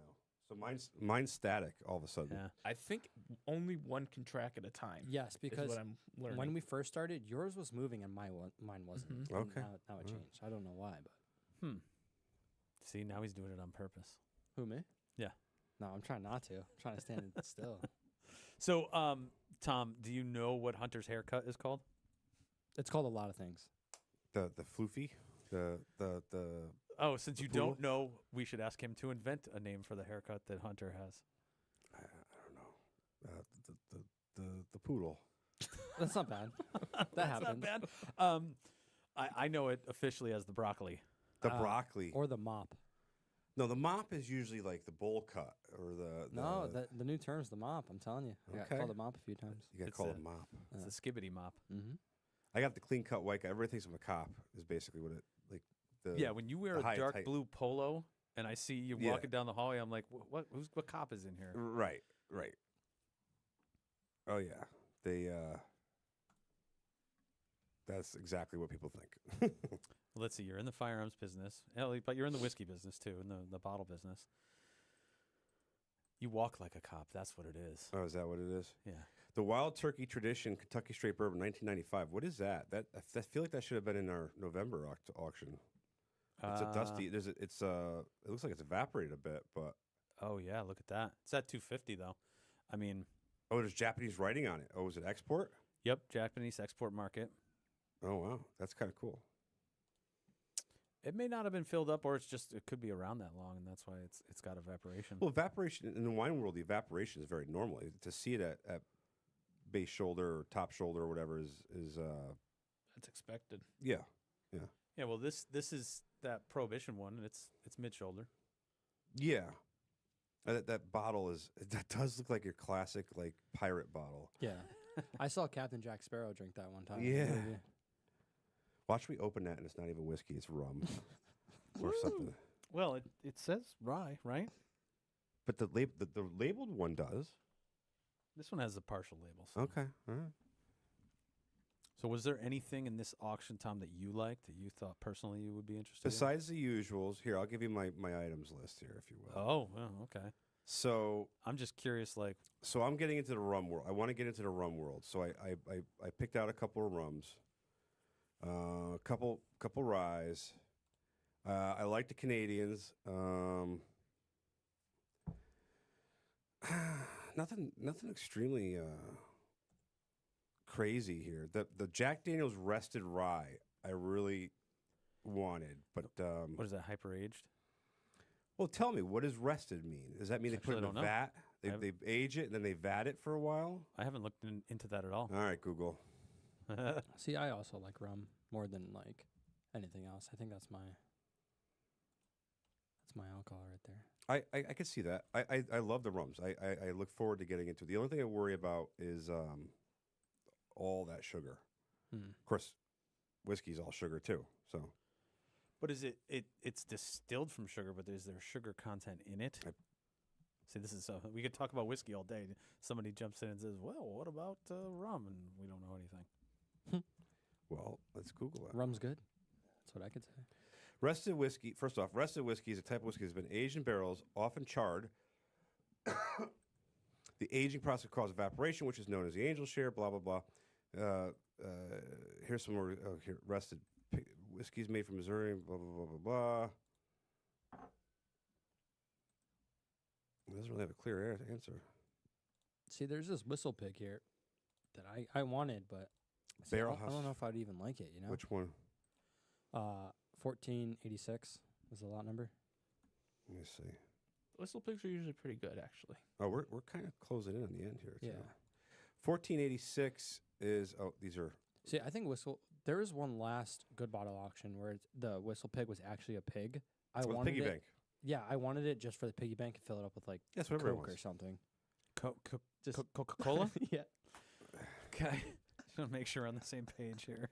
1486 Whistle Pig Boss Hog 8 Lapalapus Pacific Straight Rye. That's actually one I haven't had yet. I don't have an 8 at home. I have the 7.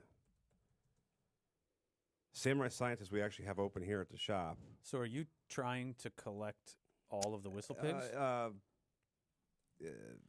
not trying hard, but I just want to try each one. So like I've had 10, I've had 9, I've had 6, I've had Right, and it's not like you're going to go to a bar and find a 4 or a 5 open somewhere. It's just not going to happen. No.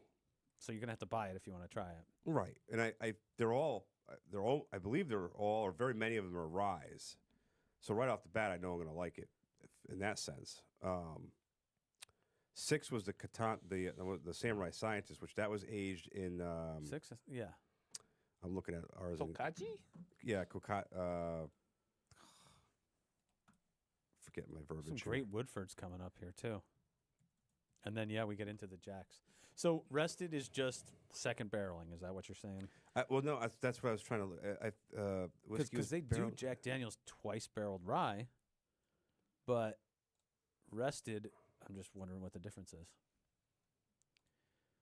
Yeah, there's some great Jack bottles coming up. You got a lot of these legacy editions, Red Dog Saloon, Sinatra's.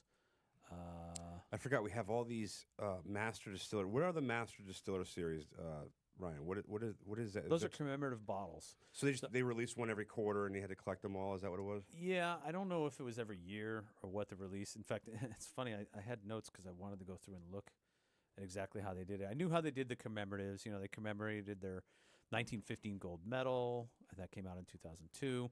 Yeah, it looks like every year they did a special release, a weird, an unusual and beautiful bottle, commemorated a master distiller. We have number one, 2 number ones, 2 number twos, 2 threes, 4. So that's good. Those are actually out of an estate from one of our longtime picker clients.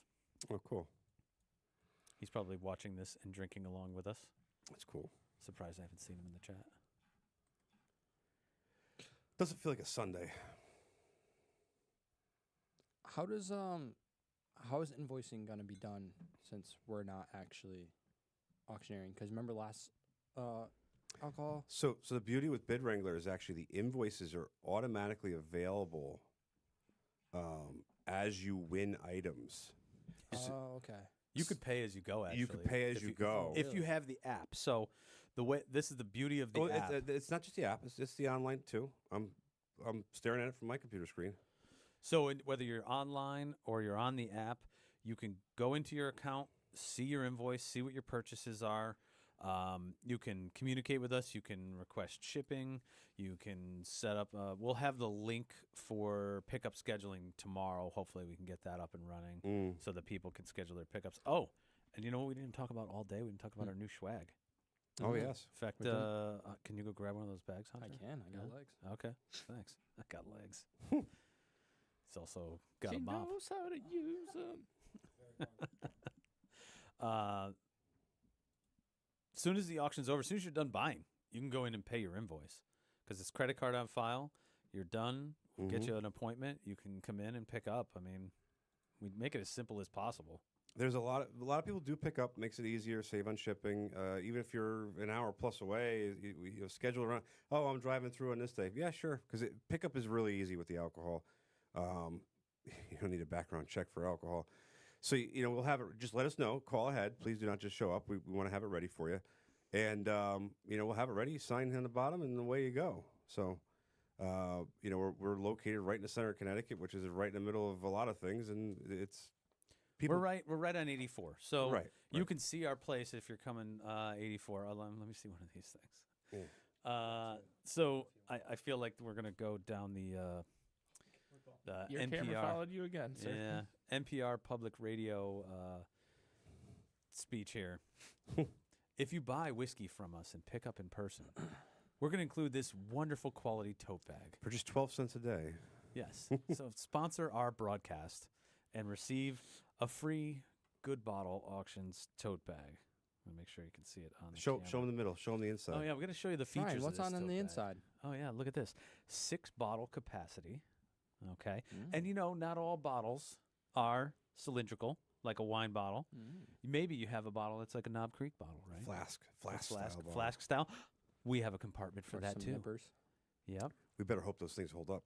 Actually, the quality's pretty good for something that, we just ordered logoed Hunter, and fix your camera. made somewhere else. And then what was the other thing we got coasters. Oh, here. Oh, these are made in Mexico. They're better than China. HO in Mexico? They're made in China, imported to Mexico, and then shipped up to here. Probably, yeah. And we have the coasters. I don't know what we. Coasters are cool. The coasters are cool. I like them. They feel Good quality, right? ASMR. And they ASMR. And we're gonna bring that stuff to the whiskey event in September, and anybody who comes can come by and grab some free swag. Yeah, everybody likes swag. I was gonna do bottle openers, but I feel like everybody else does bottle openers. Yeah, and we're not really selling too much beer either. Right, but they were like. Are you talking about cork bottle? Yeah, openers? yeah, corkscrews. We were gonna do those, but everybody makes those, right? Everybody makes those, and the problem is if you buy the cheap ones with your logo on it, they usually break. They're garbage, yeah. So. Not Conti's Wine and Spirits. The ones they give away are good. Oh yeah. Yeah. Okay. Yeah, because they come and do tastings for us here at the auctions. I still feel like if we could find Glencairns, Cairns? Glencans, with our logo on it, that'd be a cool option. Oh, People you like could that. get as many as you want. They're $12 a piece, Tom. That's crazy. You can't buy a Glencairn. It's a price-controlled product. I bought some for $7 a piece, and they were seconds. Mm. I didn't realize it, and they have, like, dirt in the glass, and they don't look right. They're permanently foggy. I bought them from Walmart.com. You know, Walmart.com has all secondary sellers, so you have no idea what you're buying. Yeah, it's Amazon. Yeah. Walmart is the Amazon of Walmart. They're probably worse because Amazon vets their people and it's more expensive to sell. But like it's Temu. It's like the Temu. Do you ever order from Temu? Oh, I've never ordered, but I've seen the crap ladies. that people The get ladies from there. love Temu because they could buy a dress for $4, so they buy 12 of them and they figure at least one of them will look good and fit good. But none of them do. They're No, all like- one of them does. Really? Yeah. So like we with the pool we got goggles, so we ordered 3 of them, and all 3 of them were great. It's the same stuff that the stores are selling, just not packaged and it comes from China direct. Does it take a long time to come in? No, Really? I think they have. I have a feeling that they're shipping from California. I feel like it's almost predatory because my mother-in-law ordered a dress on there, and I think she got it, and it only had space for one boob. You know what I mean? Like it was completely made by AI. So that's Like, it was a total. She got gloves with 4 fingers. my mother-in-law bought something off of. It wasn't even Temu or Etsy, one of those. She bought it was just a straight website, and it was straight from China. She totally clicked on an advertisement, and she gets these shoes and whatever, and they don't fit. Like they're supposed to be U.S. size, whatever, 6. They're like half that, and she calls and tries to return them, and they're like, "Oh no, you have shoe now, not our problem." And That's exactly how she's they telling sounded, Tom. she's telling her like, she's all pissed off because there's no customer service. We're like, well, what did you pay for the shoes? Oh, like $12 shipped. Well, there you go. I mean, that's it.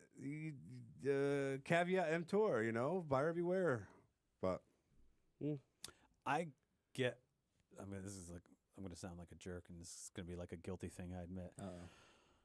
I get kind of a charge out of people who get mad about stuff like that yeah, because you get what you pay for. Yep. Most of life, you get what you pay for, Yep. right? I get it. It's kind of fun to go bargain hunting. I get it. It's kind of fun to find that secret deal.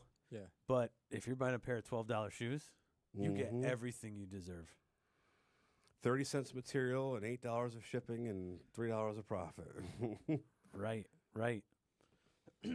But I feel like you should know ahead of time. It's kind of like if you go to Burger King and order your food and your food doesn't come out really great and you go back up and you yell at the person at Burger King, Mhm. like, bro, you walked into Burger King.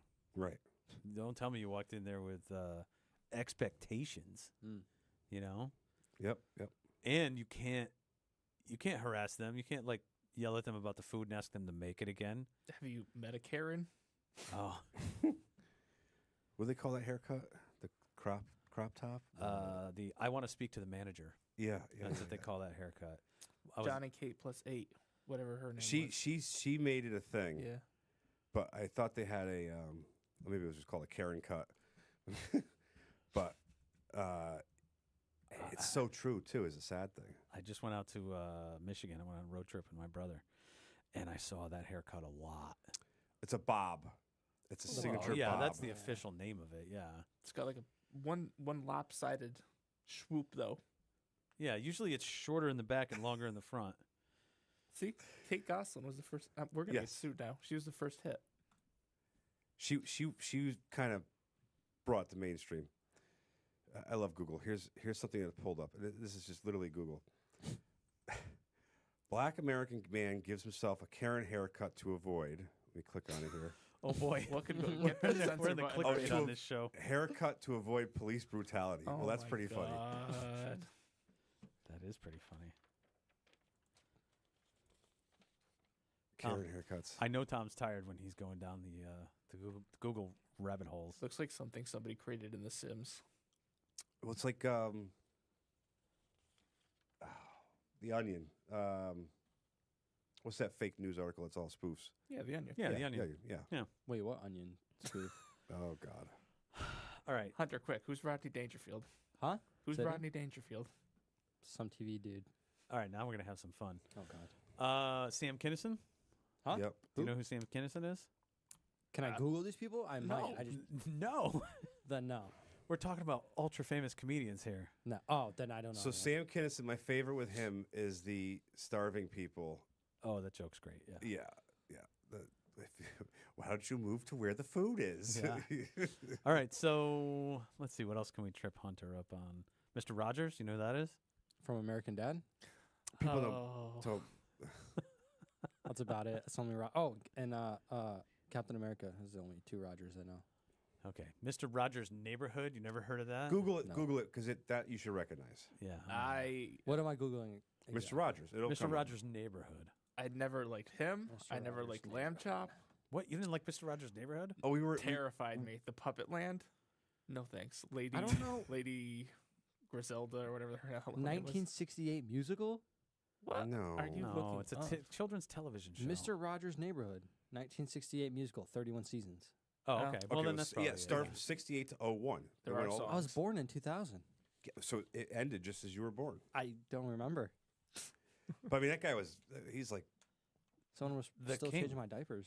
I don't want to say he's an Yeah. American icon, but he's a He He's is. he's. As much as I hate to admit it, he is. yeah. Why would you hate on Mr. Rogers? That show was perfection. Terrifying. Beautiful. So nice when he took his shoes off. He sang the song, Won't you be my neighbor? Isn't that what you would call it? Shelly or whatever her name had her hand wedged up Lamb Chop's ass, and you knew it was what it was. So we were at the diner and there was a lamb chop sitting out. They had like just random stuff and there was a lamb chop and my wife pointed out. She goes, "Oh, look, a lamb chop." I go, "Man, I haven't seen that in so long." And now here we are 2 days later talking about it. Oh, so you saw the puppet? So it was just a stuffed animal puppet. Of Oh, it. okay. But I haven't the term lamb chop or the I haven't heard that in It was a years. sheep puppet, just in case you didn't get that. It was part. a with a lady with a heavy Well, I'm smoker voice. scrolling through the pictures here, and I see a lot of puppets. it was There's That's why I a hated Mr. educational show. Rogers. TV So- character. Are you saying you didn't grow up with puppets? Is that what you're saying? No. Not like the Muppets. You know what the Muppets are? I know what the Muppets are. Yes. Oh, okay, good. We got 1 out of 5. And do you like the Muppets? I don't remember. Well, they're still around. You could actively find Muppet content if you needed it. I'm gonna say no. I didn't like it. The Like Sesame Street not type stuff? Flashdance. Yeah, Shit, what's the other Jim one? Henson, same thing. Dirty Dancing, where they swap out the music to the Muppet Show theme. But that's a thing. It lights up my life. What deep hole were you surfing? I'll show you guys at after 2 in the because morning? it's copyrighted. I'm sure that you've gathered now by Vinny's tastes are C movies. very eclectic. See, that's generous. And it's just a I video. see movies, I like them. Vinny's a big fan of the Sharknado series, Yes, I can see that. Sharknado. which Cheesy. Well, I was trying to explain it to Ryan the other day, and Ryan's like, "But did they?" And I'm like, "Yes." And then he's like, "But were they?" And I'm like, "Yes, the question I had was, did they know what they were making with that movie? yes." And Like, did they know it was a spoofy movie? Or did they set out trying to make it for real and it just didn't fall right, so they leaned into the comedy aspect of it? Mm-mm. Okay, so They it was know. intended to be terrible. They know. Okay, They all know. right. Oh my God! Look at all the Yeah. spammers on our. Holy, I happened here. to just check. What do we get? Earl Brecklin, hello. We are trying to build a community for bourbon lovers. We appreciate you being a member of our group. Let's click on it and see what. Oh, these are fun. We should talk about oh, that, right? private. So here's the thing. If you're buying, let's start at the beginning. Back up. Yeah. Don't buy bourbon from strangers on Facebook. Technically, it's illegal. Of course, nobody cares about that. But additionally, go ahead. The thing is, when people are excited about finding a bottle and they've heard that there's a secondary market on Facebook and they've heard that, there's a way to go about doing it, but you don't have the secret invite to the good group, you might get some guy from Nigeria on here who's trying to scam you into sending him money. PayPal me. I deleted those comments. Oh, Well, good, thanks. because he only has 2 pictures and they're stolen from somebody Yeah. else, and it started 5 days ago. I saw that and I was like, okay, I'm just gonna delete this before people start clicking on it. There are good bourbon groups on Facebook. So The local one that we talked about, Connecticut Bourbon and Whiskey Enthusiasts, is a good group. It's monitored and it's not full of scammers. There's also no secondary sales there. That group does not exist for people to trade bottles. That group exists for people to share their experiences and meet each other and talk about bourbon. There are secondary groups where there's whiskey traded, but it is kind of like trading with strangers, right? There's a system, there's a shorthand, there's a code, and you can't just find that group and join it. Generally, you need invite only. You need to be vouched for. It's invite only. They're even more heavily monitored because as soon as a bad actor gets in there, they cut them out. Yep. And if a bad actor gets in there and someone else recommended him, you both get kicked out. Mm.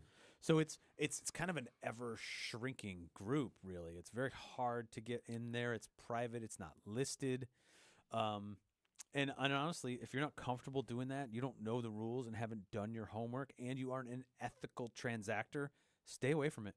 Oh, I piss people off inadvertently all the time. You broke the rules the other day, and somebody called me to say your boy Tom tried to do a side deal, and you weren't trying. No, you just didn't understand that you can't take it to private message. And that's the irony is it's like, what? Get off my ass! It's like well, these people are so sensitive. They're very, very. They got high anxiety because the group could get shut down by Facebook at any second. Yep. And I get it. And they're probably even mad that we're sitting here talking about it, but it is what it is. It exists. It's existed for almost decades. Yeah, and that's fine. And there's other private groups and people do private transactions, and that's the way it always has to be. Yeah, it's great. I buy stuff from there all the time because I see something I really want and I can't find it anywhere else, and that's great. Right. But if someone solicits you on Facebook, don't respond. Somebody says, "Hey, buddy, I got that bottle. You want to direct message me?" And then you send them Cash App or Zelle or Venmo. Jack Daniel's Rested Tennessee is up to 300 now. Yeah. 275. Is that for you, Tom? Not anymore.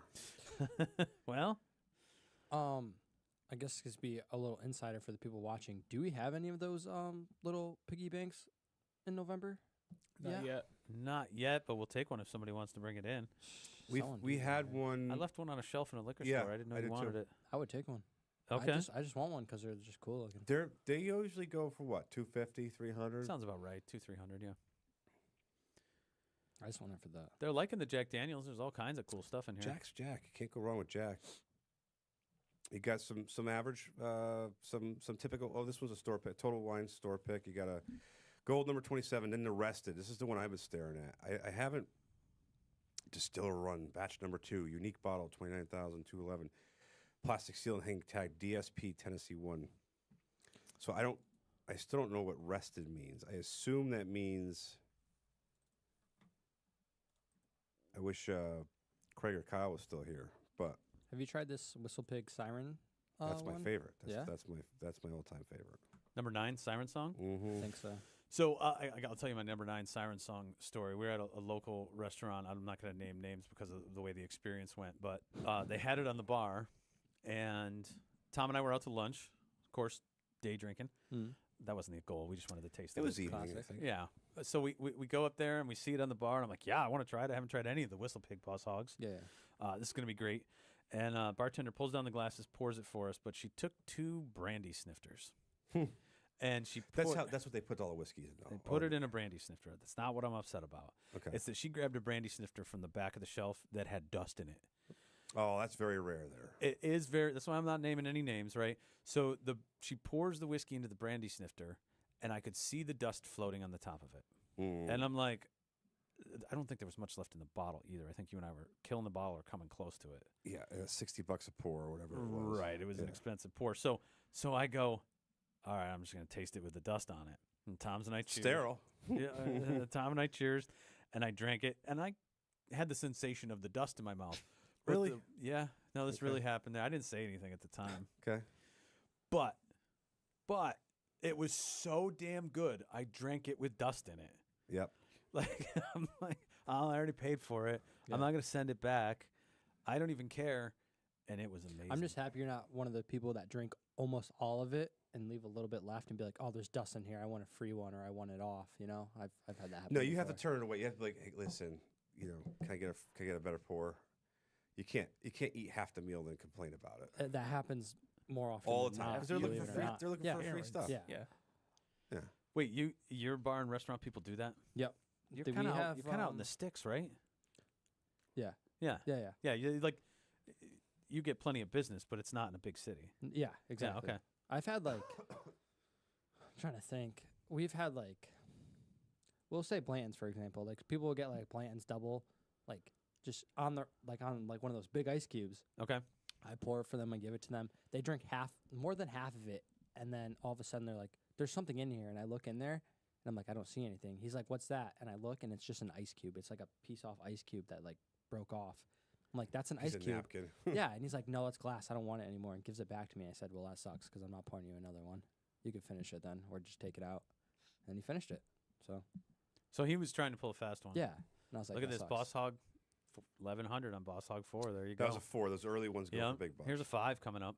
This is the last couple lots of the auction. So we should recap a couple things as these last few ones close. We have 11 left. I know Vinny has a big produced outro for us as we wrap up the show. First of all, outside for the fireworks. we got to thank Kyle Swartz and Chris Perugini for coming into our show today. Vinny, great job producing and directing today. Oh, thanks. Nice work. All the pre stuff, that was great. Really, it's for our first show. I don't think it sucked. Might not have been the content everybody wanted, but I don't think there was anything bad. I think we're doing better than we think. Oh, thanks, Tom. Hunter, nice job. Great I dishwasher. wish we had some more people in the chats, That's but all right. and you know what? We can revisit the Facebook scammer things because I could go into a lot of detail about how they conduct the scams, and maybe I'll do some more research That on would that. probably for be next interesting time. to our crowd as far as how that works. Yeah, exactly. because there's ways that they go about it that aren't transparent. So I'll do some homework on that. Let me make a note, and we'll talk about that next time. This guy named Vincent in the chat keeps on asking me about what's my favorite scary movie. Oh. I think that's his 4th time asking. Is it today. Vincent who's sitting in this room right now? Possibly, but it could be a scammer. Definitely a scammer. Zell me. Yeah. Let's see, we got Whistle Pig 7 just sold for $6.50. Tom, what are your thoughts on how it went today and what we did? And I seriously, I think it went really well. I like it. I feel like we have. I feel like now we have to get a steady stream of guests and topics and. well, that's produce it. a You're gonna show fit. and everything. This is a 4-hour show, which Right. is what we thought it would be. Which is what's normally a podcast. What's Joe Rogan? He's long too. It's 3.5 hours. Mine are but, usually an hour. but like most podcasts out there are produced 1 hour in and out. Wow. This is just us over a stream for 4 hours, and there's a lot you got to be able to It went talk by about. quick. Yeah? Quick. Yeah, it did. I'm ready for some food though, Yep. because I've had like one little piece of pizza and You should have ran out. 2 little whiskeys. Maybe 3. But it was good. We got to try some Dusties. That was fun. Yeah. Well, let's summarize. We got Old Granddad. We had Russell's 15. Well, The Tom, I just Who won that blind. Whistle Pig, so You just could won try the it. Whistle Pig. yeah, we could try that whenever. You didn't win that. Yes, I did. The 9. Yeah. You Check didn't his win it invoice. because I won it. Oh wait, no, not the 9. The sorry, I thought you said something else. In full transparency, our money's as good as anyone else's. So if Tom's The- bidding on the We whiskey, bid it's, on. We it's paid the for same way. himself. The Lapus Lapu Lapu Lapu? Yeah. Lapu Lapu's Pacific one, yeah. Nice. That's So 8. we could try that one together. Sounds good. And then the Father and Heaven's son Doors coming moment. up. We got some of the bootleg too, and the exploration. I would really like to try the bootleg series. I'm hoping somebody has an open bottle of the bootleg series around here. I really want to try Every it. one of them's different because it's sourced and blended whiskey from all different distillers, and they're barrel chasers to make that. Again, Right. that's Mark Bushala from Angel's Envy, Mhm. who's working with Dylan to produce these fantastic packaging. Beautiful leather boxes. That's Bob Dylan's art on the bottle. The last one is a rare and unreleased 3,800 bottles produced. Bootleg Series Volume 2, 15-year cask strength straight bourbon. And I believe it's a rye. I was gonna get that one because I just like the design. I don't even drink these things. How else to elaborate? 20. So the one that's closing now is 26-year Canadian. Or maybe that's the other one I was looking at. Yeah. That was Japanese Mizunara oak cask, which those are good, but I have preference to others. You got two of their ongoing releases, which is Exploration and Homesick Blues, the Minnesota Wheated. The Minnesota Wheat is really good. I could vouch for that one. That's a great bottle. It's got classy little paper box to it, and I think there's some lyrics in it from him. Exploration series is good too. Yeah, I think you're right. I think I want to try some of the things that they're doing because once you've tasted your way through a lot of different whiskeys, whether it's bourbons or scotches or whatever, you start to say, well, I'd like something new and unique and different, right? Not just another peated scotch, not just another Kentucky bourbon. Right. I'd like to try something that's absolutely different. So that's why I like American light whiskey. Totally different experience. Mm-hmm. Some of the finishing that Penelope does, some of the things that are coming out of like Bardstown, the blending there and the finishing. I don't know about Texas though. What? With Texas whiskey? It's very interesting. I haven't had one I liked yet. I think we can try and make that a new goal. This is it. Last lot. Yeah, Last lot. Someone get the fireworks. The Heaven's Door Bootleg Series, the 26 years sold for $800. And this one, last lot in the auction, guys, $550. Hit it one more time. Do you want me to? What, are you going to buy it? No, I was just kidding. Okay. You said it, but I already bought one. Two would be too many. I think this has been fun. 3, 2, 1, done. That's an auction. That's an auction. So, thank you guys. This was everything I thought it could be, even though it was a monumental effort of technology and production. And I know it took you guys felt like 3 weeks to put this all together here. we did start, early so that we would be ready. But that's it. It's a show. 4 hours, 10 minutes. November Live auction, November 29th, with the tasting, with the food. I don't know if we're doing charcuterie or not. Might mix it up. We might, I'm thinking we do a charcuterie, maybe do a smaller charcuterie and then something else too. Maybe we'll do like a New Haven pizza day or something. Maybe we get like a clown to serve cheeseburgers or something. Charcutesy, very mindful, very demure. Sliders. Oh yeah, Scallops wrapped in Get a pulled bacon. pork truck in here or something. Ooh. That's a good idea. Little barbecue. That's a good idea. All right, I like that. So and then November 30th, Black Saturday. That's what we're calling it now. Will be this podcast again, I guess, right? Yeah. So we can't get all crazy Friday night and tuned up. So we got to come in I'll here be and do a working, show. so I understand. Pouring drinks I'll be okay. for Blanton scammers. Yeah. Gotta watch out for those guys. All right. Thank you, everybody. All right, everybody, have a good See you one. at the next one. Thank you.